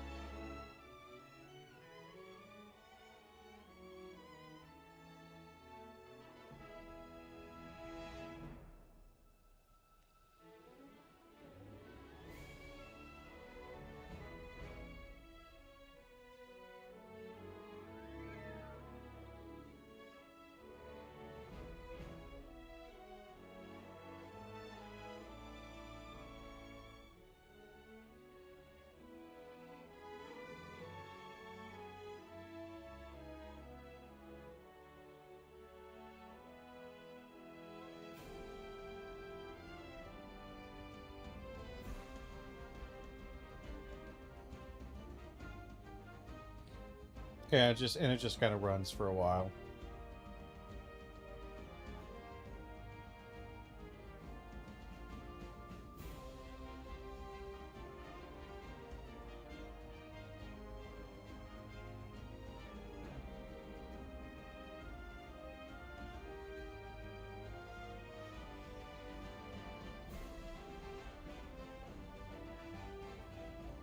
Yeah, no, it's a fun. It's an interesting game, and story-wise, again, it's a fairly bland story. I feel like there could be, and I think Wilds proved it. I think Wilds showed that there actually can be a rather good game at the core here, as far as like story game, I should say, because I think Wilds story is actually not that bad. Again, the tone of this is still very weirdly like fine, in a sense that, like, oh hey, sure, we got these insanely powerful strong monsters, but that's not a problem, is it? It's not a problem. It's just fun games. Very, very kind of anime-y, fine and dandy. Don't worry about it. So, and that's not bad. Don't get me wrong. It's not bad. But it's something you kind of notice is like, you know, it feels a little off on that way. But mostly I'm just kind of letting this run for a little bit. Because we can't skip this. We literally can't.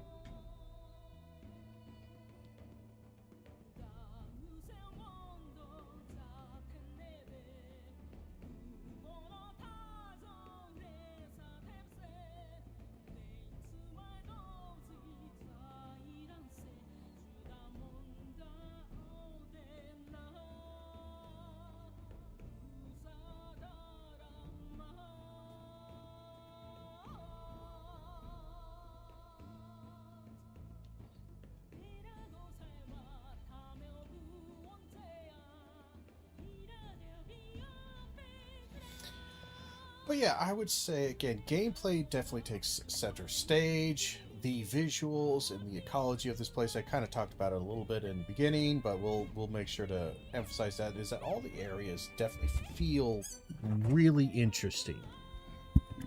And I think that is its biggest strength, and I feel like it's somewhat underutilized by, again, the story, is that you want to explore. I like exploring those maps. But ultimately, you just end up finding just more of the same kind of items. It's the same kind of blue mushroom, you know? There's not a lot of integration between the environmental storytelling that you do and the kind of background, feel, vibe storytelling and the actual story and gameplay. So like that would be one of those things where it's difficult to integrate all of that stuff, but I feel like that would be where they need to go if they wanted, again, to kind of make this grow larger than it is. And I think they've been doing that a bit with Wilds. Again, Wilds, I think they tried to, I would say, I didn't enjoy exploring Wilds' maps as much as this one, because I feel like there's something lost when you are on the Sacred and you're just running about. And also, I feel like a lot of the maps in Wilds have a lot of these areas, these pathways that are kind of just for you, and they're only used by you. And a lot of monsters, like the pathing that they take, the kind of the things they go around with, don't really utilize, which you might have noticed, again, as we were playing through this and watching, is that a lot of the monsters, they have really good long kind of ranges. And they also have a diverse range where a lot of them will appear in different areas, move about a bit better. It's kind of that way in Wilds, but I do feel that a lot of the monsters, because you're so easy to find them, it's so quick to find them, you can get to them on the Sacred real quick, and a lot of the areas are pretty wide and flat. It just doesn't feel quite, for better and worse, because sometimes the big wider areas means that you can fight the monsters that are a lot faster, a lot harder hitting, move quicker in Wilds than in Worlds. It allows you some place to move. That's great. But on the flip side, it can also make them feel somewhat empty and or lacking of quality. Now, for the most part, most of the maps in Wilds are actually pretty good. I do think there's some. I'm not a big fan of the ice one. The ice one is got areas that I like, but it's kind of weird. It feels really small, even though it's gigantic. They're all massive maps. It feels small, and it feels like a good 50% of that is just traversal area that isn't actually really used. Maybe because of the tighter map system of World, where a lot of the maps are maybe a little bit smaller than the Wilds. The monsters ends up feels like the area is filled with monster, and you can fight monster, and there's monster here and monster there, and that's kind of nice. It makes it feel like you're actually engaged and you're spending time in these areas. There's a lot of areas in Monster Hunter Wilds I just don't visit. The footpath, I think that might be the usable footpath that the average gameplay will go through a lot of this area in Wilds, is really kind of small. It's rather small. Compared to World, where you are ranging and you fight and you are on in around a good 80-90% of most of the maps. That's why, again, there's some funnier areas, or why I might make a mention of it, where I'll be like, oh, hey, shit, I didn't even realize that this was here. I keep forgetting. I always forget that. I haven't been here in a while. But those are usually these small little side areas, small little semi-story kind of things. The new world awaits. Let's get hunting. Like a little bits and pieces. Like, oh, this is kind of small. Yeah, Feisty Fiver wants to go to. The field team's gathered at the main gate. Seems like they're getting ready to go out on an expedition. Yeah, we got some stuff. Anyway, enough about that. So we can take a look at a little bit of what we have for the world here. The last little bit. We can take a look at the armor. The Xenojiva armor. Which is very, alien-esque. Pretty cool, though. As far as its actual skills, power prolonger, blight, that's all kind of crap. The crit boost is nice. Flinch free is whatever.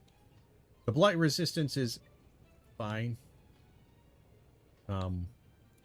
Honestly, the thing that is here is the power prolonger beta set, and then that right there, that helps a lot with insect glaive. Mostly. Again, I don't find the power prolonger is really that important for switch axe. It's somewhat important. It kind of helps. Charge blade, definitely not, because you charge it up pretty easily, and then you're dispersing and charging it up. It's not that big of a problem. Longsword, eh. But insect glaive, because insect glaive is really reliant on its kinsect buffs that you get from the insect collecting goo from the creature, essentially, for its DPS windows. That's way useful. The rest of it is whatever. The spare shot is nice. Having full spare shot. Razor sharp spare shot. And I think that's what it means, is that when it's actually on the Xenojiva Divinity, when it's actually the set bonus, when you have all three, it gives you full razor sharp or spare shot. Which normally it's like a 3-slot skill. It's like 3 tiers, 3 stages of that skill. So it's actually that's not terrible. I would maybe try to fit in one more, like a crit boost. I'd probably do that. The rest of these guys, if you were, would be the general fight. If you were to do heavy bowgun, I'd probably go all the way in on it. Because then power prolonger doesn't do anything for you for bowgunner. But special ammo boost does. So I would actually probably keep that guy. We'd get rid of the chest piece and probably that. For bowgunner, we would do this. So you have full special ammo boost and some razor sharp and all that other stuff. But yeah, you'll never be able to wait and make it. It'll take too long to make. As far as gear to upgrade, Xenojiva has stuff down here. I never really liked it. Like, it looks fine. It's got the white sharpness. It's okay affinity. It's a solid thing. Never liked it though. I do like the that, and also the hunting horn. So Teostra's hunting horn, I remember always liking that. He has one, doesn't he? Did I miss it somewhere? Was it further up? Weird. I could have sworn it was here. Hunting Horn is nice because also you can get the earplugs large on some of the stuff, which is pretty cool. The Basil Geese one is pretty damn good. Attack up large, recovery speed large, and also impact waves. That's good. Oh, there's the Teostra one. Oh, no, I don't like the Teostra one. Which one was it? Maybe it was the Rise Teostra one. So attack up, defense, it's whatever. And you're not going to find a lot of white sharpness anywhere. But the Basil Geese could actually get you there. Because if you match that with some of the handicraft, you can actually get white sharpness, I do believe. A decent amount. But yeah, that is our playthrough of Monster Hunter World. We did another one again. Hey there, Agent. How's it going? We just finished off our kill of Xenojiva. Always fun.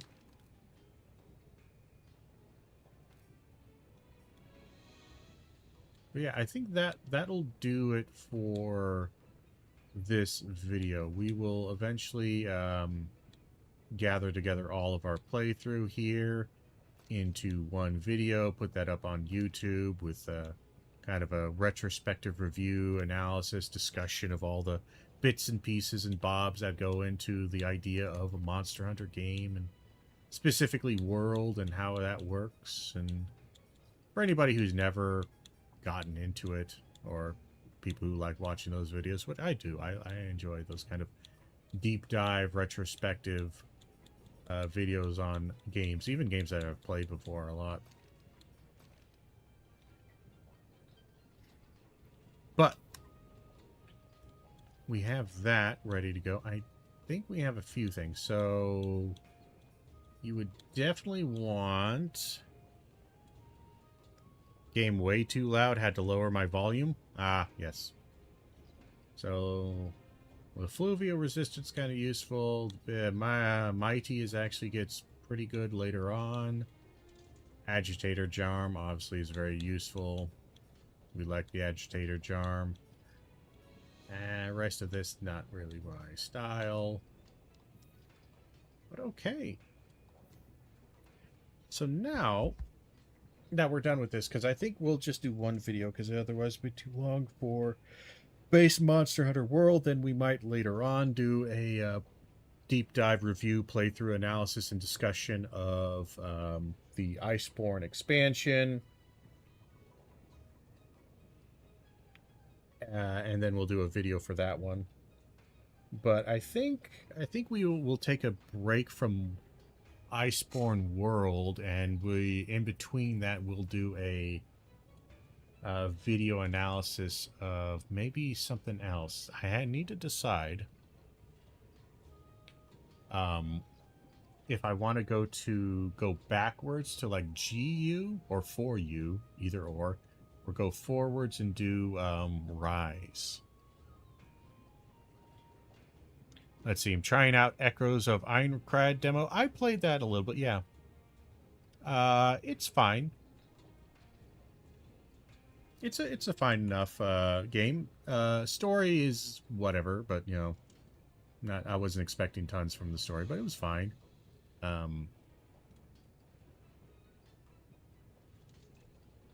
me go backwards here. I'm pretty sure I played the Echoes of Ironcrad. I'm like 85% certain there. But yeah, Iceborne would be fun when we get to that. I don't know if I want to immediately... Part of me thinks like I should probably jump straight into the Iceborne. Just because it kind of follows doing World and then Iceborne videos following after each other.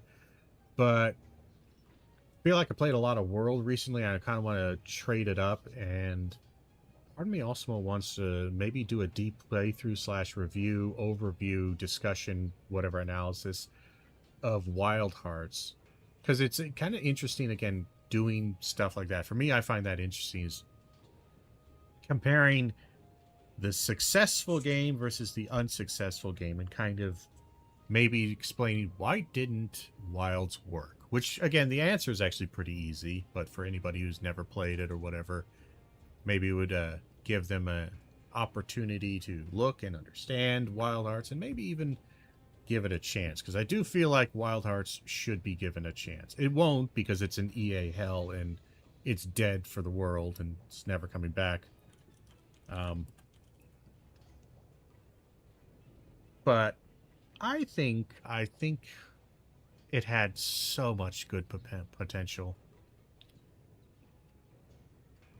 Now, Echoes... I'm checking something right here. I'm like 95% certain I played Echoes of Minecraft. I did. I did. Yes, I did play through the demo. Yeah, it was fine. It was fun. It had some interesting combo stuff. Yeah, I had that downloaded and I played a little bit a while ago. One thing I did find kind of off-putting about it, and it's not like a bad thing, but I found the visual coherency between the environment and the world around it and kind of the textures and how that looked.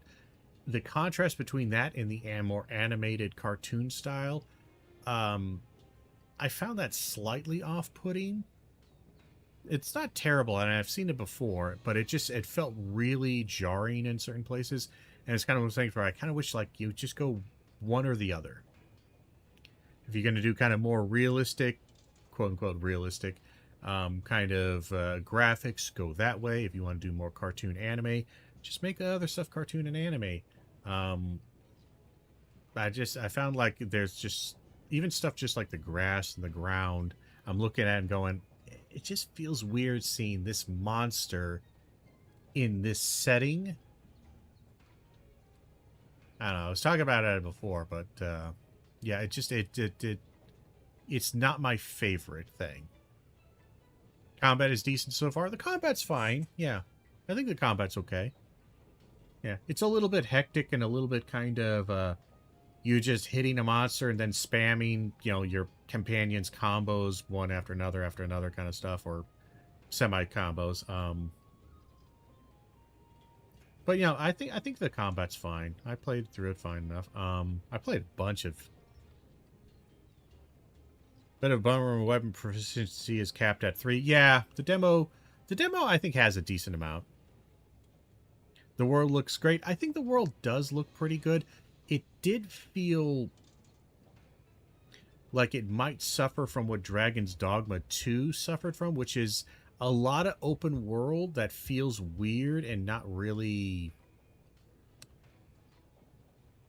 It's either too empty and it feels kind of off, or it's filled with... or it's just filled with monsters and you kind of like, can you go away for a second and let me appreciate the world? Let's see, decent parry and dodge system. Yeah, I didn't mind much of it. Yeah, I think most of that was okay. Parry seemed okay. Again, I'm trying to remember. It was like weeks ago that I played the demo. Didn't make a huge impression on me, but it was fine. That was the biggest thing. Is I think it was just fine.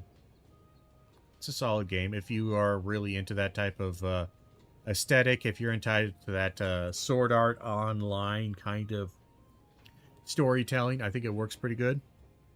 Running the rapier, I did play a little bit of the rapier. I don't think I played a ton of it. I think I went normal sword, or I went like the hammer, stuff like that. I did a little bit of playing through, but I kind of moved on. So I didn't like play with all of the stuff in the demo. But I did a decent amount. But alright, I think I'm trying to decide if I want to try to go on to Iceborne or I want to go back. Part of me wants to go to something like GU or 4U, but GU is really long.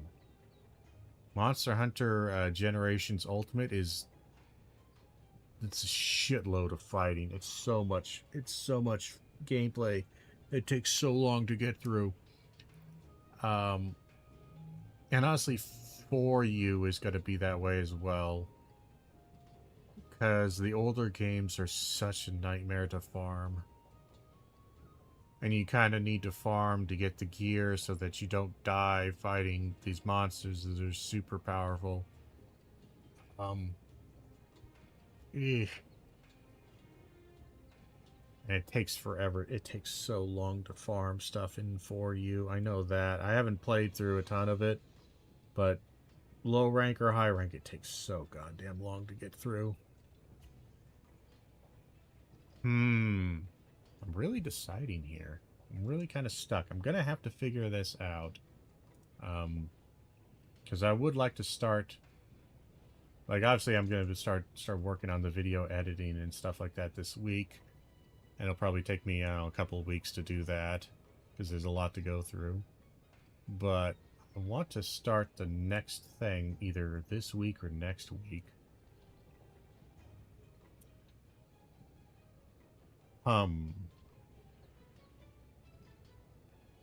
Old world games are best played multiplayer? Yeah, and I kind of am trying to do this solo. Because again, I'm gonna have to emulate all of the older games. Which means that I'll have to look up and try to find a way to set up, again, rooms for that.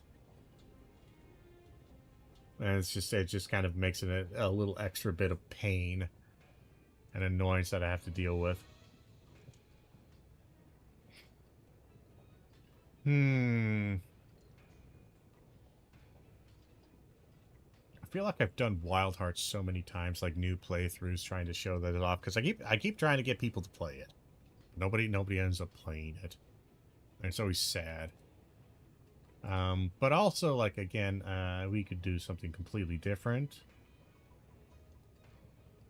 I don't know. We could go to Wilds.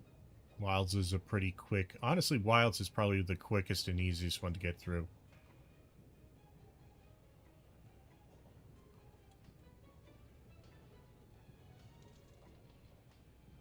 "3DS games won't be an issue with anything that came from blah blah blah Sportsnet Play." Yeah, no. I just need to look it up and set it up again, and I don't know if I'll think about it. Eventually I will, because I do want to do all of the Monster Hunter games, or as many as I can before I get bored. But I don't know, I might try to spice it up by doing some different stuff here and there, obviously. Because you can't just play Monster Hunter all the time. I don't know. Let me check something here real quick. I just got an email from somebody. What is this? Who are you and why are you talking with me? Okay. Right.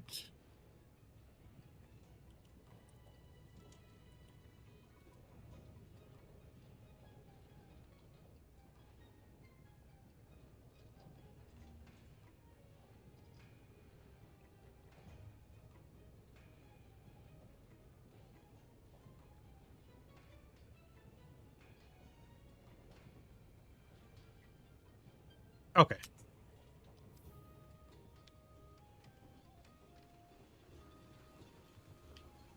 What's the Huntsman Specialist assignment? I'm trying to remember which one that is.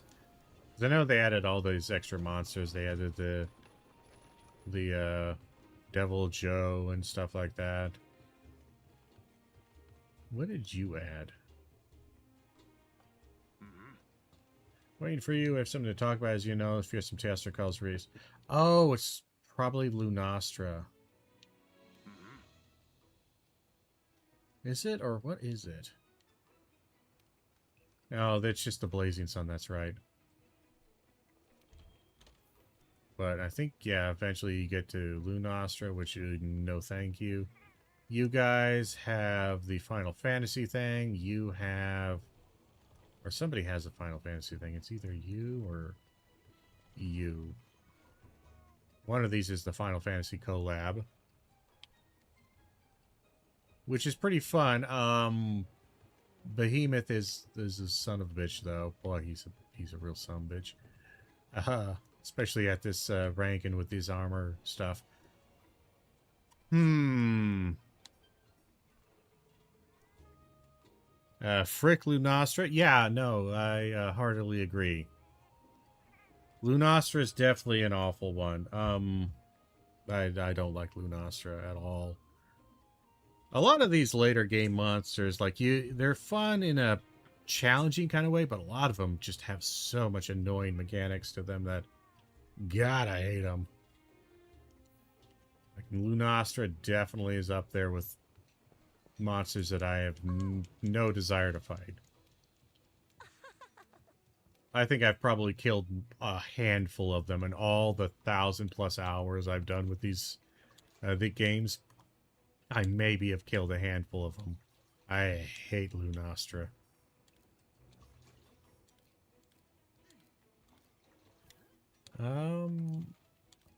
Yeah, decorations, we're not going to have anything good for a long time. Oh. And, you know, we're pretty close to where we normally end the stream, so we might end a teeny bit early. And then tomorrow we'll have a new game set up, and I'll make a decision. Though I am kind of curious what others would think across the chat sphere, what their recommendation is, or what they would like to see. Would they like to see old Monster Hunter? Would they like to see Iceborne? Would we like to see Rise? Just do the base games and then do the expansions later. So we do base game Rise and then base game Wilds, and then return back and do the whatchamacallits, the expansions. Or something like Wild Hearts, doing another retrospective deep dive into Wild Hearts. I kind of lean towards that, honestly, because I do really enjoy Wild Hearts. I love the Karakuri system. I kind of hated it for a while because it felt really awkward, and it still is super painfully awkward. But I really think that's such a good...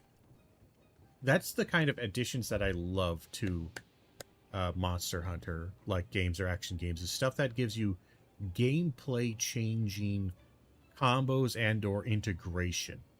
Rather than just like an item that like, oh, you do this and now you do more damage and you get a glow around you, but it changes nothing about the fight or changes nothing really. It doesn't take or add anything. It just changes numbers. I hate that stuff, but give me mechanics and that's really fun. But I don't know. We might as well grab some stuff down here while we're at it. From the box. Harvest, harvest.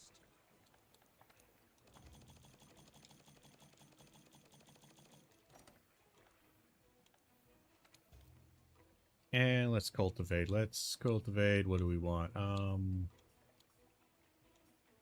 Got tons of mite seeds. I don't know why we have so many mite seeds. I must have cultivated them earlier and forgot about it.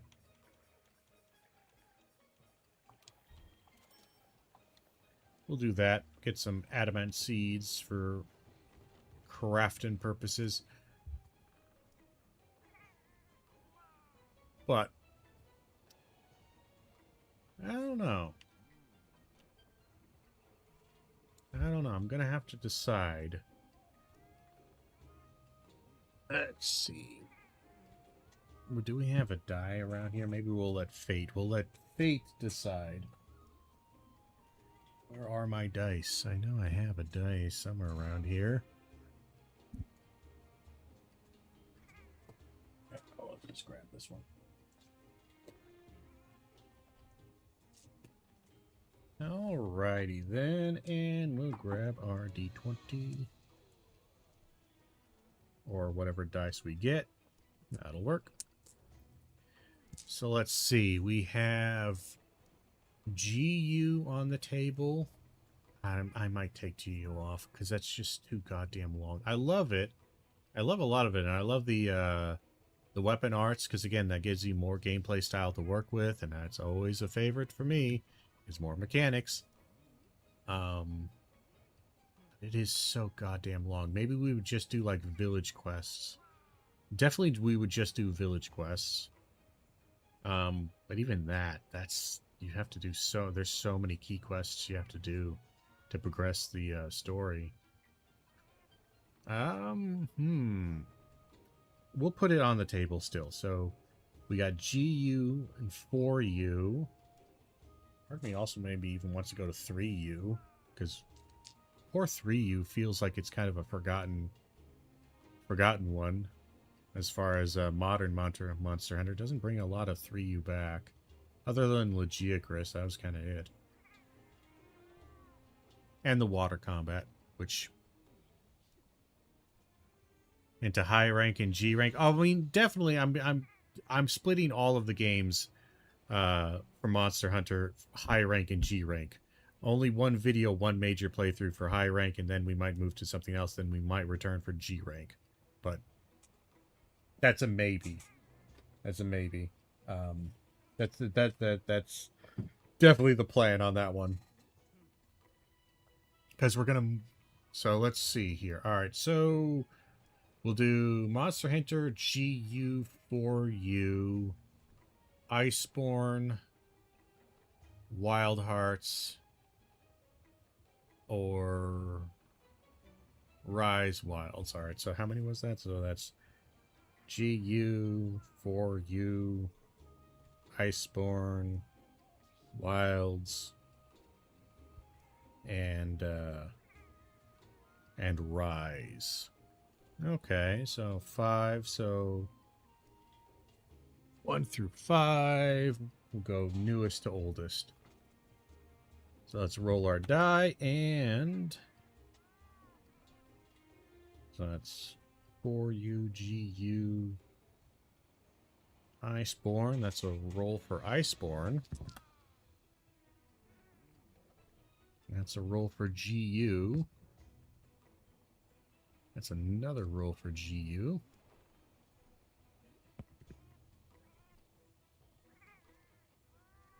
That's a roll for Rise.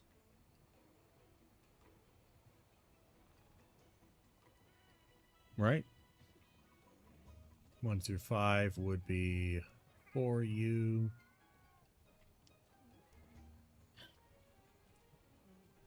Actually, we'll make this easier. There we are. I knew I had some more dice. And we'll add 3U to that list, because why the hell not? So that's a nice even 6. So oldest to newest. 1 will be 3U, 2 will be 4U, 3 will be GU, 4 will be Iceborne, 5 will be Rise, 6 will be Wilds. Alright, we got 1 for 3U. And 3U, 4U, GU, that's 1 for Iceborne. It's 1 for GU. It's 1 for Wilds. We're getting 1s across the board. We're first to 3. That's 1 for Rise. It's another for Rise.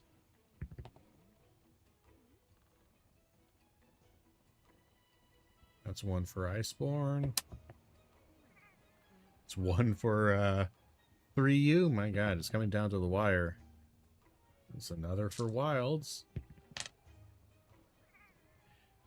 Well, the first one to 3 was Wilds. I mean, it does keep it in order, I suppose. Because I don't really, like, Rise was not a sequel to World. if that makes sense. Wilds is a sequel, so we would do a playthrough of Wilds. I'm not opposed to that. I do enjoy Wilds, and it's much quicker than the other ones I find.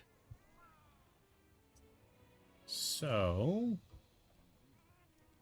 maybe we will do that. That's what the dice said, but we can always tell the dice to go shove it if we don't like that.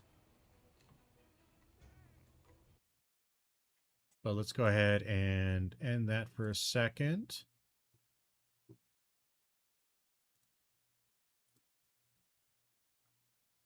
And it might... Omega will be an issue. Well, Omega, I'm not sure because I didn't do for... And I don't think I will do a lot of the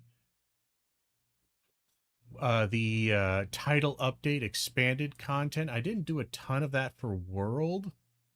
Because I was kind of just mostly looking at the base of it. If that makes sense. But honestly, like, I don't think Omega won't be too much of a problem. I can beat Omega. It's not too bad. Savage Omega, that's a bit of a problem, but I don't think I'll do tempered stuff.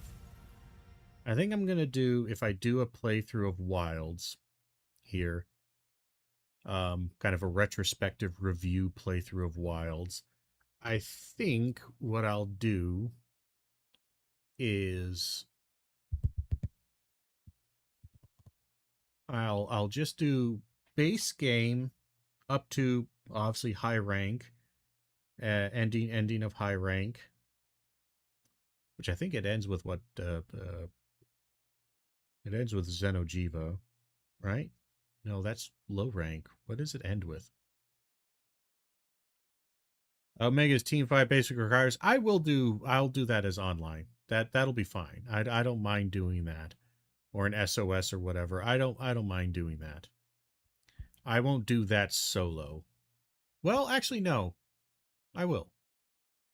Because I'll do that with the support hunters. They do pretty good.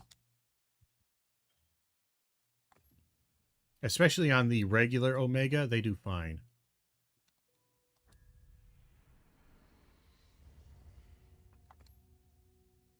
So we'll need a new playthrough of that. Something like this person right here. So we can do that.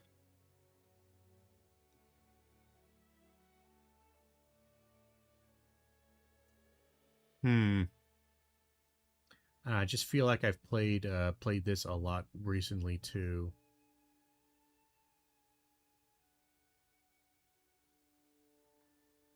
Which isn't a bad thing. It's not a bad thing. It's good. It's good. Good game. Good fun.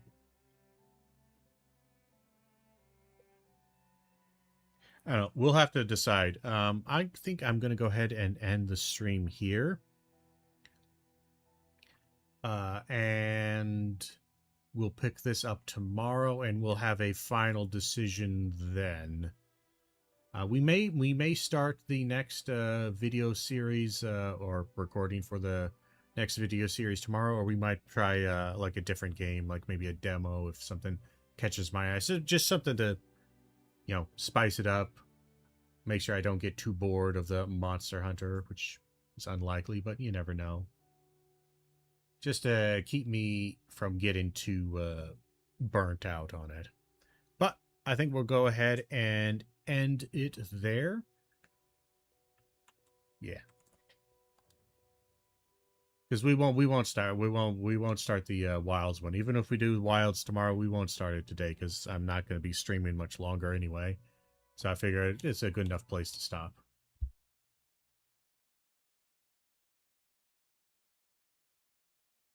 Baba Is You puzzle game. I will look up Baba Is You right now. Because I feel like I heard Baba Is You, but I don't know anything about it. I heard of it, but I don't know it. Baba Is You. Maybe I have seen it. What the hell is Baba Is You? No, stop. Baba is you.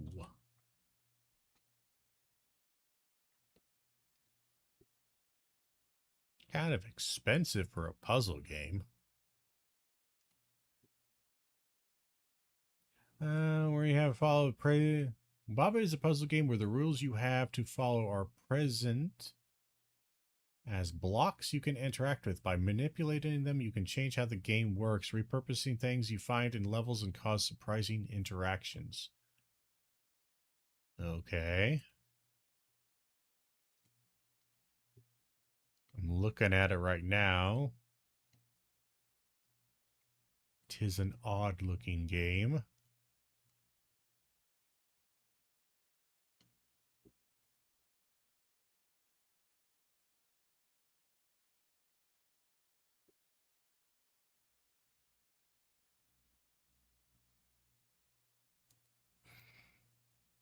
Okay.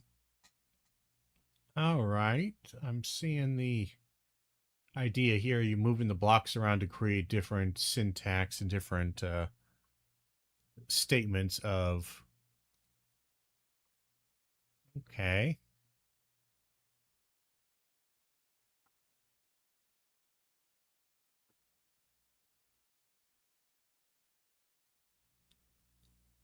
I see.